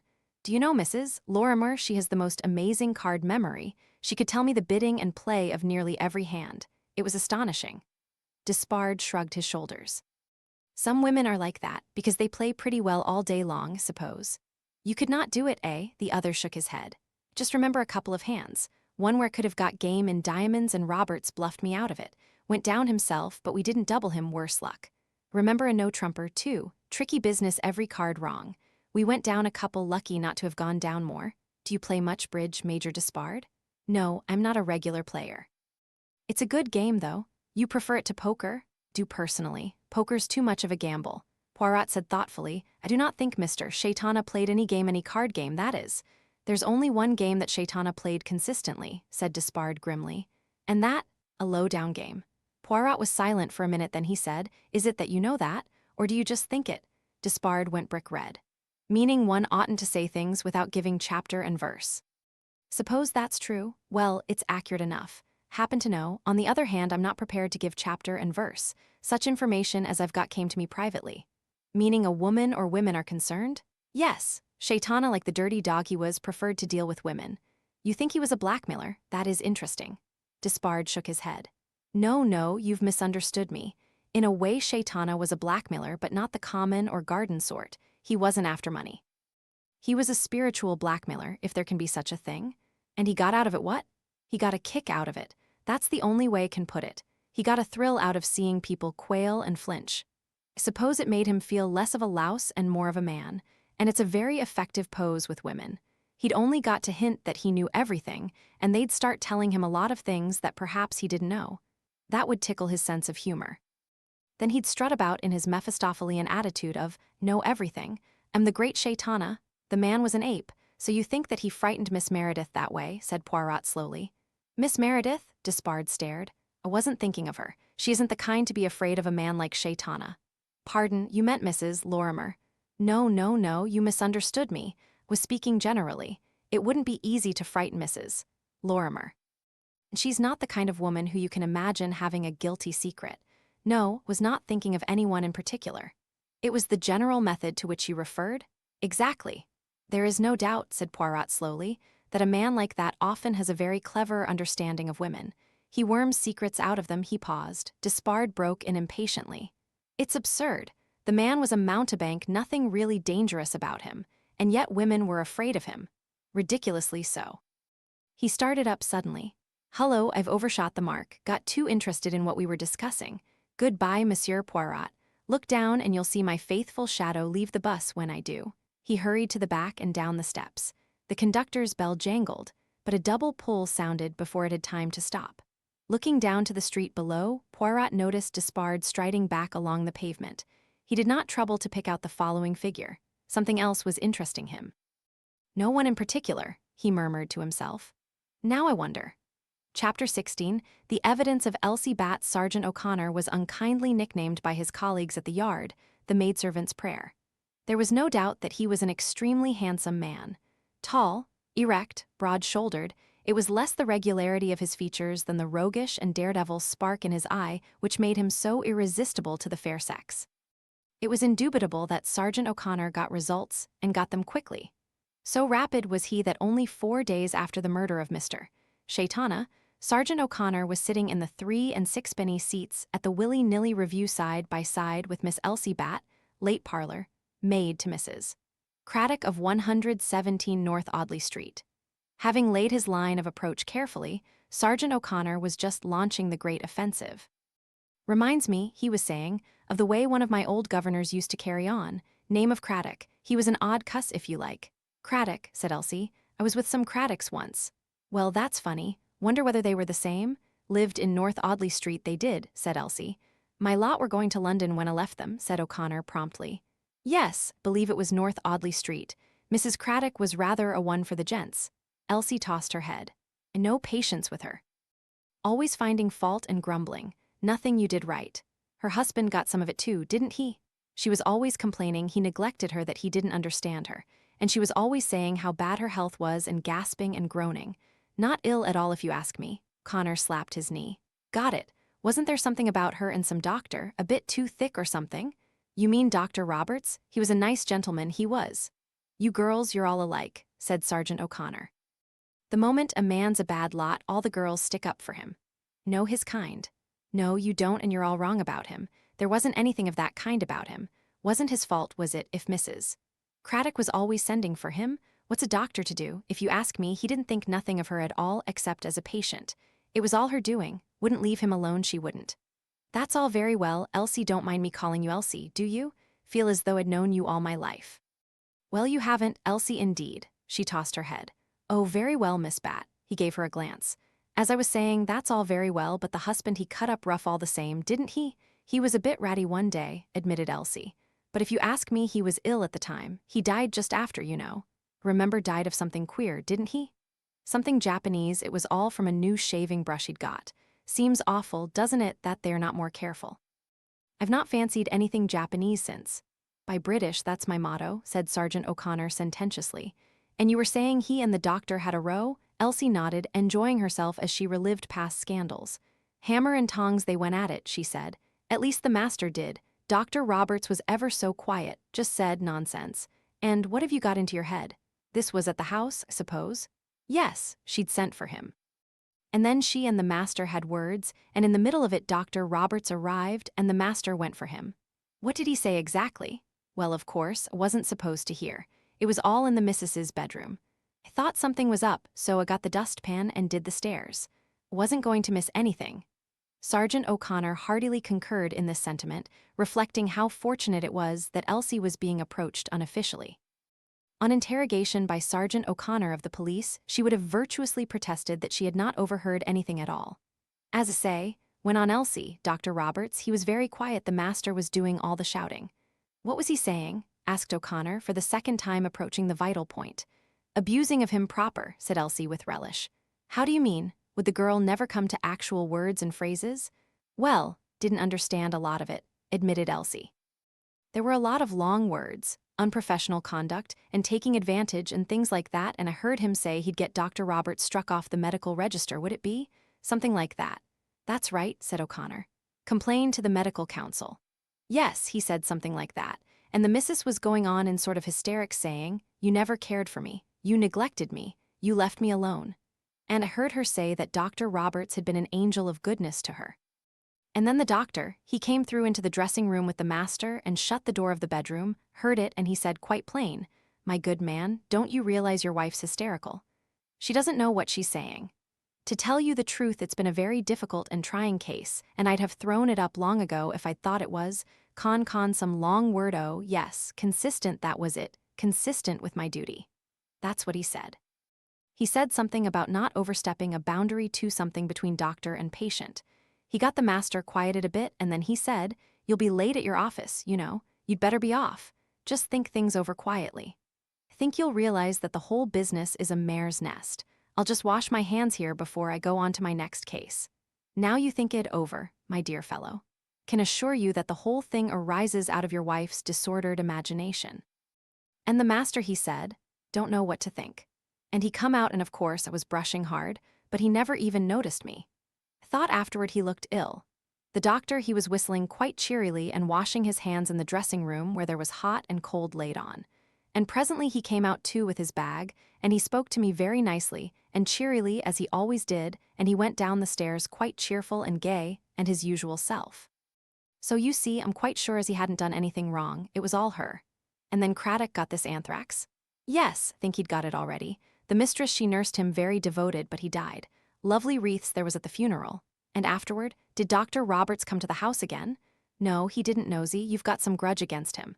Tell you there was nothing in it. If there were, he'd have married her when the master was dead, wouldn't he? And he never did, no such fool.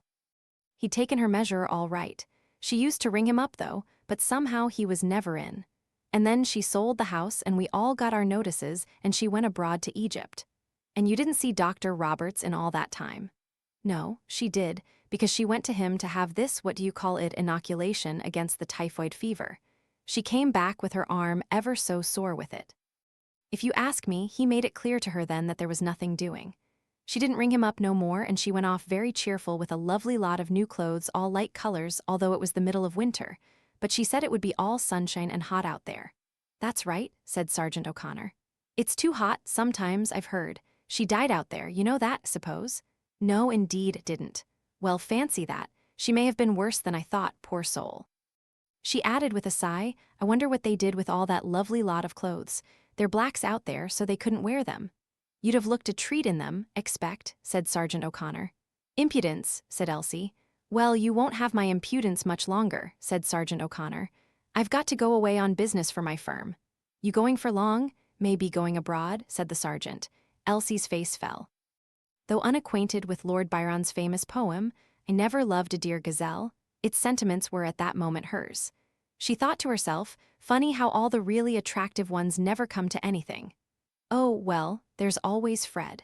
Which is gratifying since it shows that the sudden incursion of Sergeant O'Connor into Elsie's life did not affect it permanently. Fred may even have been the gainer. Chapter 17, the evidence of Rhoda Dawes came out of Debenhams and stood meditatively upon the pavement. Indecision was written all over her face. It was an expressive face, each fleeting emotion showed itself in a quickly varying expression. Quite plainly at this moment Rhoda's face said, shall I or shan't I?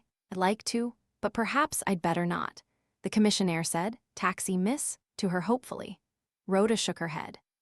A stout woman carrying parcels with an eager, shopping early for Christmas expression on her face cannoned into her severely, but still Rhoda stood stock, still trying to make up her mind. Chaotic odds and ends of thoughts flashed through her mind. After all, why shouldn't I?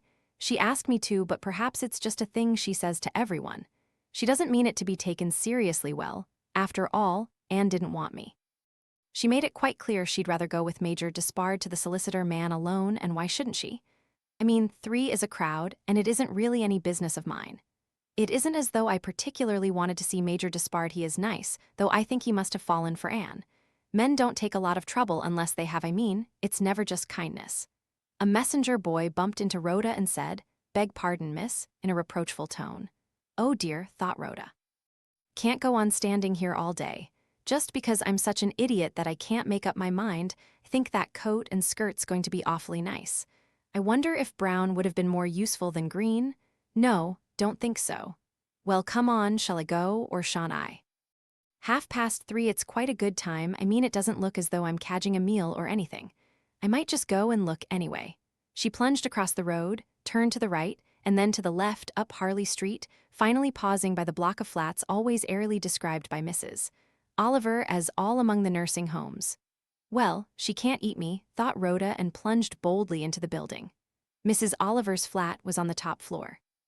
A uniformed attendant whisked her up in a lift and let her out on a smart new mat outside a bright green door. This is awful, thought Rhoda, worse than dentists. Must go through with it now, though. Pink with embarrassment, she pushed the bell. The door was opened by an elderly maid. Is Mrs. Oliver at home? Asked Rhoda. The maid drew back. Rhoda entered. She was shown into a very untidy drawing room. The maid said, "What name shall I say, please?" "Oh, Miss Dawes, Miss Rhoda Dawes." The maid withdrew.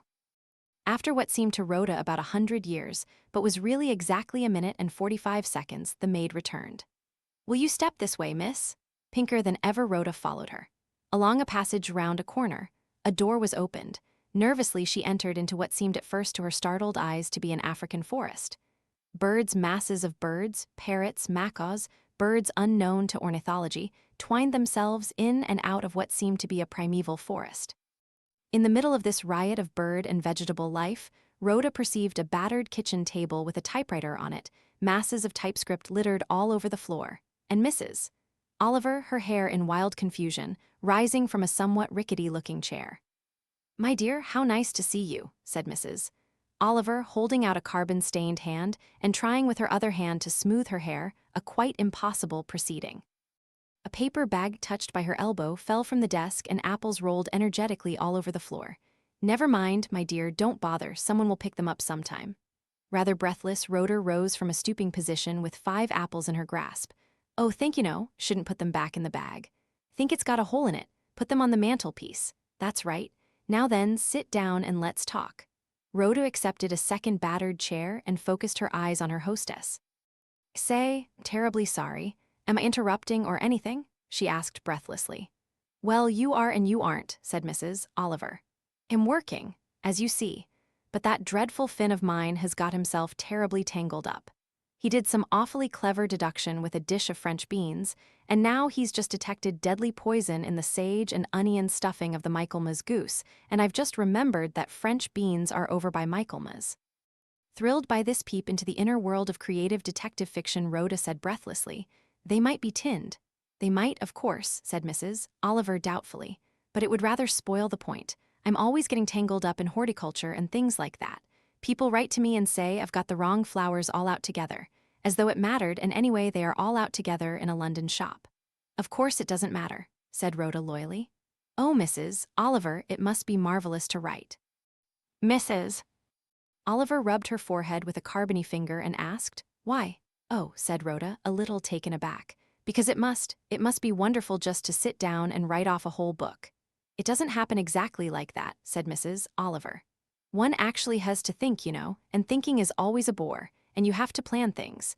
And then one gets stuck every now and then, and you feel you'll never get out of the mess, but you do. Writing's not particularly enjoyable. It's hard work like everything else." "It doesn't seem like work," said Rhoda. "Not to you," said Mrs. Oliver, "because you don't have to do it. It feels very like work to me. Some days can only keep going by repeating over and over to myself the amount of money I might get for my next serial rights. That spurs you on, you know. So does your bank book when you see how much overdrawn you are. Never imagined you actually typed your books yourself, said Rhoda. I thought you'd have a secretary. Did have a secretary, and I used to try and dictate to her, but she was so competent that it used to depress me. Felt she knew so much more about English and grammar and full stops and semicolons than I did that it gave me a kind of inferiority complex. Then I tried having a thoroughly incompetent secretary, but of course, that didn't answer very well either.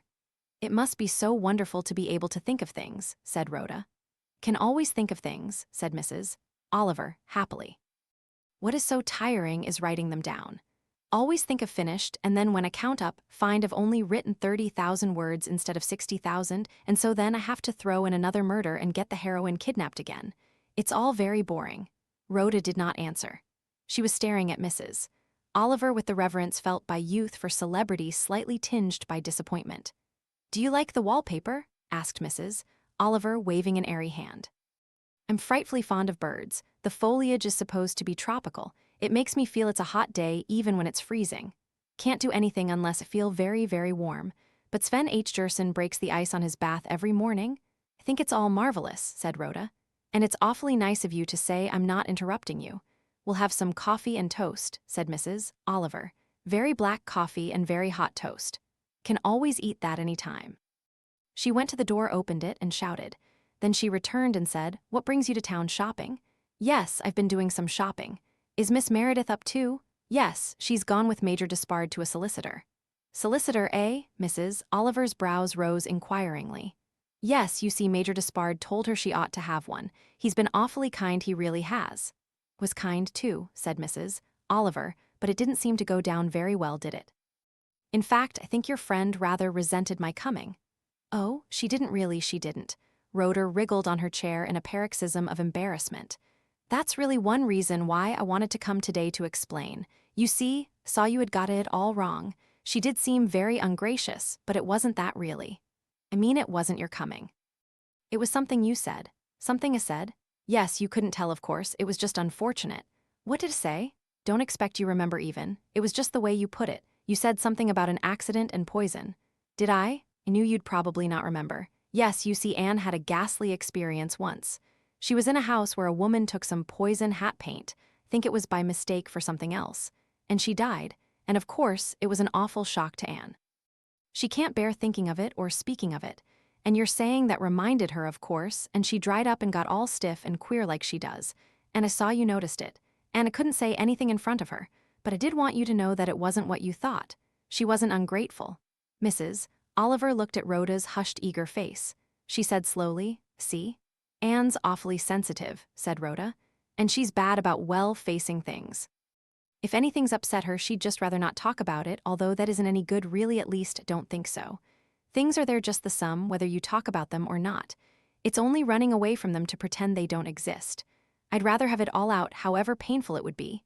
Ah, said Mrs. Oliver quietly. But you, my dear, are a soldier, your Anne is. Rhoda flushed. Anne's a darling. Mrs. Oliver smiled. She said, Didn't say she was. Only said she hadn't got your particular brand of courage. She sighed, then said rather unexpectedly to the girl, Do you believe in the value of truth, my dear, or do you? Of course, believe in the truth, said Rhoda, staring. Yes, you say that, but perhaps you haven't thought about it. The truth hurts sometimes and destroys one's illusions. I'd rather have it all the same, said Rhoda. So would I, but don't know that we're wise. Rhoda said earnestly. Don't tell Anne, will you, what I've told you. She wouldn't like it. Certainly shouldn't dream of doing any such thing. Was this long ago? About 4 or 5 years ago. It's odd, isn't it, how the same things happen again and again to people.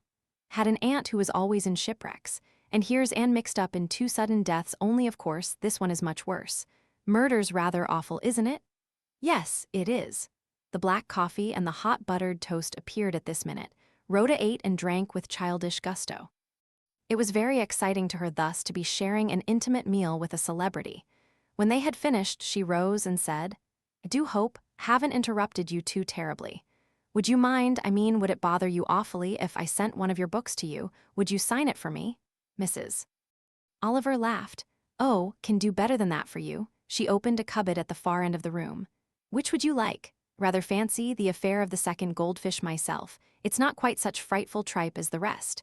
A little shocked at hearing an authoress thus describe the children of her pen, Rhoda accepted eagerly. Mrs. Oliver took the book, opened it, inscribed her name with a superlative flourish, and handed it to Rhoda. "There you are. Thank you very much. Have enjoyed myself." "Sure you didn't mind my coming?" "I wanted you to," said Mrs. Oliver. She added after a moment's pause, "You're a nice child. Goodbye, take care of yourself, my dear." "Now why did it say that?" she murmured to herself as the door closed behind her guest. She shook her head, milled her hair, and returned to the masterly dealings of Sven H. Jerson with the sage and onion stuffing. Chapter 18T Interlude Mrs. Lorrimer came out of a certain door in Harley Street. She stood for a minute at the top of the steps, and then she descended them slowly. There was a curious expression on her face, a mingling of grim determination and of strange indecision. She bent her brows a little as though to concentrate on some all-absorbing problem. It was just then that she caught sight of Anne Meredith on the opposite pavement. Anne was standing staring up at a big block of flats just on the corner. "Mrs." Lorrimer hesitated a moment, then she crossed the street. "How do you do, Miss Meredith?" Anne started and turned. "Oh, how do you do? Still in London?" said Mrs. Lorrimer. "No, only come up for the day to do some legal business." Her eyes were still straying back to the big block of flats. Mrs. Lorrimer said, "Is anything the matter?" Anne started guiltily. "The matter? Oh no, what should be the matter? You were looking as though you had something on your mind." "Haven't, well, at least have, but it's nothing important, something quite silly." She laughed a little. She went on, "It's only that I thought I saw my friend the girl alive with go in there, and I wondered if she'd gone to see Mrs. Oliver." "Is that where Mrs. Oliver lives?" "Didn't know." "Yes, she came to see us the other day and she gave us her address and asked us to come and see her. Wondered if it was Rhoda I saw or not. Do you want to go up and see?" "No, I'd rather not do that." "Come and have tea with me," said Mrs. Lorrimer. "There is a shop quite near here that no." "It's very kind of you," said Anne, hesitating. Side by side they walked down the street and turned into a side street. In a small pastry-cook's they were served with tea and muffins. They did not talk much. Each of them seemed to find the other's silence restful. Anne asked suddenly, "Has Mrs. Oliver been to see you?" Mrs. Lorrimer shook her head. "No one has been to see me except Monsieur Poirot." "Didn't mean," began Anne. "Didn't you?" "Think you did," said Mrs. Lorrimer. The girl looked up a quick, frightened glance. Something she saw in Mrs. Lorrimer's face seemed to reassure her. "He hasn't been to see me," she said slowly. There was a pause. "Hasn't Superintendent Battle been to see you?" asked Anne. "Oh, yes, of course," said Mrs. Lorrimer. Anne said hesitatingly, "What sort of things did he ask you?" Mrs. Lorrimer sighed wearily. "The usual things, suppose, routine inquiries. He was very pleasant over it all. Suppose he interviewed everyone." "I should think so." There was another pause. Anne asked, "Mrs. Lorrimer, do you think they will ever find out who did it?" Her eyes were bent on her plate. She did not see the curious expression in the older woman's eyes as she watched the downcast head. Mrs. Lorrimer said quietly, "Don't know." Anne murmured, "It's not very nice, is it?" There was that same curious appraising and yet sympathetic look in Mrs. Lorrimer's face as she asked, "How old are you, Anne Meredith?" I," the girl stammered. "I'm 25. "And I am 63, said Mrs. Lorrimer. She went on slowly, "Most of your life is in front of you." Anne shivered. "Might be run over by a bus on the way home," she said. "Yes, that is true, and I might not." Mrs. Lorrimer said it in an odd way. Anne looked at her in astonishment. "Life is a difficult business," continued Mrs. Lorrimer. "You'll know that when you come to my age, it needs infinite courage and a lot of endurance. And in the end one wonders, was it worthwhile?" "Oh, don't," said Anne. Mrs. Lorrimer laughed, her old competent self again. "It's rather cheap to say gloomy things about life," she said. She called the waitress and settled the bill. As they got to the shop door, a taxi crawled past and Mrs. Lorrimer hailed it. "Can I give you a lift?" she asked. "I'm going south of the park." Anne's face had lighted up. "No, thank you. I see my friend turning the corner. Thank you so much, Mrs. Lorrimer. Goodbye." "Goodbye. Good luck," said the older woman. She drove away and Anne hurried forward. Rhoda's face lighted up when she saw her friend, then changed to a slightly guilty expression. "Rhoda, have you been to see Mrs. Oliver?" demanded Anne. "Well, as a matter of fact, have. And it just caught you." "Don't know what you mean by caught. Let's go down here and take a bus. You'd gone off on your own with the boyfriend. I thought at least he'd give you tea." Anne was silent for a minute, a voice ringing in her ears. "Can't we pick up your friend somewhere and all have tea together?" And her own answer hurried, without taking time to think. "Thanks awfully, but we've got to go out to tea together with some people." A lie, and such a silly lie. The stupid way one said the first thing that came into one's head instead of just taking a minute or two to think. Perfectly easy to have said, "Thanks, but my friend has got to go out to eat." That is, if you didn't want, as she hadn't wanted, to have Rhoda too. Rather odd that the way she hadn't wanted Rhoda. She had wanted definitely to keep Despard to herself. She had felt jealous. Jealous of Rhoda. Rhoda was so bright, so ready to talk, so full of enthusiasm and life. The other evening Major Despard had looked as though he thought Rhoda nice. But it was her, and Meredith, he had come down to see. Rhoda was like that. She didn't mean it, but she reduced you to background. No, definitely she hadn't wanted Rhoda there. But she had managed it very stupidly, getting flurried like that. If she'd managed better, she might be sitting now having tea with Major Despard at his club or somewhere. She felt definitely annoyed with Rhoda. Rhoda was a nuisance, and what she had been doing going to see Mrs. Oliver, out loud she said, "Why did you go and see Mrs. Oliver?" "Well, she asked us to." Yes, but didn't suppose she really meant it. Expect she always has to say that. She did mean it. She was awfully nice, couldn't have been nicer. She gave me one of her books. Look. Rhoda flourished her prize. Anne said suspiciously, "What did you talk about? Not me." Listen to the conceit of the girl. "No, but did you? Did you talk about the murder?" "We talked about her murders. She's writing one where there's poison in the sage and onions." She was frightfully human and said writing was awfully hard work and said how she got into tangles with plots, and we had black coffee and hot buttered toast, finished Rhoda in a triumphant burst. Then she added, "Oh, Anne, you want your tea." "No, I don't. I've had it with Mrs. Lorrimer." "Mrs. Lorrimer? Isn't that the one who was there?" Anne nodded. "Where did you come across her? Did you go and see her?" "No, ran across her in Harley Street." "What was she like?" Anne said slowly. "Don't know, she was rather queer, not at all like the other night." "Do you still think she did it?" asked Rhoda. Anne was silent for a minute or two, then she said, "Don't know, don't let's talk of it." Rhoda. "You know how I hate talking of things." "All right, darling. What was the solicitor like? Very dry and legal?" "Rather alert." "Sounds all right." She waited a little and then asked, "How was Major Despard?" "Very kind. He's fallen for you, Anne, I'm sure he has." "Rhoda, don't talk nonsense." "Well, you'll see." Rhoda began humming to herself. She thought, "Of course he's fallen for her. Anne's awfully pretty. But a bit wishy-washy, she'll never go on treks with him. Why, she'd scream if she saw a snake. Men always do take fancies to unsuitable women." Then she said aloud, "That bus will take us to Paddington. We'll just catch the 4:48. Chapter 19 Consultation. The telephone rang in Poirot's room and a respectful voice spoke. "Sergeant O'Connor. Superintendent Battle's compliments, and would it be convenient for Mr. Hercule Poirot to come to Scotland Yard at 11:30? Poirot replied in the affirmative and Sergeant O'Connor rang off. It was 11:30 to the minute when Poirot descended from his taxi at the door of New Scotland Yard to be at once seized upon by Mrs. Oliver. "Monsieur Poirot, how splendid! Will you come to my rescue?" "Enchanté, madame. What can I do?" "Pay my taxi for me. Don't know how it happened, but it brought out the bag, keep my going abroad money in, and the man simply won't take francs or liras or marks." Poirot gallantly produced some loose change, and he and Mrs. Oliver went inside the building together. They were taken to Superintendent Battle's own room. The superintendent was sitting behind a table and looking more wooden than ever. "Just like a piece of modern sculpture," whispered Mrs. Oliver to Poirot. Battle rose and shook hands with them both, and they sat down. "I thought it was about time for a little meeting," said Battle. "You'd like to hear how I've got on, and I'd like to hear how you've got on. We're just waiting for Colonel Race and then—" But at that moment the door opened and the Colonel appeared. "Sorry I'm late, Battle. How do you do, Mrs. Oliver?" "Hello, Monsieur Poirot. Very sorry if I've kept you waiting, but I'm off tomorrow and had a lot of things to see to." "Where are you going to?" asked Mrs. Oliver. "A little shooting trip Balakistan way." Poirot said, smiling ironically, "A little trouble is there not in that part of the world? You will have to be careful." "Mean to be," said Race gravely, but his eyes twinkled. "Got anything for us, sir?" asked Battle. "I've got your information re Despard. Here it is." He pushed over a sheaf of papers. "There's a mass of dates and places there, most of it quite irrelevant, should imagine. Nothing against him. He's a stout fellow. Record quite unblemished. Strict disciplinarian. Liked and trusted by the natives everywhere. One of their cumbrous names for him in Africa, where they go in for such things, is the man who keeps his mouth shut and judges fairly. General opinion of the white races that Despard is a Pukka Sahib. Fine shot, cool head, generally long-sighted and dependable."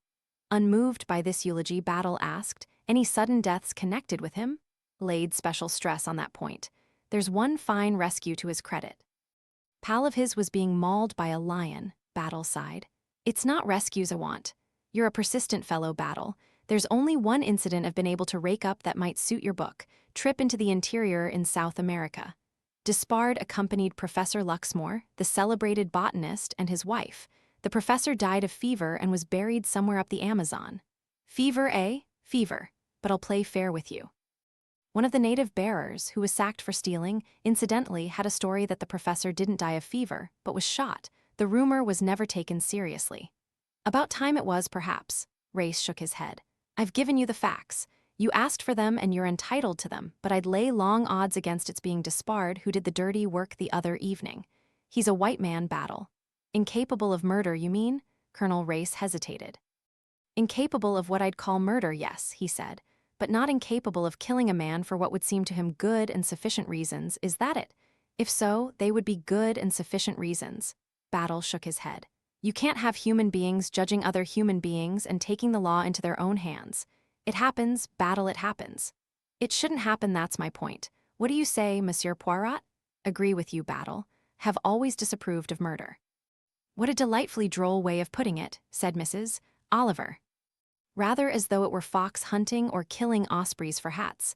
Don't you think there are people who ought to be murdered? That, very possibly. Well, then, you do not comprehend. It is not the victim who concerns me so much. It is the effect on the character of the slayer. What about war? In war you do not exercise the right of private judgment. That is what is so dangerous. Once a man is imbued with the idea that he knows who ought to be allowed to live and who ought not, then he is halfway to becoming the most dangerous killer there is, the arrogant criminal who kills not for profit but for an idea. He has usurped the functions of Labondia. Colonel Race rose. I'm sorry, can't stop with you. Too much to do. I'd like to see the end of this business. Shouldn't be surprised if there never was an end. Even if you find out who did it, it's going to be next to impossible to prove. I've given you the facts you wanted, but in my opinion, Despard's not the man. I don't believe he's ever committed murder.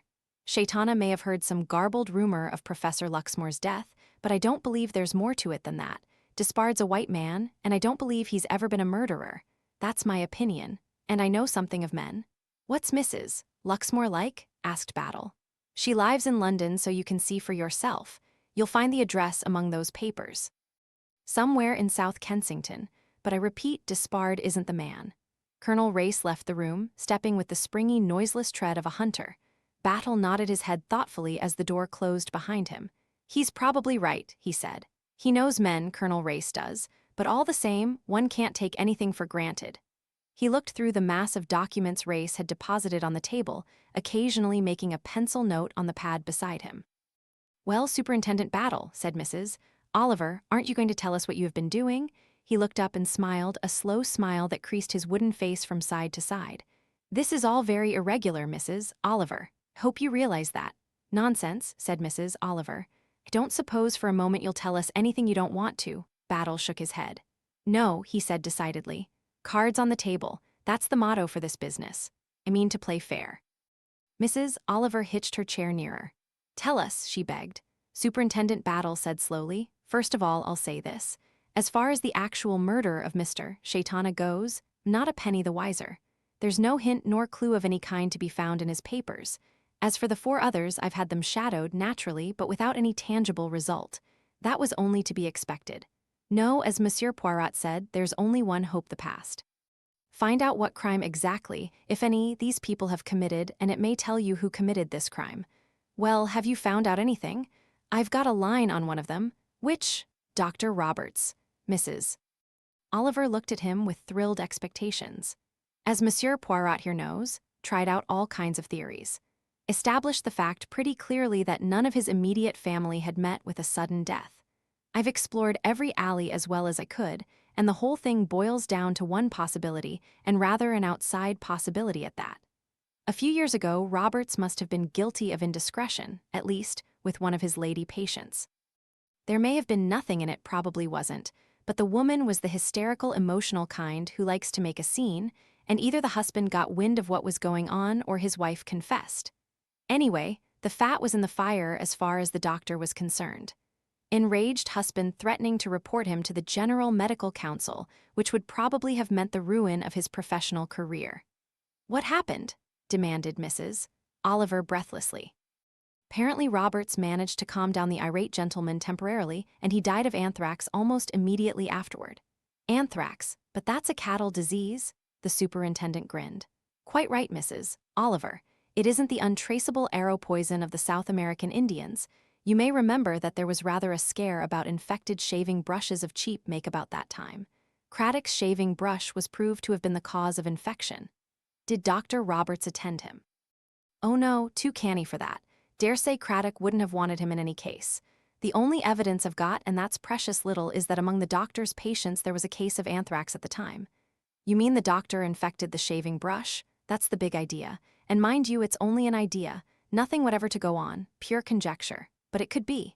He didn't marry Mrs. Craddock afterward? Oh, dear me, no. Imagine the affection was always on the lady's side.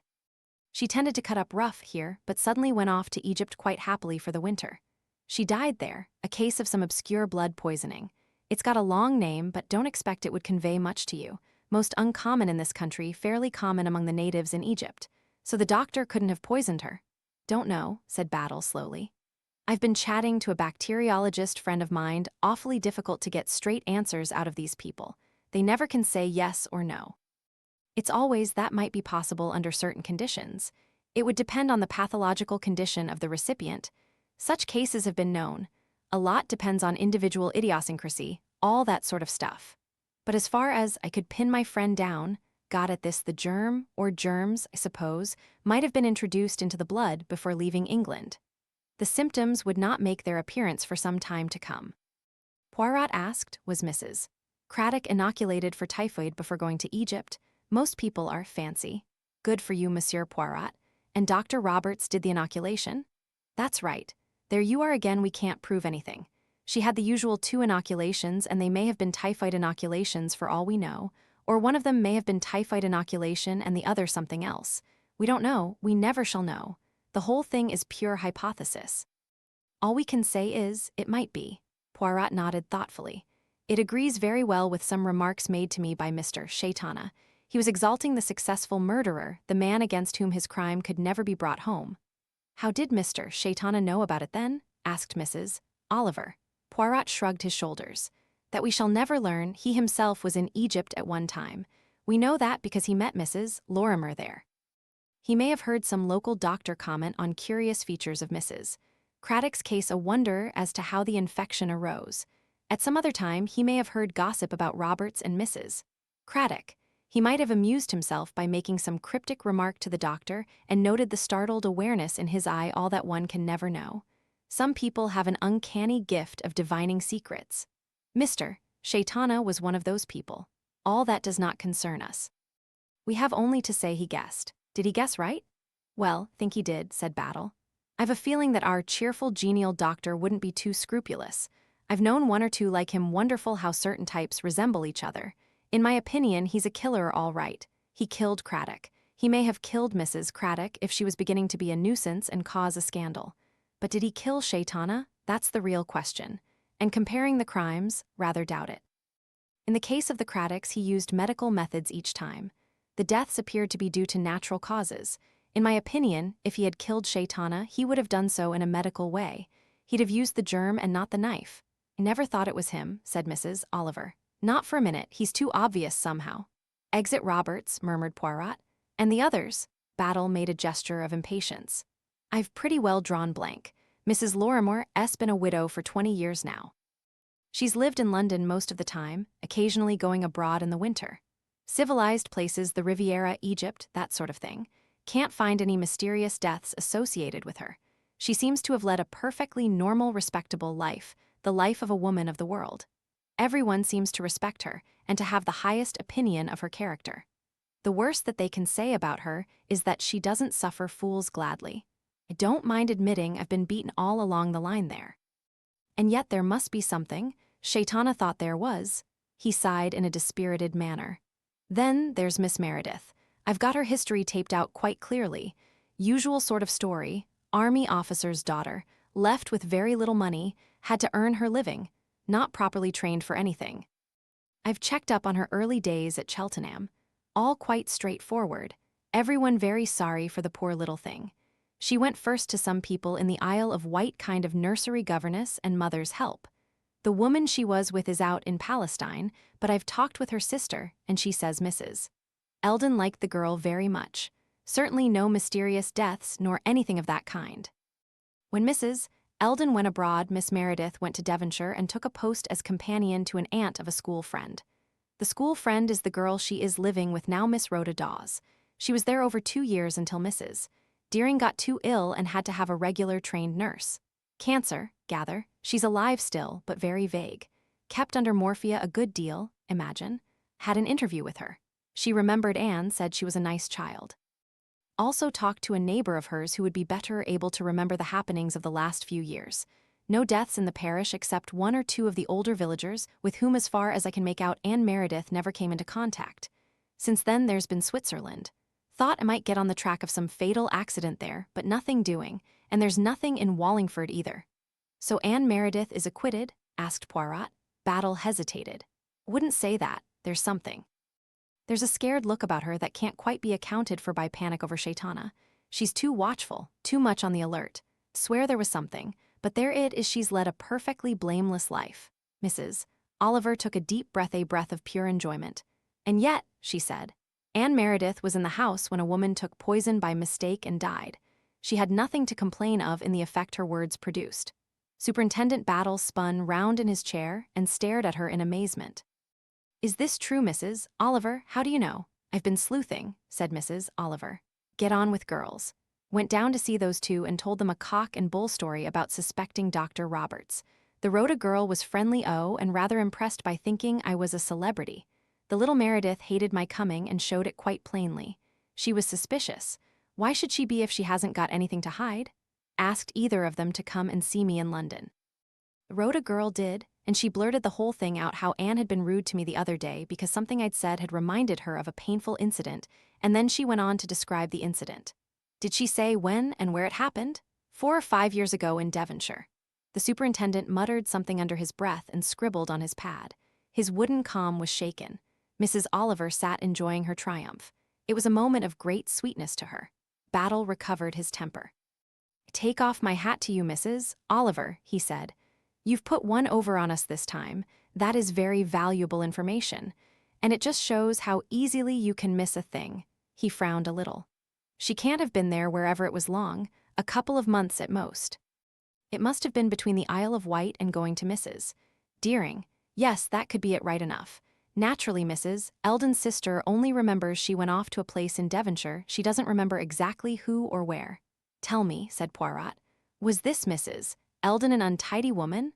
Battle bent a curious gaze upon him. It's odd you're saying that, Monsieur Poirot. I don't see how you could have known. The sister was rather a precise party. In talking, I remember her saying, my sister is so dreadfully untidy and slapdash. But how did you know? Because she needed a mother's help, said Mrs. Oliver. Poirot shook his head. No, it was not that. It is of no moment. Was only curious. Continue, Superintendent Battle. In the same way, went on Battle, took it for granted that she went to Mrs. Deering straight from the Isle of Wight. She's sly, that girl. She deceived me all right. Lying the whole time. Lying is not always a sign of guilt, said Poirot.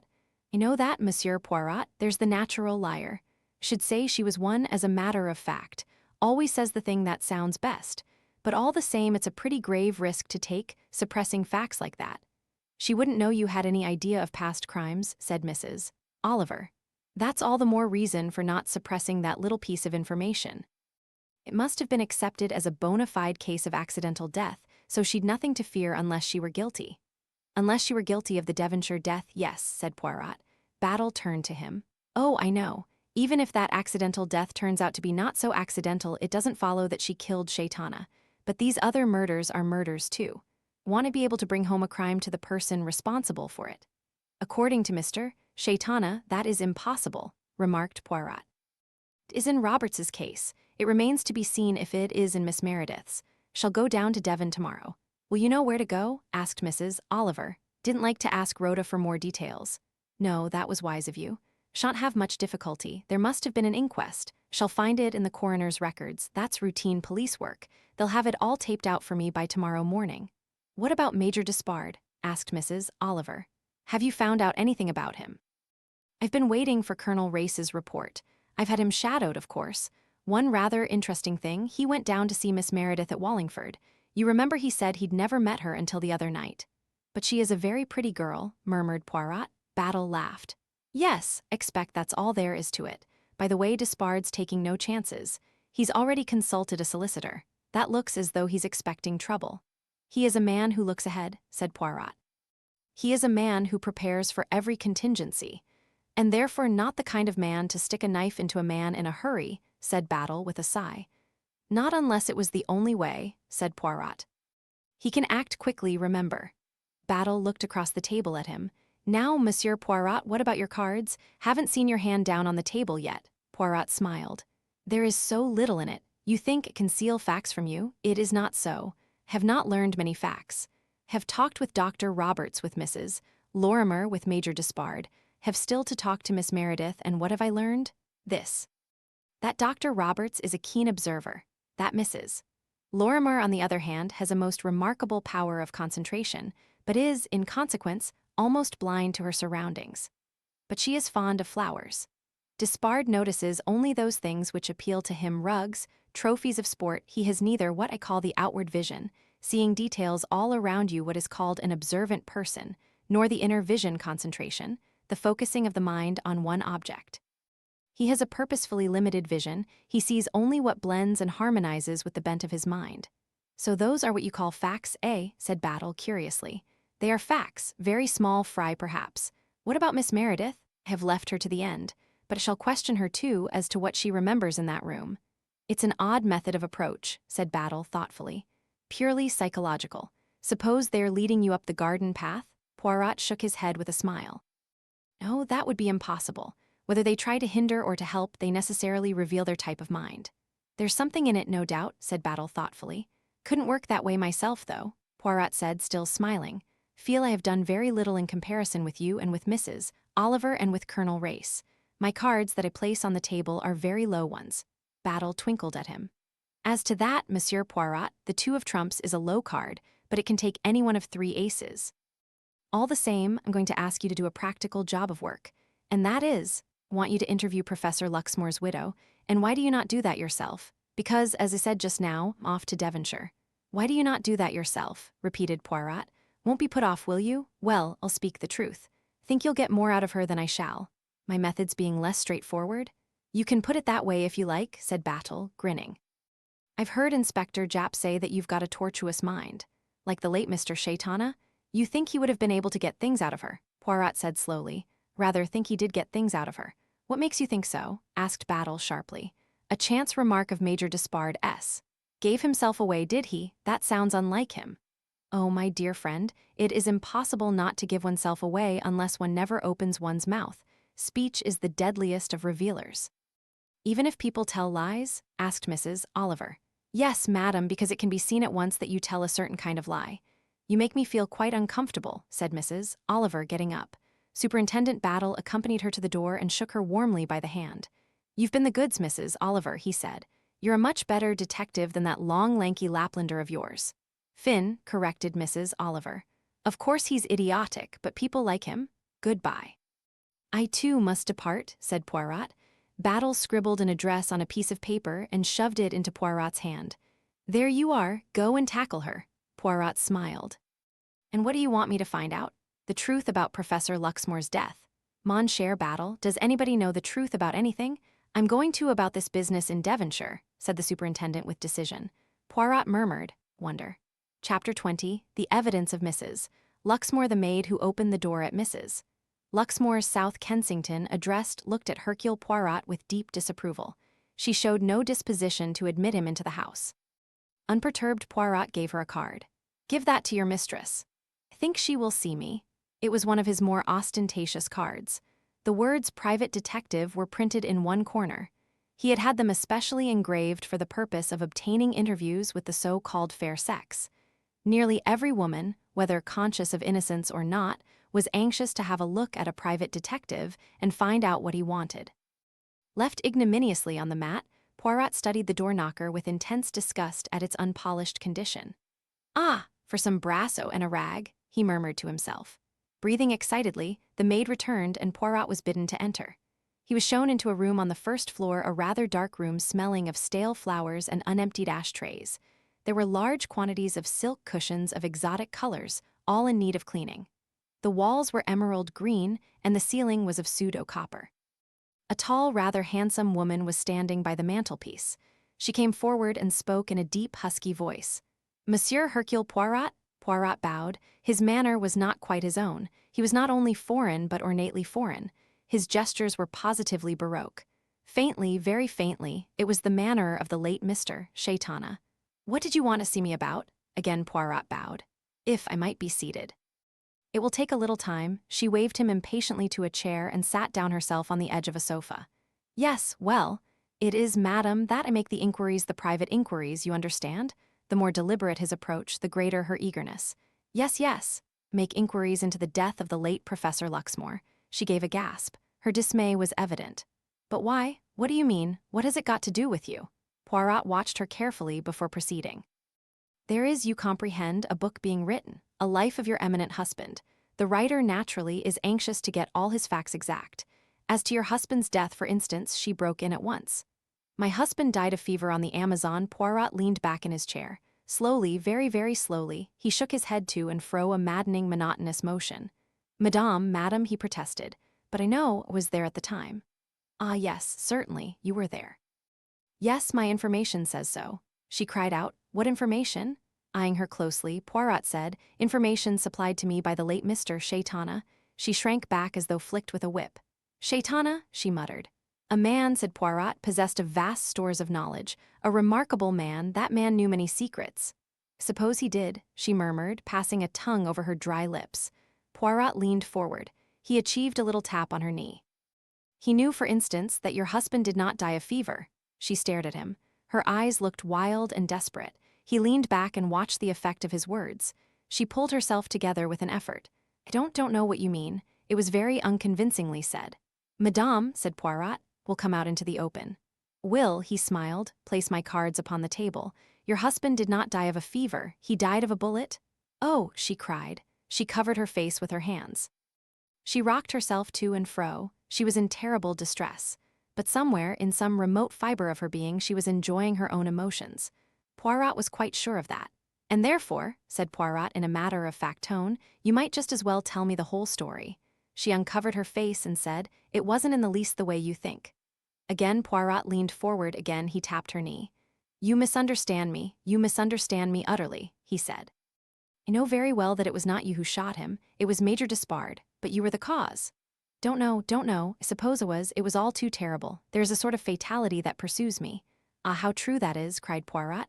"How often have I not seen it? There are some women like that. Wherever they go, tragedies follow in their wake. It is not their fault. These things happen in spite of themselves." Mrs. Luxmore drew a deep breath. "You understand. I see you understand. It all happened so naturally. You traveled together into the interior, did you not?" "Yes, my husband was writing a book on various rare plants. Major Despard was introduced to us as a man who knew the conditions and would arrange the necessary expedition. My husband liked him very much. We started. There was a pause. Poirot allowed it to continue for about a minute and a half and then murmured as though to himself, "Yes, one can picture it. The winding river, the tropical night, the hum, or the insects, the strong, soldierly man, the beautiful woman." Mrs. Luxmore sighed. "My husband was, of course, years older than I was. I married as a mere child before I knew what I was doing." Poirot shook his head sadly. I know. How often does that not occur?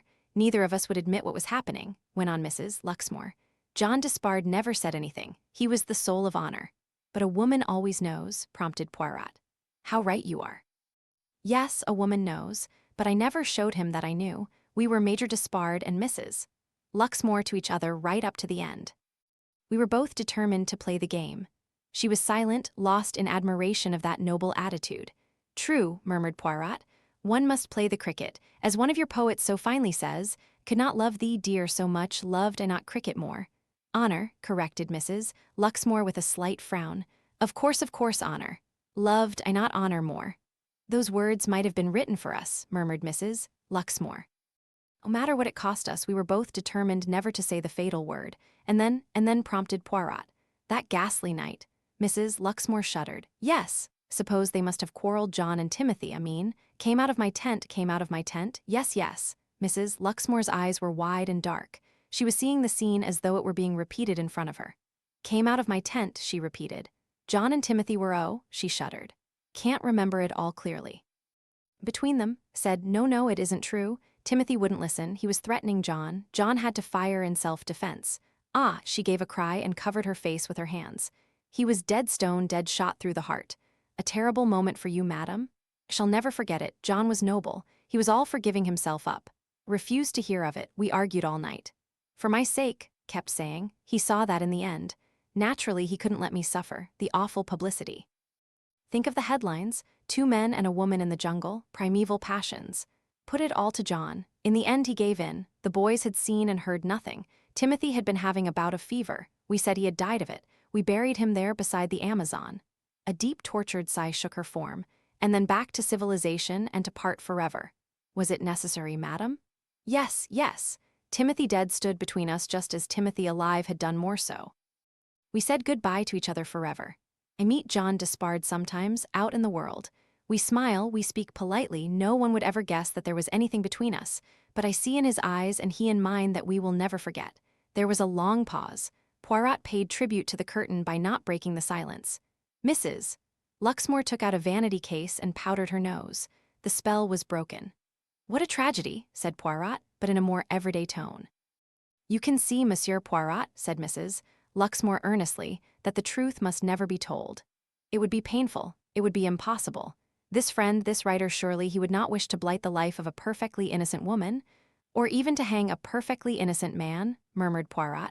You see it like that? I am so glad. He was innocent.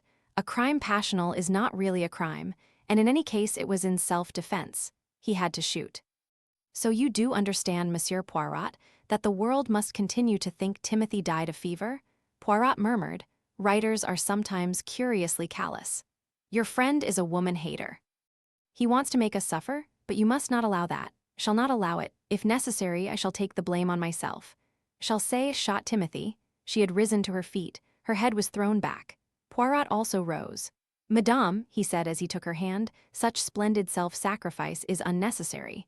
Will do my best so that the true facts shall never be known. A sweet womanly smile stole over Mrs. Luxmore's face. She raised her hand slightly so that Poirot, whether he had meant to do so or not, was forced to kiss it. An unhappy woman thanks you, Monsieur Poirot, she said. It was the last word of a persecuted queen to a favored courtier, clearly an exit line. Poirot duly made his exit. Once out in the street, he drew a long breath of fresh air. Chapter 21 Major Despard, quelle femme, murmured Hercule Poirot. Si pauvre Despard, si quil adu souffrir, quel voyage épouvantable. Suddenly he began to laugh. He was now walking along the Brompton Road. He paused, took out his watch, and made a calculation. But, yes, have the time. In any case, to wait will do him no harm. Can now attend to the other little matter. What was it that my friend in the English police force used to sing how many years, 40 years ago? A little piece of sugar for the bird. Humming a long-forgotten tune, Hercule Poirot entered a sumptuous-looking shop, mainly devoted to the clothing and general embellishment of women, and made his way to the hosiery counter. Selecting a sympathetic-looking and not too haughty damsel, he made known his requirements. Silk hose? Oh yes, we have a very nice line here. Guaranteed pure silk. Poirot waved them away. He waxed eloquent once more. French silk hose, with the duty, you know, they are very expensive. A fresh lot of boxes was produced. Very nice, mademoiselle, but had something of a finer texture still in mind. Of course, we have some extra fine, but they are very, very expensive, and no durability, of course, just like cobwebs. C'est ça exactement. A prolonged absence of the young lady this time. She returned at last. Beautiful, aren't they? She slid them tenderly from a gauzy envelope, the finest, gauziest wisps of hose. In fin, that is it exactly. Lovely, aren't they? How many pairs, sir? Want let me see, 19 pairs. The young lady very nearly fell down behind the counter, but long training and scornfulness just kept her erect. There would be a reduction on 24, she said faintly. No, want 19 pairs. Of slightly different colors, please. The girl sorted them out obediently, packed them up, and made out the sales check. As Poirot departed with his purchase, the next girl at the counter said, Wonder who the lucky girl is? Must be a nasty old man. Oh, well, she seems to be stringing him along good and proper. Hose at such a price, indeed. Unaware of the low estimate formed by the young ladies upon his character, Poirot was trotting homeward. He had been in for about half an hour when he heard the doorbell ring. Few minutes later, Major Despard entered the room. He was obviously keeping his temper with difficulty. "What the devil did you want to go and see Mrs. Luxmore for?" he asked. Poirot smiled. "I wished, you see, for the true story of Professor Luxmore's death." "True story? Do you think that woman's capable of telling the truth about anything?" demanded Despard wrathfully. "Eh bien, I did wonder now and then," admitted Poirot. "I should think you did, that woman's crazy." Poirot demurred. "Not at all. She is a romantic woman, that is all. Romantic be damned, she's an out-and-out liar, sometimes thinks she even believes her own lies. It is quite possible. She's an appalling woman, had a hell of a time with her out there. That also can well believe." Despard sat down abruptly. "Look here, Monsieur Poirot, I'm going to tell you the truth." "You mean you are going to give me your version of the story?" "My version will be the true version." Poirot did not reply. Despard went on dryly. "Quite realize that I can't claim any merit in coming out with this. I'll tell the truth because it's the only thing to be done at this stage. Whether you believe me or not is up to you. I've no kind of proof that my story is the correct one." He paused for a minute and then began. "I arranged the trip for the Luxmores. He was a nice old boy, quite batty about mosses and plants and things. She was she was what you've no doubt observed her to be. That trip was a nightmare. Didn't care a damn for the woman, rather disliked her as a matter of fact. She was the intense, soulful kind that always makes me feel prickly with embarrassment. Everything went all right for the first fortnight. Then we all had a go of fever. She had it slightly. Old Luxmore was pretty bad. One night, now you've got to listen to this carefully, I was sitting outside my tent. Suddenly, I saw Luxmore in the distance, staggering off into the bush by the river. He was absolutely delirious and quite unconscious of what he was doing. In another minute, he would be in the river, and at that particular spot, it would have been the end of him. No chance of a rescue. There wasn't time to rush after him, only one thing to be done. My rifle was beside me as usual. I snatched it up. I'm a pretty accurate shot. Was quite sure could bring the old boy down, get him in the leg. And then, just as I fired, that idiotic fool of a woman flung herself from somewhere upon me, yelping out, 'Don't shoot. For God's sake, don't shoot.' She caught my arm and jerked it ever so slightly just as the rifle went off, with the result that the bullet got him in the back and killed him dead. Can tell you that was a pretty ghastly moment, and that damned fool of a woman still didn't understand what she'd done. Instead of realizing that she'd been responsible for her husband's death, she firmly believed that I'd been trying to shoot the old boy in cold blood for love of her, if yon please. We had the devil of a scene, she insisting that we should say he'd died of fever. I was sorry for her, especially as I saw she didn't realize what she'd done, but she'd have to realize it if the truth came out. And then her complete certainty that I was head over heels in love with her gave me a bit of a jar. It was going to be a pretty kettle of fish if she went about giving that out. In the end, I agreed to do what she wanted, partly for the sake of peace, I'll admit. After all, it didn't seem to matter much, fever or accident, and I didn't want to drag a woman through a lot of unpleasantness, even if she was a damned fool. Gave it out next day that the professor was dead of fever, and we buried him. The bearers knew the truth, of course, but they were all devoted to me, and I knew that what I said they'd swear to if need be. We buried poor old Luxmore and got back to civilization. Since then, I've spent a good deal of time dodging the woman." He paused, then said quietly, "That's my story, Monsieur Poirot." Poirot said slowly, "It was to that incident that Mr. Shaitana referred, or so you thought at dinner that night?" Despard nodded. "He must have heard it from Mrs. Luxmore. Easy enough to get the story out of her. That sort of thing would have amused him. It might have been a dangerous story to you in the hands of a man like Shaitana." Despard shrugged his shoulders. "I wasn't afraid of Shaitana." Poirot didn't answer. Despard said quietly, "That again you have to take my word for. It's true enough, suppose, that had a kind of motive for Shaitana's death. Well, the truth's out now, take it or leave it." Poirot held out a hand. "I will take it, Major Despard. Have no doubt at all that things in South America happened exactly as you have described." Despard's face lighted up. "Thanks," he said laconically, and he clasped Poirot's hand warmly. Chapter 22, Evidence from Cameeker. Superintendent Battle was in the police station of Cameeker. Inspector Harper, rather red in the face, talked in a slow, pleasing Devonshire voice. "That's how it was, sir. Seemed all as right as rain. The doctor was satisfied. Everyone was satisfied. Why not? Just give me the facts about the 2 bottles again. Want to get it quite clear. Syrup of figs, that's what the bottle was. She took it regular, it seems. Then there was this hat paint she'd been using, or rather the young lady, her companion, had been using for her. Brightening up a garden hat. There was a good deal left over, and the bottle broke, and Mrs. Benson herself said, "Put it in that old bottle, the syrup of figs bottle." "That's all right." The servants heard her. The young lady, Miss Meredith, and the housemaid and the parlor maid, they all agree on that. The hat paint was put into the old syrup of figs bottle, and it was put up on the top shelf in the bathroom with other odds and ends. Not relabeled. No, careless, of course, the coroner commented on that. Go on. On this particular night, the deceased went into the bathroom, took down a syrup of figs bottle, poured herself out a good dose, and drank it. Realized what she'd done, and they sent off at once for the doctor. He was out on a case, and it was some time before they could get at him. They did all they could, but she died. She herself believed it to be an accident? Oh, yes, everyone thought so. It seems clear the bottles must have got mixed up somehow. It was suggested the housemaid did it when she dusted, but she swears she didn't. Superintendent Battle was silent, thinking. Such an easy business. A bottle taken down from an upper shelf, put in place of the other. So difficult to trace a mistake like that to its source. Handled it with gloves, possibly, and anyway the last prints would be those of Mrs. Benson herself. Yes, so easy, so simple. But all the same, murder, the perfect crime. But why? That still puzzled him. Why? This young lady, this Miss Meredith, she didn't come into money at Mrs. Benson's death, he asked. Inspector Harper shook his head. No, she'd only been there about 6 weeks. Difficult place, should imagine. Young ladies didn't stay long as a rule. Battle was still puzzled. Young ladies didn't stay long. A difficult woman, evidently. But if Anne Meredith had been unhappy, she could have left as her predecessors had done. No need to kill unless it were sheer unreasoning vindictiveness. He shook his head. That suggestion did not ring true. Who did get Mrs. Benson's money? Couldn't say, sir. Nephews and nieces, believe. But it wouldn't be very much, not when it was divided up, and I heard as how most of her income was one of these annuities. Nothing there then. But Mrs. Benson had died, and Anne Meredith had not told him that she had been at Kameker.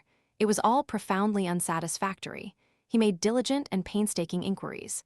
The doctor was clear and emphatic. No reason to believe it was anything but an accident.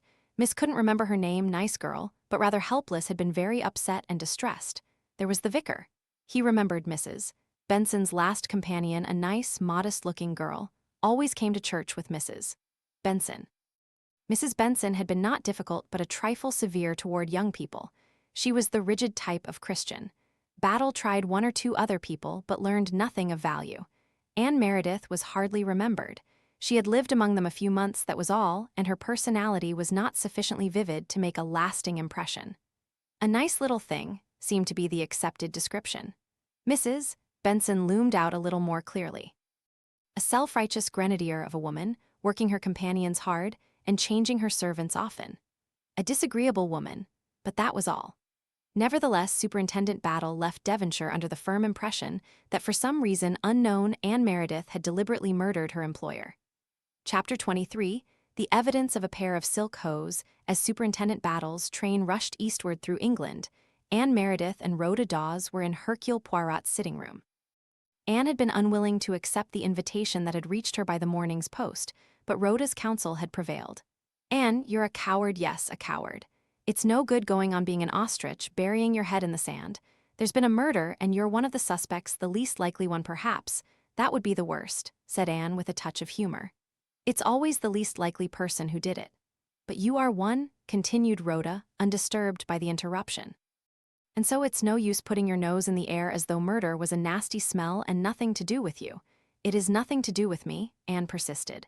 I mean, quite willing to answer any questions the police want to ask me, but this man, this Hercule Poirot, he's an outsider. And what will he think if you hedge and try to get out of it? He'll think you're bursting with guilt. I'm certainly not bursting with guilt, said Anne coldly. Darling, know that. You couldn't murder anybody if you tried. But horrible, suspicious foreigners don't know that.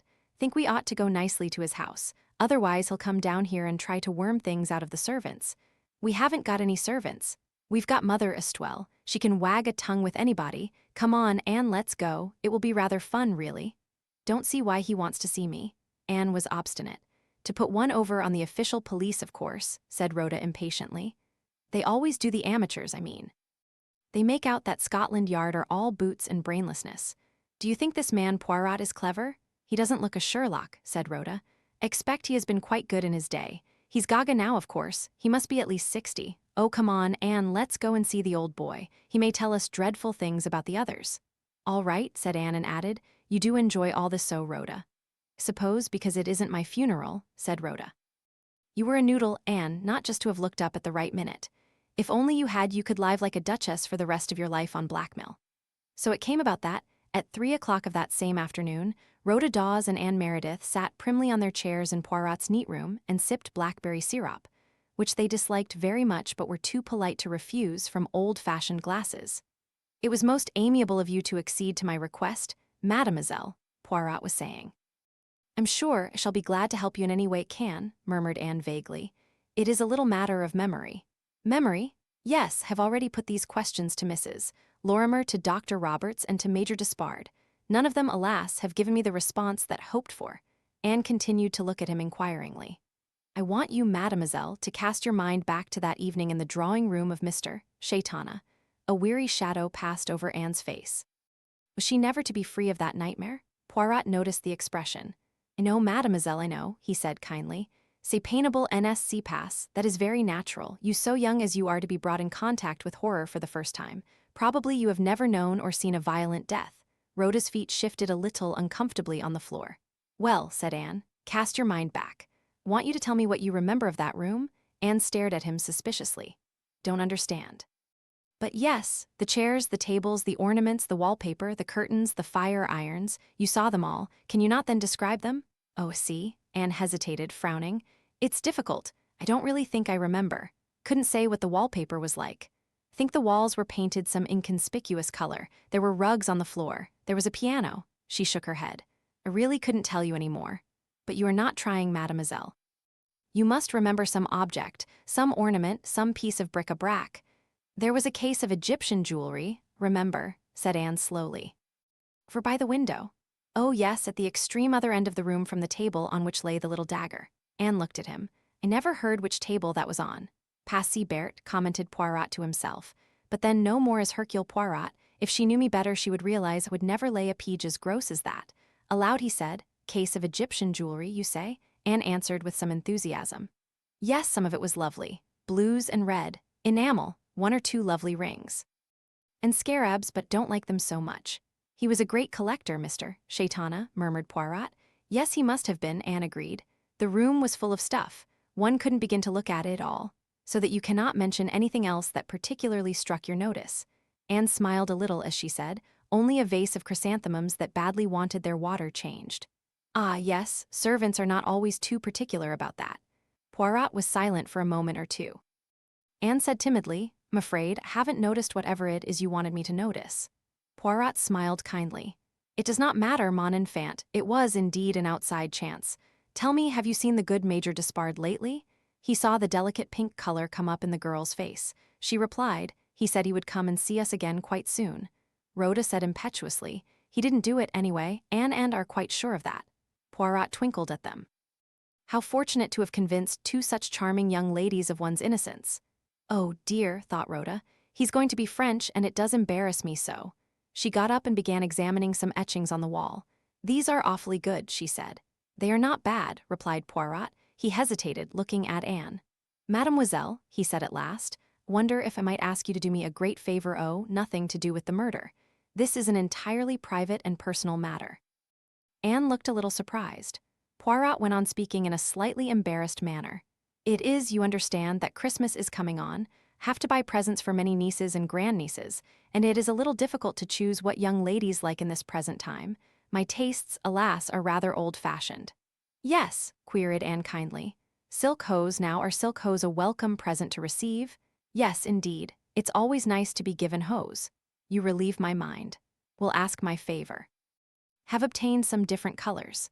There are, think, about 15 or 16 pairs. Could you be so amiable as to look through them and set aside half a dozen pairs that seem to you the most desirable?" "Certainly, I will," said Anne, laughing as she rose. Poirot directed her toward a table in an alcove, a table whose contents were strangely at variance, had she but known it, with the well-known order and neatness of Hercule Poirot. There were hose piled up in untidy heaps, some fur-lined gloves, calendars, and boxes of bonbons. "I send oft my parcels very much à l'avance," Poirot explained.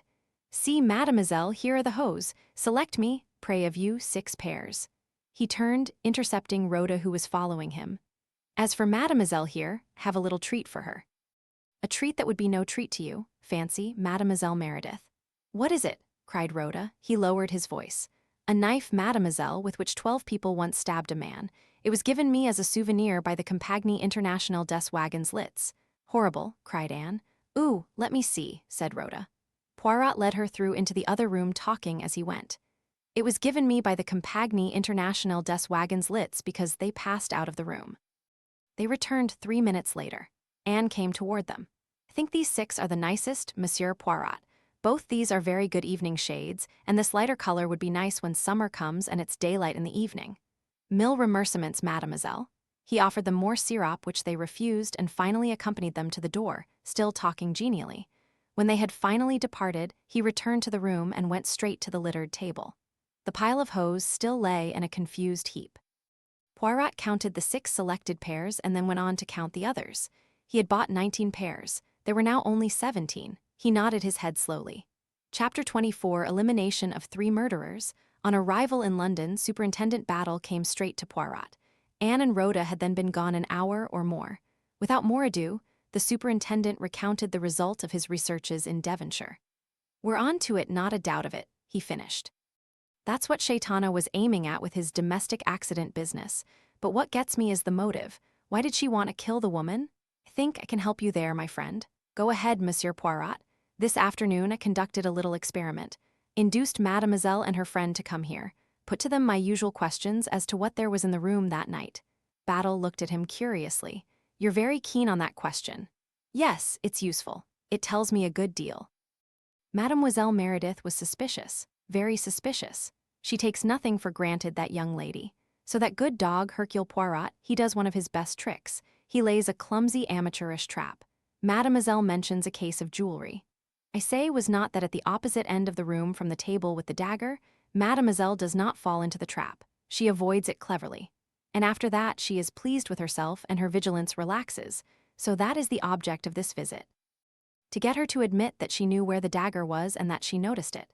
Her spirits rise when she has, as she thinks, defeated me. She talks quite freely about the jewelry. She has noticed many details of it. There is nothing else in the room that she remembers except that a vase of chrysanthemums needed its water changed. Well, said Battle. Well, it is significant that, suppose we knew nothing about this girl, her words would give us a clue to her character. She notices flowers, she is then fond of flowers. No, since she does not mention a very big bowl of early tulips which would at once have attracted the attention of a flower lover. No, it is the paid companion who speaks the girl whose duty it has been to put fresh water in the vases, and allied to that, there is a girl who loves and notices jewelry. Is not that, at least, suggestive? Ah, said Battle. I'm beginning to see what you're driving at. Precisely. As I told you the other day, place my cards on the table. When you recounted her history the other day and Mrs. Oliver made her startling announcement, my mind went at once to an important point. The murder could not have been committed for gain, since Miss Meredith had still to earn her living after it happened. Why, then? Considered Miss Meredith's temperament as it appeared superficially. A rather timid young girl, poor but well-dressed, fond of pretty things. The temperament, is it not, of a thief rather than a murderer? And I asked immediately if Mrs. Eldon had been a tidy woman. You replied that no, she had not been tidy. Formed a hypothesis. Supposing that Anne Meredith was a girl with a weak streak in her character, the kind of girl who takes little things from the big shops. Supposing that poor, and yet loving pretty things, she helped herself once or twice to things from her employer. A brooch, perhaps, an odd half-crown or two, a string of beads. Mrs. Eldon, careless, untidy, would put down these disappearances to her own carelessness. She would not suspect her gentle little mother's help. But now suppose a different type of employer and employer who did notice, who accused Anne Meredith of theft. That would be a possible motive for murder. As I said the other evening, Miss Meredith would only commit a murder through fear. She knows that her employer will be able to prove the theft. There is only one thing that can save her employer must die. And so she changes the bottles and Mrs. Benson dies, ironically enough convinced that the mistake is her own and not suspecting for a minute that the cowed, frightened girl has had a hand in it. It's possible, said Superintendent Battle. It's only a hypothesis, but it's possible. It is a little more than possible, my friend. It is also probable. For this afternoon, I laid a little trap, nicely baited the real trap after the sham one had been circumvented. If what I suspect is true, Anne Meredith will never be able to resist a really expensive pair of hose. Ask her to aid me. Let her know carefully that I am not sure exactly how many hose there are.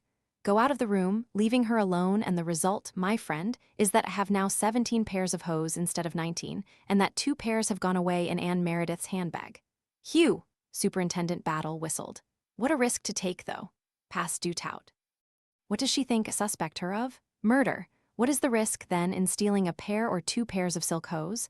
I'm not looking for a thief, and besides, the thief or the kleptomaniac is always the same, convinced that she can get away with it. Battle nodded his head. That's true enough, incredibly stupid. The pitcher goes to the well time after time. Well, think between us we've arrived fairly clearly at the truth. Anne Meredith was caught stealing. Anne Meredith changed a bottle from one shelf to another. We know that was murder, but I'm damned if we could ever prove it. Successful crime number 2. Roberts gets away with it. Anne Meredith gets away with it. But what about Shaitana? Did Anne Meredith kill Shaitana? He remained silent for a moment or two, then he shook his head. It doesn't work out right, he said reluctantly. She's not one to take a risk. Change a couple of bottles, yes. She knew no one could fasten that on her. It was absolutely safe because anyone might have done it. Of course, it mightn't have worked. Mrs. Benson might have noticed before she drank the stuff, or she mightn't have died from it. It was what I call a hopeful kind of murder. It might work or it mightn't. Actually, it did. But Shaitana was a very different pair of shoes. That was deliberate, audacious, purposeful murder. Poirot nodded his head. Agree with you. The 2 types of crime are not the same. Battle rubbed his nose. So that seems to wipe her out as far as he's concerned. Roberts and the girl both crossed off our list. What about Despard? Any luck with the Luxmore woman? Poirot narrated his adventures of the preceding afternoon. Battle grinned. I know that type. You can't disentangle what they remember from what they invent. Poirot went on. He described Despard's visit and the story the latter had told. Believe him? Battle asked abruptly. Yes, do, Battle sighed. So do I, not the type to shoot a man because he wanted the man's wife. Anyway, what's wrong with the divorce court? Everyone flocks there, and he's not a professional man. It wouldn't ruin him or anything like that. No, I'm of the opinion that our late lamented Mr. Shaitana struck a snag there. Murderer number 3 wasn't a murderer after all. He looked at Poirot. That leaves, Mrs. Lorrimer, said Poirot. The telephone rang. Poirot got up and answered it. He spoke a few words, waited, spoke again. Then he hung up the receiver and returned to Battle. His face was very grave. That was Mrs. Lorrimer speaking, he said. She wants me to come round and see her now. He and Battle looked at each other. The latter shook his head slowly. Am I wrong? He said. Or were you expecting something of the kind? Wondered, said Hercule Poirot. That was all. Wondered. You'd better get along, said Battle. Perhaps you'll manage to get at the truth at last. Chapter 25, Mrs. Lorrimer Speaks. The day was not a bright one, and Mrs. Lorrimer's room seemed rather dark and cheerless. She herself had a gray look and seemed much older than she had on the occasion of Poirot's last visit. She greeted him with her usual smiling assurance. It is very nice of you to come so promptly, Monsieur Poirot. You are a busy man, I know. At your service, madam, said Poirot with a little bow. Mrs. Lorrimer pressed the bell by the fireplace. We will have tea brought in. Don't know what you feel about it, but always think it's a mistake to rush straight into confidences without any decent paving of the way. There are to be confidences, then, madam. Mrs. Lorrimer did not answer, for at that moment her maid answered the bell. When she had received the order and gone again, Mrs. Lorrimer said dryly, You said, if you remember, when you were last here that you would come if I sent for you. You had an idea, think of the reason that should prompt me to send. There was no more just then. Tea was brought. Mrs. Lorrimer dispensed it, talking intelligently on various topics of the day. Taking advantage of a pause, Poirot remarked, Hear you and little Mademoiselle Meredith had tea together the other day. We did. You have seen her lately? This very afternoon. She is in London, then, or have you been down to Wallingford? No, she and her friend were so amiable as to pay me a visit. Ah, the friend. Have not met her. Poirot said, smiling a little, This murder it has made for a rapprochement. You and Mademoiselle Meredith have tea together. Major Despard, he too cultivates Miss Meredith's acquaintance. The Dr. Roberts, he is perhaps the only one out of it. Saw him out at bridge the other day, said Mrs. Lorrimer. He seemed quite his usual cheerful self, as fond of bridge as ever. Yes, still making the most outrageous bids and very often getting away with it. She was silent for a moment or two, then said, "Have you seen Superintendent Battle lately?" "Also this afternoon. He was with me when you telephoned." Shading her face from the fire with one hand, Mrs. Lorrimer asked, "How is he getting on?" Poirot said gravely, "He is not very rapid, the good Battle. He gets there slowly, but he does get there in the end, madam." "I wonder," her lips curved in a faintly ironical smile. She went on, "He has paid me quite a lot of attention. He has delved, into my past history right back to my girlhood. He has interviewed my friends and chatted to my servants, the ones I have now and the ones who have been with me in former years. What he hoped to find I do not know, but he certainly did not find it. He might as well have accepted what told him. It was the truth. I knew Mr. Shaitana very slightly. Met him at Luxor, as I said, and our acquaintanceship was never more than an acquaintanceship. Superintendent Battle will not be able to get away from these facts." "Perhaps not," said Poirot. "And you, Monsieur Poirot, have not you made any inquiries?" "About you, madam? That is what I meant." Slowly, the little man shook his head. "It would have been of no avail." "Just exactly what do you mean by that, Monsieur Poirot?" "Will be quite frank, madam. Have realized from the beginning that of the 4 persons in Mr. Shaitana's room that night, the one with the best brains, with the coolest, most logical head was you, madam. If I had to lay money on the chance of one of those 4 planning a murder and getting away with it successfully, it is on you that I should place my money." Mrs. Lorrimer's brows rose. "Am I expected to feel flattered?" she asked dryly. Poirot went on without paying any attention to her interruption. "For a crime to be successful, it is usually necessary to think every detail of it out beforehand. All possible contingencies must be taken into account. The timing must be accurate. The placing must be scrupulously correct. Dr. Roberts might bungle a crime through haste and overconfidence. Major Despard would probably be too prudent to commit one. Miss Meredith might lose her head and give herself away. You, madam, would do none of these things. You would be clear-headed and cool. You are sufficiently resolute of character, and could be sufficiently obsessed with an idea to the extent of overruling prudence. You are not the kind of woman to lose her head." Mrs. Lorrimer sat silent for a minute or two, a curious smile playing round her lips. At last she said, "So that is what you think of me, Monsieur Poirot, that I am the kind of woman to commit an ideal murder. At least you have the amiability not to resent the idea. Find it very interesting. So it is your idea that I am the only person who could successfully have murdered Shaitana." Poirot said slowly, "There is a difficulty there, madam." "Really? Do tell me." "You may have noticed that I said just now a phrase something like this. For a crime to be successful, it is usually necessary to plan every detail of it carefully beforehand. Usually is the word to which I want to draw your attention, for there is another type of successful crime. Have you ever said suddenly to anyone, 'Throw a stone and see if you can hit that tree,' and the person obeys quickly without thinking, and surprisingly often he does hit the tree. But when he comes to repeat the throw, it is not so easy, for he has begun to think. So hard, no harder, a little more to the right, to the left. The first was an almost unconscious action, the body obeying the mind as the body of an animal does. Bien, madam, there is a type of crime like that, a crime committed on the spur of the moment, an inspiration, a flash of genius without time to pause or think. And that, madam, was the kind of crime that killed Mr. Shaitana. A sudden dire necessity, a flash of inspiration, rapid execution." He shook his head. "And that, madam, is not your type of crime at all. If you killed Mr. Shaitana, it should have been a premeditated crime. See." Her hand waved softly to and fro, keeping the heat of the fire from her face. "And, of course, it wasn't a premeditated crime, so couldn't have killed him, Monsieur Poirot?" Poirot bowed. "That is right, madam." And yet she leaned forward, her waving hand stopped. "Did kill Shaitana, Monsieur Poirot?" Chapter 26. The truth. There was a pause, a very long pause. The room was growing dark. The firelight leaped and flickered. Mrs. Lorrimer and Hercule Poirot looked not at each other but at the fire. It was as though time was momentarily in abeyance. Then Hercule Poirot sighed and stirred. "So it was that all the time. Why did you kill him, madam?" "I think you know why, Monsieur Poirot." "Because he knew something about you, something that had happened long ago?" "Yes. And that something was another death, madam." She bowed her head. Poirot said gently, "Why did you tell me? What made you send for me today? You told me once that should do so some day." "Yes, that is, hoped and knew, madam, that there was only one way of learning the truth as far as you were concerned, and that was by your own free will. If you did not choose to speak, you would not do so, and you would never give yourself away." but there was a chance that you yourself might wish to speak. Mrs. Lorrimer nodded. It was clever of you to foresee that the weariness, the loneliness, her voice died away.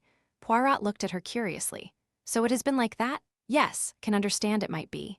Alone, quite alone, said Mrs. Lorrimer. No one knows what that means unless they have lived as I have lived with the knowledge of what one has done. Poirot said gently.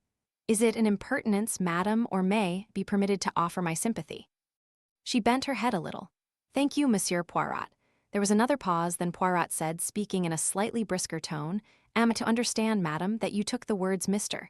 Shaitana spoke at dinner as a direct menace aimed at you? She nodded. I realized at once that he was speaking so that one person should understand him. That person was myself.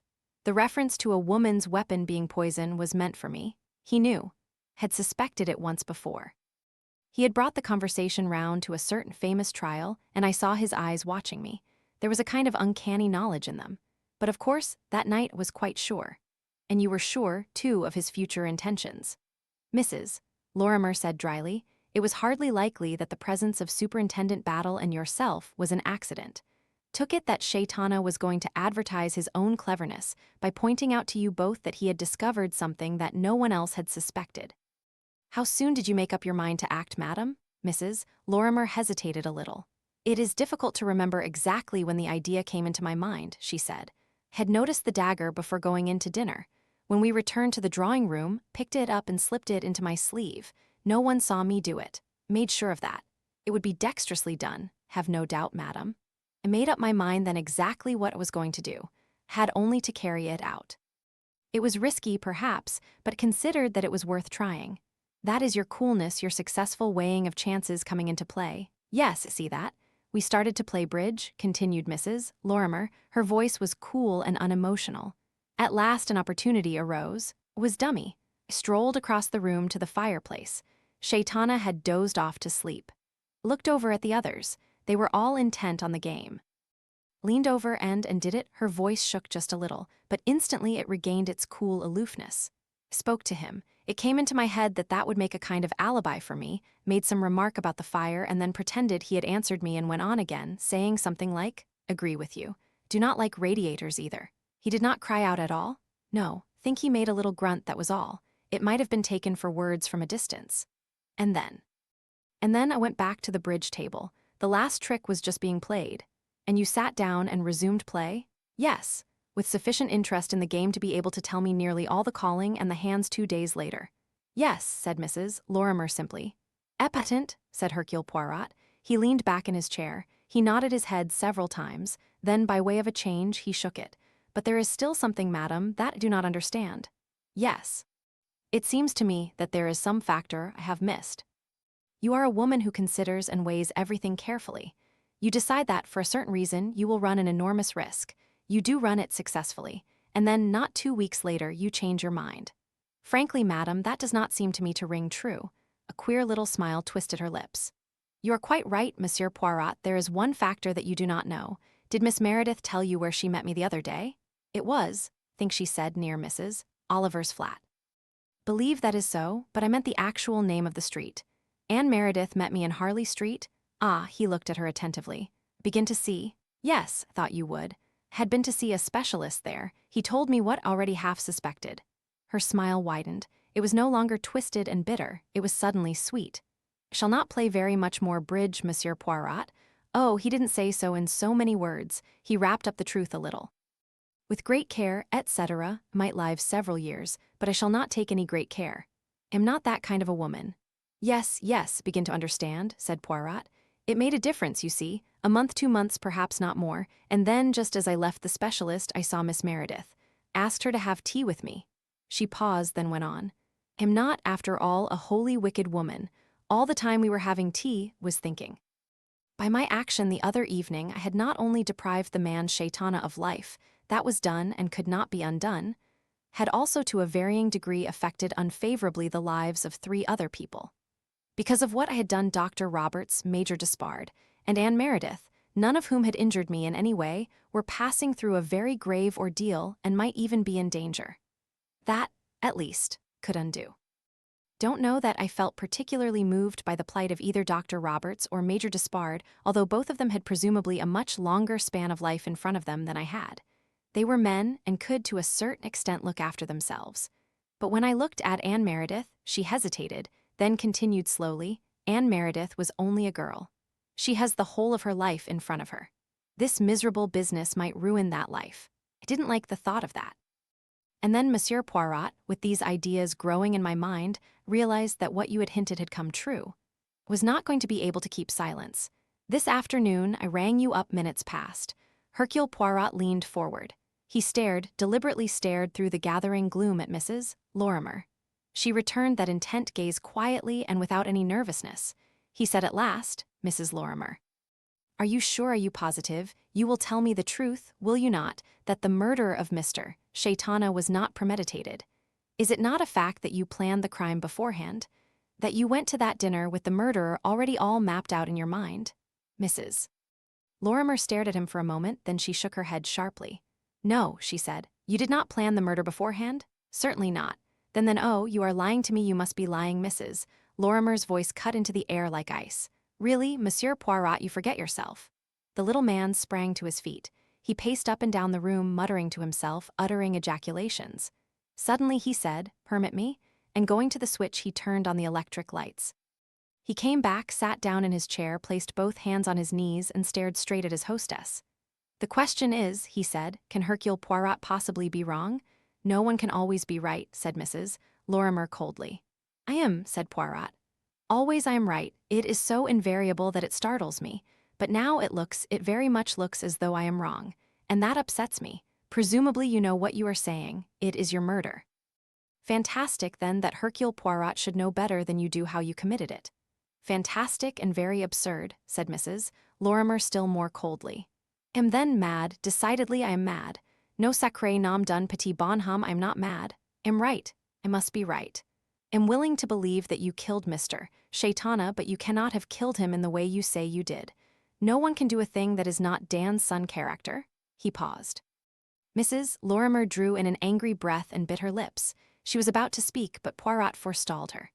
"Either the killing of Shaitana was planned beforehand, or you did not kill him at all," Mrs. Lorrimer said sharply. "Really believe you are mad, Monsieur Poirot. If I am willing to admit committed the crime, should not be likely to lie about the way I did it. What would be the point of such a thing?" Poirot got up again and took one turn round the room. When he came back to his seat, his manner had changed. He was gentle and kindly. "You did not kill Shaitana," he said softly. "See that now. See everything, Harley Street, and little Anne Meredith standing forlorn on the pavement. See, too, another girl a very long time ago, a girl who has gone through life always alone, terribly alone. Yes, see all that. But one thing, do not see why are you so certain that Anne Meredith did it?" "Really, Monsieur Poirot? Absolutely useless to protest, to lie further to me, madam. Tell you I know the truth. Know the very emotions that swept over you that day in Harley Street. You would not have done it for Dr. Roberts, oh no. You would not have done it for Major Despard non plus. But Anne Meredith is different. You have compassion for her because she has done what you once did. You do not know even, or so I imagine, what reason she had for the crime, but you are quite sure she did it. You were sure that first evening, the evening it happened, when Superintendent Battle invited you to give your views on the case. Yes, know it all you see. It is quite useless to lie further to me. You see that, do you not?" He paused for an answer, but none came. He nodded his head in satisfaction. "Yes, you are sensible, that is good. It is a very noble action that you perform there, madam, to take the blame on yourself and to let this child escape." "You forget," said Mrs. Lorrimer in a dry voice. "I am not an innocent woman. Years ago, Monsieur Poirot killed my husband." There was a moment's silence. "See," said Poirot, "it is justice. After all, only justice. You have the logical mind. You are willing to suffer for the act you committed. Murder is murder, it does not matter who the victim is. Madame, you have courage and you have clear-sightedness. But ask of you once more, how can you be so sure? How do you know that it was Anne Meredith who killed Mr. Shaitana?" A deep sigh broke from Mrs. Lorrimer. Her last resistance had gone down before Poirot's insistence. She answered his question quite simply like a child. "Because," she said, "saw her." Chapter 27, The Eyewitness. Suddenly Poirot laughed. He could not help it. His head went back and his high Gallic laugh filled the room. "Pardon, madam," he said, wiping his eyes.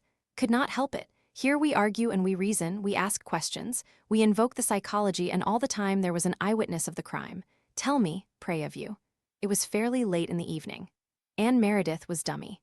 She got up and looked over her partner's hand, and then she moved about the room. The hand wasn't very interesting, the conclusion was inevitable. Didn't need to concentrate on the cards. Just as we got to the last 3 tricks, looked over toward the fireplace. Anne Meredith was bent over Mr. Shaitana. As I watched, she straightened herself. Her hand had been actually on his breast, a gesture which awakened my surprise. She straightened herself, and I saw her face and her quick look over toward us.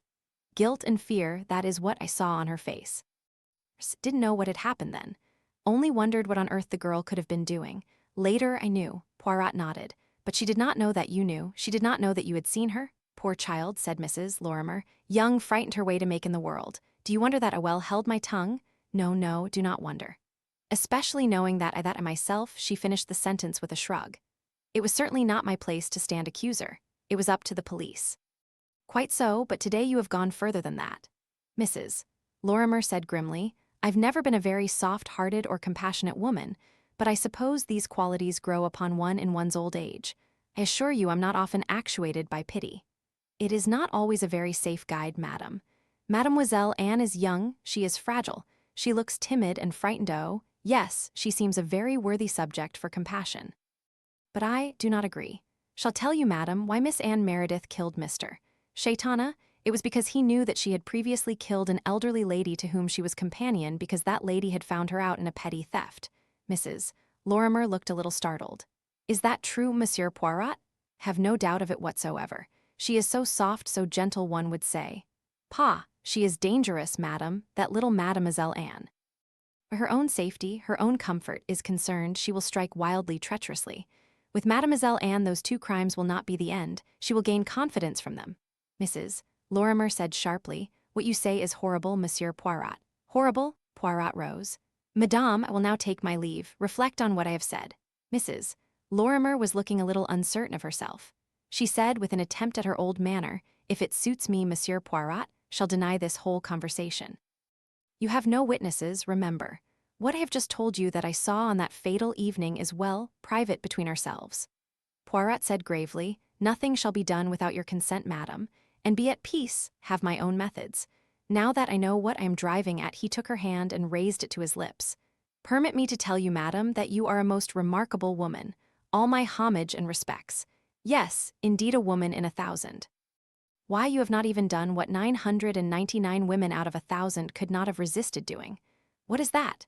Told me just why you killed your husband and how entirely justified such a proceeding really was. Mrs. Lorrimer drew herself up. Really, Monsieur Poirot, she said stiffly, my reasons were entirely my own business. Magnifique, said Poirot, and once more raising her hand to his lips, he left the room.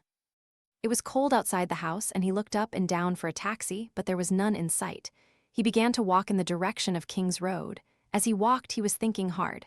Occasionally, he nodded his head once he shook it. He looked back over his shoulder. Someone was going up the steps of Mrs. Lorrimer's house. In figure, it looked very like Anne Meredith. He hesitated for a minute, wondering whether to turn back or not, but in the end he went on. On arrival at home, he found that Battle had gone without leaving any message. He proceeded to ring the superintendent up. Hullo, Battle's voice came through. Got anything? Je crois bien, mon ami, we must get after the Meredith girl, and quickly. I'm getting after her, but why quickly? Because, my friend, she may be dangerous. Battle was silent for a minute or two. Then he said, Know what you mean, but there's no one. Oh, well, we mustn't take chances. As a matter of fact, I've written her. Official note saying I'm calling to see her tomorrow. I thought it might be a good thing to get her rattled. It is a possibility, at least. I may accompany you, naturally. Honored to have your company, Monsieur Poirot. Poirot hung up the receiver with a thoughtful face. His mind was not quite at rest. He sat for a long time in front of his fire, frowning to himself. At last, putting his fears and doubts aside, he went to bed. We will see in the morning, he murmured. But of what the morning would bring, he had no idea. Chapter 28, Suicide. The summons came by telephone at the moment when Poirot was sitting down to his morning coffee and rolls. He lifted the telephone receiver and Battle's voice spoke. That Monsieur Poirot? Yes, it is I. Qu'est-ce qu'il y a? The mere inflection of the superintendent's voice had told him that something had happened. His own vague misgivings came back to him. But quickly, my friend, tell me. It's Mrs. Lorrimer. Lorrimer, yes. What the devil did you say to her, or did she say to you yesterday? You never told me anything. In fact, you let me think that the Meredith girl was the one we were after. Poirot said quietly, what has happened? Suicide. Mrs. Lorrimer has committed suicide? That's right. It seems she has been very depressed and unlike herself lately. Her doctor had ordered her some sleeping stuff. Last night she took an overdose. Poirot drew a deep breath. There is no question of accident? Not the least. It's all cut and dried. She wrote to the three of them. Which three? The other three, Roberts, Despard, and Miss Meredith. All fair and square, no beating about the bush. Just wrote that she would like them to know that she was taking a short cut out of all the mess, that it was she who had killed Shaitana, and that she apologized to all three of them for the inconvenience and annoyance they had suffered. Perfectly calm, businesslike letter. Absolutely typical of the woman. She was a cool customer, all right. For a minute or two, Poirot did not answer. So this was Mrs. Lorrimer's final word. She had determined, after all, to shield Anne Meredith. A quick, painless death instead of a protracted, painful one, and her last action, an altruistic one, the saving of the girl with whom she felt a secret bond of sympathy. The whole thing planned and carried out with quiet, ruthless efficiency, a suicide carefully announced to the three interested parties. What a woman! His admiration quickened. It was like her clear-cut determination, her insistence on what she had decided being carried out. He had thought to have convinced her, but evidently she had preferred her own judgment. A woman of very strong will. Battle's voice cut into his meditations. What the devil did you say to her yesterday? You must have put the wind up her, and this is the result. But you implied that the result of your interview was definite suspicion of the Meredith girl. Poirot was silent a minute or two. He felt that, dead Mrs. Lorrimer constrained him to her will as she could not have done if she were living. He said at last slowly, was in error. They were unaccustomed words on his tongue, and he did not like them. You made a mistake, eh? Said Battle. All the same, she must have thought you were on to her. It's a bad business, letting her slip through our fingers like this. You could not have proved anything against her, said Poirot. No, I suppose that's true. Perhaps it's all for the best. You didn't mean this to happen, Monsieur Poirot? Poirot's disclaimer was indignant. Then he said, tell me exactly what has occurred. Roberts opened his letters just before 8 o'clock. He lost no time, dashed off at once in his car, leaving his parlor maid to communicate with us, which she did. He got to the house to find that Mrs. Lorrimer hadn't been called yet, rushed up to her bedroom, but it was too late. He tried artificial respiration, but there was nothing doing. Our divisional surgeon arrived soon after and confirmed his treatment. What was the sleeping stuff? Veronal, think. One of the barbitonum series, at any rate. There was a bottle of tablets by her bed. What about the other two? Did they not try to communicate with you? Despard is out of town. He hasn't had this morning's post. And Miss Meredith? I've just rung her up. Bien. She had just opened the letter a few moments before my call came through. Post is later there. What was her reaction? A perfectly proper attitude. Intense relief, decently veiled. Shocked and grieved, that sort of thing. Poirot paused a moment, then he said, Where are you now, my friend? At Chain Lane. Bien. We'll come round immediately. In the hall at Chain Lane, he found Dr. Roberts on the point of departure. The doctor's usual florid manner was rather in abeyance this morning. He looked pale and shaken. Nasty business this, Monsieur Poirot. Can't say I'm not relieved from my own point of view, but to tell you the truth, it's a bit of a shock. I never really thought for a minute that it was Mrs. Lorrimer who stabbed Shaitana. It's been the greatest surprise to me. I too am surprised. Quiet, well-bred, self-contained woman. Can't imagine her doing a violent thing like that. What was the motive, wonder? Oh well, we shall never know now. Confess, I'm curious though. It must take a load off your mind, this occurrence. Oh, it does undoubtedly. It would be hypocrisy not to admit it. It's not very pleasant to have a suspicion of murder hanging over you. As for the poor woman herself, well, it was undoubtedly the best way out. So she thought herself. Roberts nodded. Conscience, suppose, he said as he let himself out of the house. Poirot shook his head thoughtfully. The doctor had misread the situation. It was not remorse that had made Mrs. Lorrimer take her life. On his way upstairs, he paused to say a few words of comfort to the elderly parlor maid who was weeping quietly. It's so dreadful, sir, so very dreadful. We were all so fond of her. And you having tea with her yesterday so nice and quiet, and now today she's gone. Shall never forget this morning, never as long as I live. The gentleman pealing at the bell. Rang 3 times he did before I could get to it. And where's your mistress? He shot out at me. Was so flustered, couldn't hardly answer.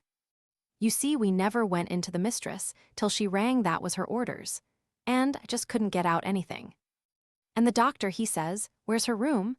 And ran up the stairs and me behind him, and I showed him the door and he rushes and not so much as knocking and takes one look at her lying there and too late, he said. She was dead, sir. But he sent me for brandy and hot water and he tried desperate to bring her back, but it couldn't be done. And then the police coming and all it isn't decent, sir. Mrs. Lorrimer wouldn't have liked it. And why the police?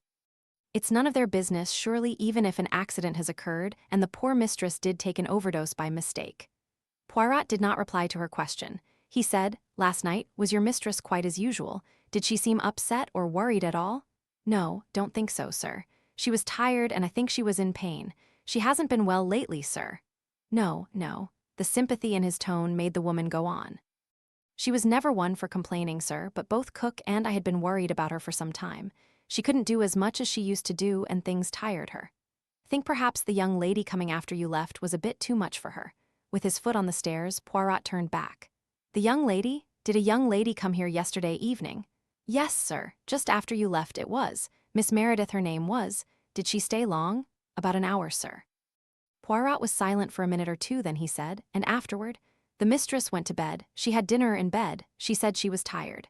Again Poirot was silent, then he said, do you know if your mistress wrote any letters yesterday evening? Do you mean after she went to bed? Don't think so, sir. But you are not sure.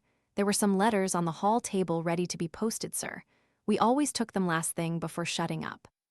But I think they had been lying there since earlier in the day. How many were there? 2 or 3, I'm not quite sure, sir. 3, think? You or cook, whoever posted them, did not happen to notice to whom they were addressed? Do not be offended at my question. It is of the utmost importance. I went to the post myself with them, sir. I noticed the top one, it was to Fortnum and Mason's. Couldn't say as to the others. The woman's tone was earnest and sincere. Are you sure there were not more than 3 letters? Yes, sir, I'm quite certain of that.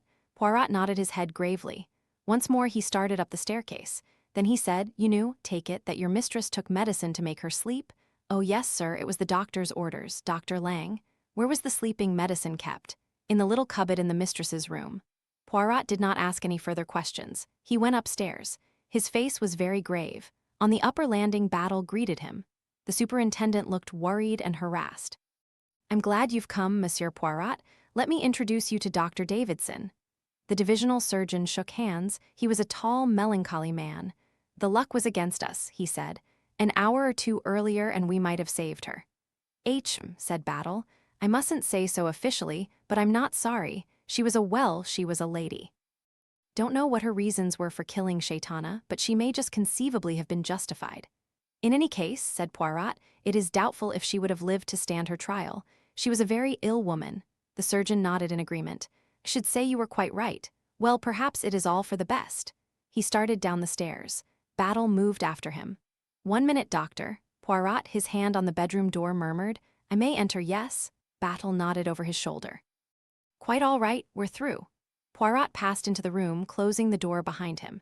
He went over to the bed and stood looking down at the quiet, dead face. He was very disturbed. Had the dead woman gone to the grave in a last determined effort to save a young girl from death and disgrace, or was there a different, a more sinister explanation? There were certain facts. Suddenly he bent down, examining a dark, discolored bruise on the dead woman's arm. He straightened himself up again. There was a strange cat-like gleam in his eyes that certain close associates of his would have recognized. He left the room quickly and went downstairs. Battle and a subordinate were at the telephone. The latter laid down the receiver and said, He hasn't come back, sir. Battle said, Despard. Been trying to get him.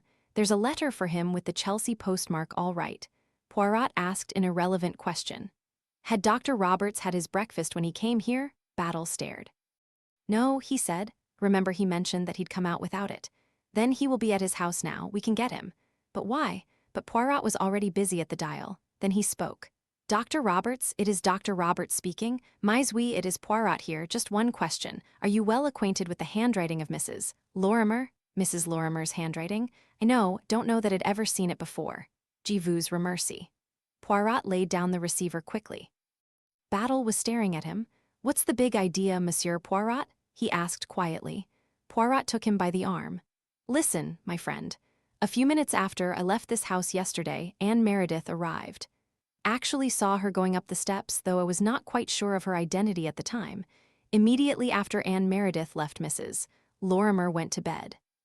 As far as the maid knows, she did not write any letters then, and for reasons which you will understand when I recount to you our interview, do not believe that she wrote those 3 letters before my visit. When did she write them then? After the servants had gone to bed, suggested Battle. That is possible, yes, but there is another possibility that she did not write them at all. Battle whistled. My God, you mean? The telephone trilled. The sergeant picked up the receiver. He listened a minute, then turned to Battle. Sergeant O'Connor speaking from Despard's flat, sir. There's reason to believe that Despard's down at Wallingford-on-Thames. Poirot caught Battle by the arm. Quickly, my friend, we, too, must go to Wallingford. Tell you, I am not easy in my mind. This may not be the end. Tell you again, my friend, this young lady, she is dangerous. Chapter 29, Accident, Anne, said Rhoda. No, really, Anne, don't answer with half your mind on a crossword puzzle. I want you to attend to me. Am attending. Anne sat bolt upright and put down the paper. That's better. Look here, Anne. Rhoda hesitated. About this man coming. Superintendent Battle? Yes, Anne, wish you'd tell him about being at the Bensons. Anne's voice grew rather cold. Nonsense, why should I? Because, well, it might look as though you'd been keeping something back. I'm sure it would be better to mention it. Can't very well now, said Anne coldly. I wish you had in the first place. Well, it's too late to bother about that now. Yes, Rhoda did not sound convinced. Anne said rather irritably, in any case, I can't see why. It's got nothing to do with all this. No, of course not. Was only there about 2 months. He only wants these things as well references. 2 months doesn't count. No. Expect I'm being foolish, but it does worry me rather. Feel you ought to mention it. You see, if it came out some other way, it might look rather bad you're keeping dark about it, mean? Don't see how it can come out. Nobody knows but you. And no, Anne pounced on the slight hesitation in Rhoda's voice. Why, who does know? Well, everyone at Kmeeker, said Rhoda after a moment's pause. Oh, that. Anne dismissed it with a shrug. The superintendent isn't likely to come up against anyone from there. It would be an extraordinary coincidence if he did. Coincidences happen. Rhoda, you're being extraordinary about this. Fuss. I'm terribly sorry, darling. Only you know what the police might be like if they thought you were well hiding things. They won't know. Who's to tell them? Nobody knows but you. It was the second time she had said those words. At this second repetition, her voice changed a little. Something queer and speculative came into it. Oh dear, wish you would, sighed Rhoda unhappily. She looked guiltily at Anne, but Anne was not looking at her. She was sitting with a frown on her face as though working out some calculation. Rather fun Major Despard turning up, said Rhoda. What? Oh, yes. Anne, he is attractive. If you don't want him, do hand him over to me. Don't be absurd, Rhoda. He doesn't care tuppence for me. Then why does he keep on turning up? Of course, he's keen on you. You're just the sort of distressed damsel that he'd enjoy rescuing. You look so beautifully helpless, Anne. He's equally pleasant to both of us. That's only his niceness. But if you don't want him, could do the sympathetic friend act, console his broken heart, and in the end, I might get him. Who knows? Rhoda concluded inelegantly. I'm sure you're quite welcome to him, my dear, said Anne, laughing. He's got such a lovely back to his neck, sighed Rhoda, very brick red and muscular. Darling, must you be so mawkish? Do you like him, Anne? Yes, very much. Aren't we prim and sedate? Think he likes me a little, not as much as you, but a little. Oh, but he does like you, said Anne. Again there was an unusual note in her voice, but Rhoda did not hear it. What time is our sleuth coming? She asked. 12, said Anne. She was silent for a minute or two, then she said, It's only 10:30 now. Let's go out on the river. But didn't Despard say he'd come round about 11? Why should we wait in for him? We can leave a message with Mrs. Estwell which way we've gone, and he can follow us along the towpath. In fact, don't make yourself cheap, dear, as Mother always said, laughed Rhoda. Come on, then. She went out of the room and through the garden door. Anne followed her. Major Despard called at Whendon Cottage about 10 minutes later. He was before his time, he knew, so was a little surprised to find both girls had already gone out. He went through the garden and across the fields and turned to the right along the towpath. Mrs. Estwell remained a minute or two looking after him instead of getting on with her morning chores. Sweet on one or other of 'em, he is, she observed to herself. I think it's Miss Anne, but I'm not certain. He don't give away much by his face. Treats 'em both alike. I'm not sure they ain't both sweet on him, too. If so, they won't be such dear friends so much longer. Nothing like a gentleman for coming between two young ladies. Pleasurably excited by the prospect of assisting at a budding romance, Mrs. Estwell turned indoors to her task of washing up the breakfast things when once again the doorbell rang. "Drat that door," said Mrs. Estelle. "Do it on purpose, they do. Parcel, suppose, or might be a telegram." She moved slowly to the front door. Two gentlemen stood there, a small foreign gentleman and an exceedingly English big burly gentleman. The latter she had seen before, she remembered. "Miss Meredith at home?" asked the big man. Mrs. Estelle shook her head. "Just gone out." "Really? Which way? We didn't meet her."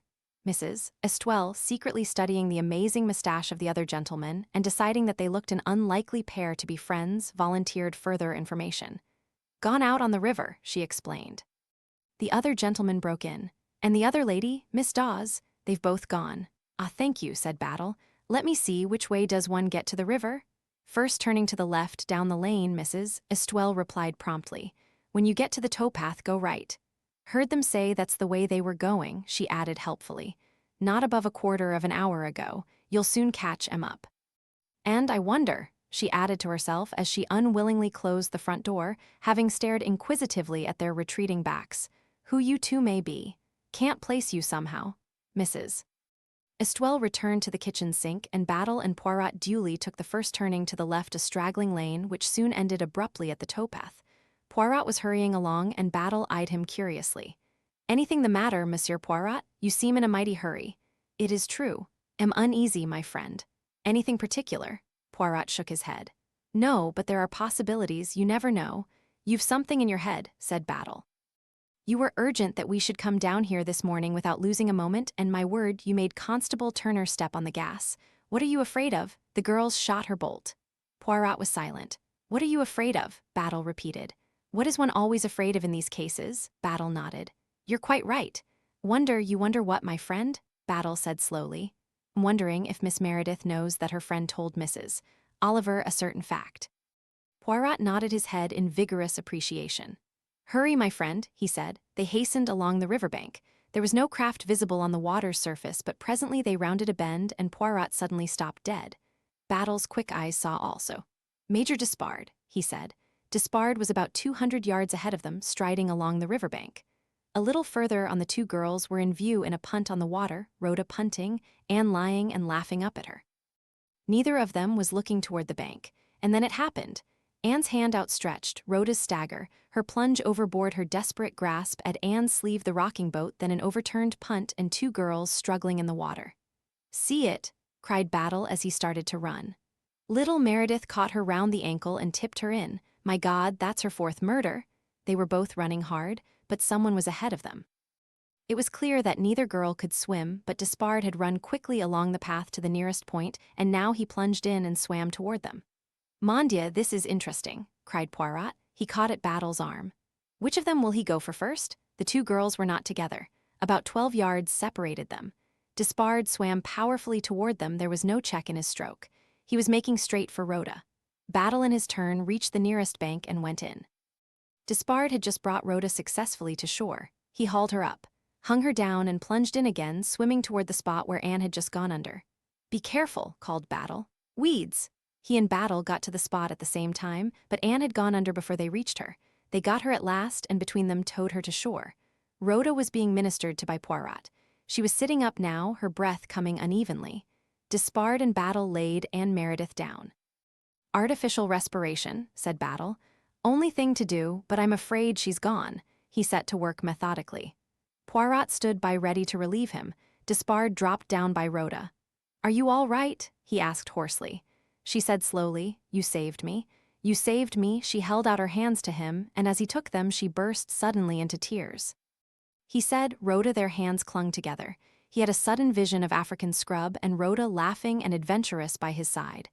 "Chapter 30, murder. Do you mean to say," said Rhoda incredulously, "that Anne meant to push me in?" "I know it felt like it, and she knew I can't swim, but was it deliberate?" "It was quite deliberate," said Poirot. They were driving through the outskirts of London. But why?" Poirot did not reply for a minute or two. He thought he knew one of the motives that had led Anne to act as she had done, and that motive was sitting next to Rhoda at the minute. Superintendent Battle coughed. "You'll have to prepare yourself, Miss Dawes, for a bit of a shock. This Mrs.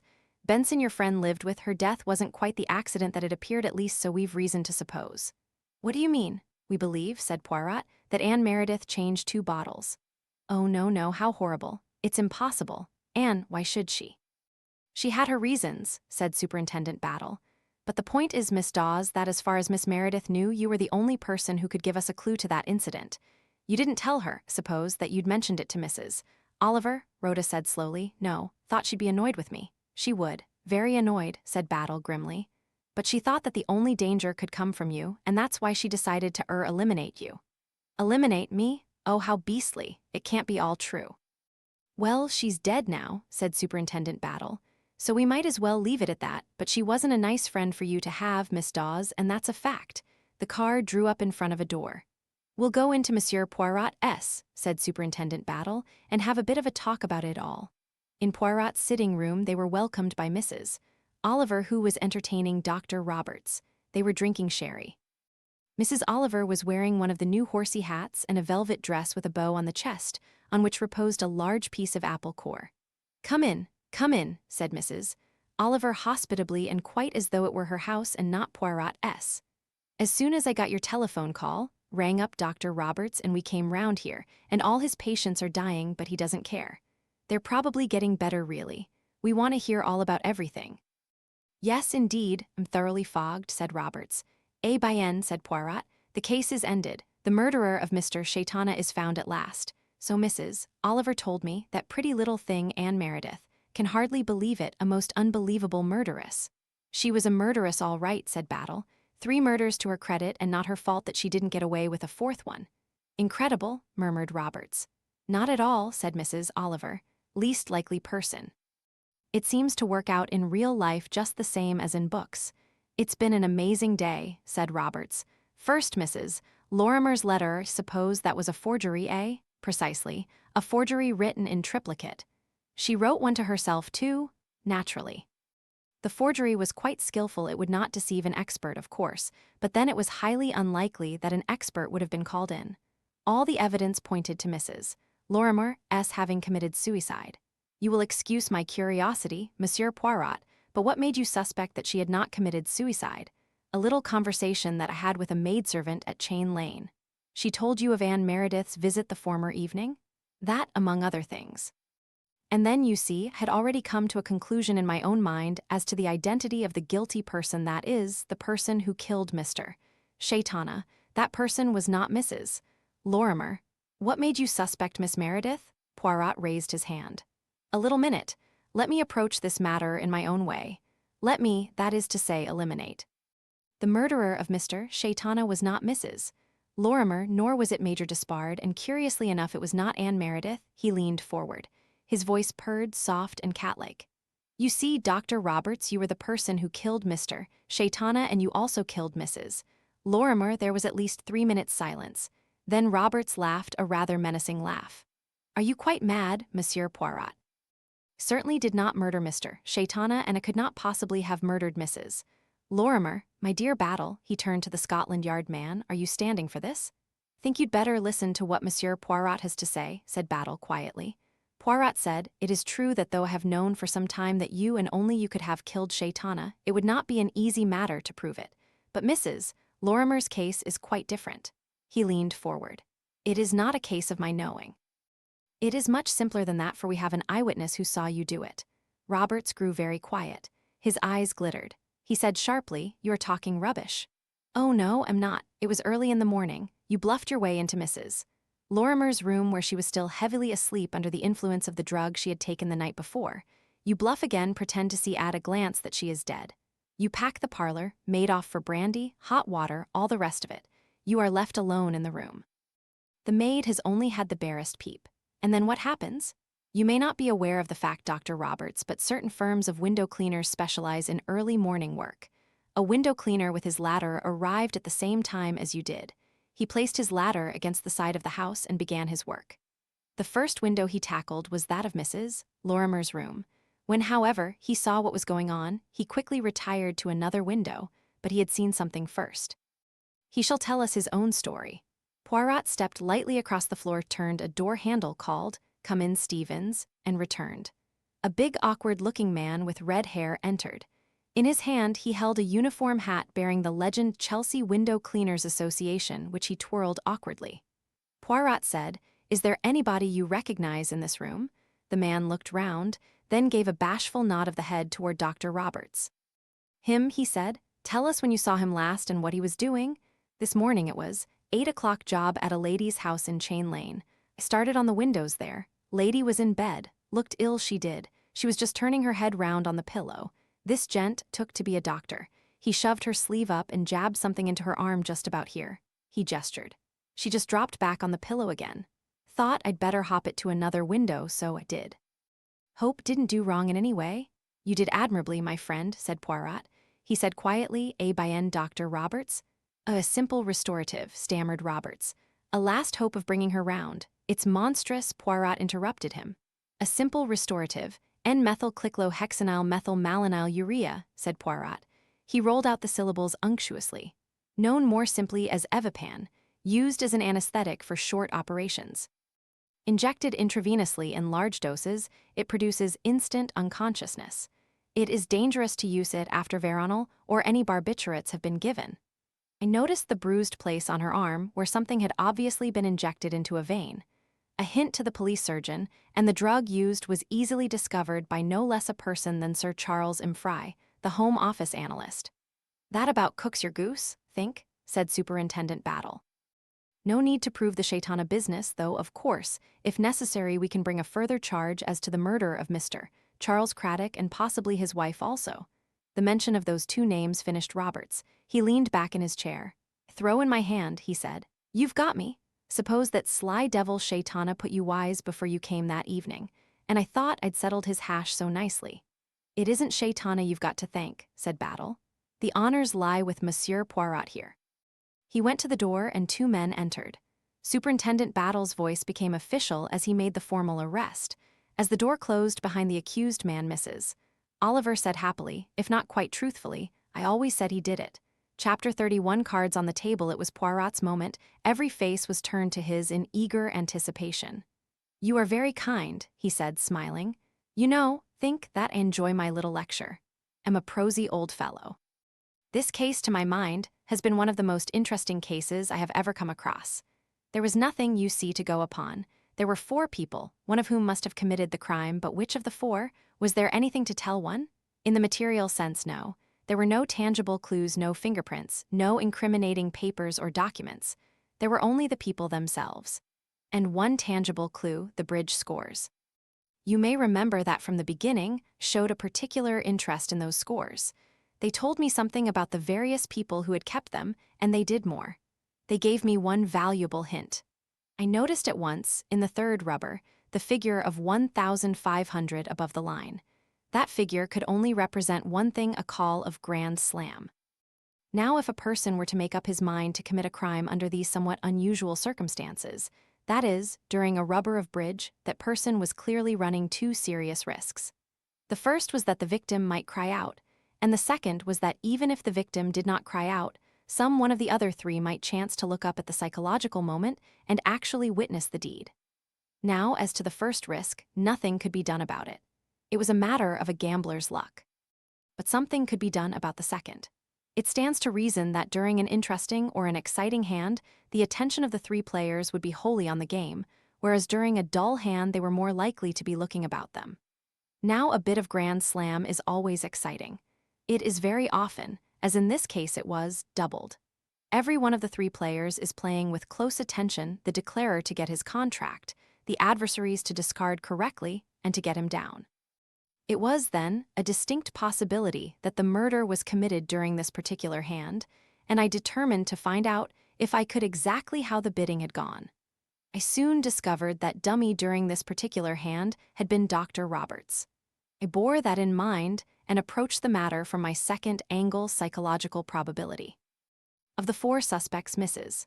Lorrimer struck me as by far the most likely to plan and carry out a successful murder, but I could not see her as committing any crime that had to be improvised on the spur of the moment. On the other hand, her manner that first evening puzzled me. It suggested either that she had committed the murder herself or that she knew who had committed it. Miss Meredith, Major Despard, and Dr. Roberts were all psychological possibilities, though, as I have already mentioned, each of them would have committed the crime from an entirely different angle. Next, made a second test. I got everyone in turn to tell me just what they remembered of the room. From that, got some very valuable information. First of all, by far the most likely person to have noticed the dagger was Dr. Roberts. He was a natural observer of trifles of all kinds, what is called an observant man. Of the bridge hands, however, he remembered practically nothing at all. I did not expect him to remember much, but his complete forgetfulness looked as though he had had something else on his mind all the evening. Again, you see, Dr. Roberts was indicated. Mrs. Lorrimer I found to have a marvelous card memory, and I could well imagine that with any one of her powers of concentration a murder could easily be committed close at hand, and she would never notice anything. She gave me a valuable piece of information. The Grand Slam was bid by Dr. Roberts quite unjustifiably, and he bid it in her suit, not his own, so that she necessarily played the hand. The third test, the test on which Superintendent Battle and I built a good deal, was the discovery of the earlier murders so as to establish a similarity of method. Well, the credit for those discoveries belongs to Superintendent Battle, to Mrs. Oliver, and to Colonel Race. Discussing the matter with my friend Battle, he confessed himself disappointed because there were no points of similarity between any of the 3 earlier crimes and that of the murder of Mr. Shaitana. But actually that was not true. The 2 murders attributed to Dr. Roberts, when examined closely and from the psychological point of view and not the material one, proved to be almost exactly the same. They, too, had been what I might describe as public murders. A shaving brush boldly infected in the victim's own dressing room while the doctor officially washes his hands after a visit. The murder of Mrs. Craddock under cover of a typhoid inoculation. Again done quite openly in the sight of the world, as you might say, and the reaction of the man is the same. Pushed into a corner, he seizes a chance and acts at once sheer, bold, audacious bluff exactly like his play at bridge. As at bridge, so in the murder of Shaitana he took a long chance and played his cards well. The blow was perfectly struck and at exactly the right moment. Now just at the moment that I had decided quite definitely that Roberts was the man, Mrs. Lorrimer asked me to come and see her and quite convincingly accused herself of the crime. I nearly believed her. For a minute or two, I did believe her, and then my little gray cells reasserted their mastery. It could not be, so it was not. But what she told me was more difficult still. She assured me that she had actually seen Anne Meredith commit the crime. It was not till the following morning, when I stood by a dead woman's bed, that I saw how could still be right and Mrs. Lorrimer still have spoken the truth. Anne Meredith went over to the fireplace and saw that Mr. Shaitana was dead. She stooped over him, perhaps stretched out her hand to the gleaming head of the jeweled pin. Her lips part to call out, but she does not call out. She remembers Shaitana's talk at dinner. Perhaps he has left some record. She, Anne Meredith, has a motive for desiring his death. Everyone will say that she has killed him. She dare not call out. Trembling with fear and apprehension, she goes back to her seat. So Mrs. Lorrimer is right, since she, as she thought, saw the crime committed, but I am right too, for actually she did not see it. If Roberts had held his hand at this point, doubt if we could have ever brought his crimes home to him. We might have done so by a mixture of bluff and various ingenious devices. I would at any rate have tried, but he lost his nerve and once again overbid his hand. And this time the cards lay wrong for him and he came down heavily. No doubt he was uneasy. He knew that Battle was nosing about. He foresaw the present situation going on indefinitely, the police still searching and perhaps, by some miracle, coming on traces of his former crimes. He hit upon the brilliant idea of making Mrs. Lorrimer the scapegoat for the party. His practiced eye guessed, no doubt, that she was ill and that her life could not be very much prolonged. How natural in those circumstances for her to choose a quick way out and before taking it confess to the crime. So he manages to get a sample of her handwriting, forges 3 identical letters, and arrives at the house hotfoot in the morning with his story of the letter he has just received. His parlor maid quite correctly is instructed to ring up the police. All he needs is a start, and he gets it. By the time the police surgeon arrives, it is all over. Dr. Roberts is ready with his story of artificial respiration that has failed. It is all perfectly plausible, perfectly straightforward. In all this, he has no idea of throwing suspicion on Anne Meredith. He does not even know of her visit the night before. It is suicide and security only that he is aiming at. It is in fact an awkward moment for him when asked if he is acquainted with Mrs. Lorrimer's handwriting. If the forgery has been detected, he must save himself by saying that he has never seen her handwriting. His mind works quickly, but not quickly enough. From Wallingford, telephone to Mrs. Oliver. She plays her part by lulling his suspicions and bringing him here. And then, when he is congratulating himself that all is well, though not exactly in the way he has planned, the blow falls. Hercule Poirot springs, and so the gambler will gather in no more tricks. He has thrown his cards upon the table. C'est fini. There was silence. Rhoda broke it with a sigh. What amazing luck that window cleaner happened to be there, she said. Luck, luck. That was not luck, mademoiselle. That was the grey cells of Hercule Poirot, and that reminds me he went to the door. Come in, my dear fellow. You acted your part à merveille. He returned accompanied by the window cleaner who now held his red hair in his hand and who looked somehow a very different person. My friend Mr. Gerald Hemingway, a very promising young actor. Then there was no window cleaner? Cried Rhoda. Nobody saw him? Saw, said Poirot. With the eyes of the mind, one can see more than with the eyes of the body. One leans back and closes the eyes, Despard said cheerfully. Let's stab him, Rhoda, and see if his ghost can come back and find out who did it.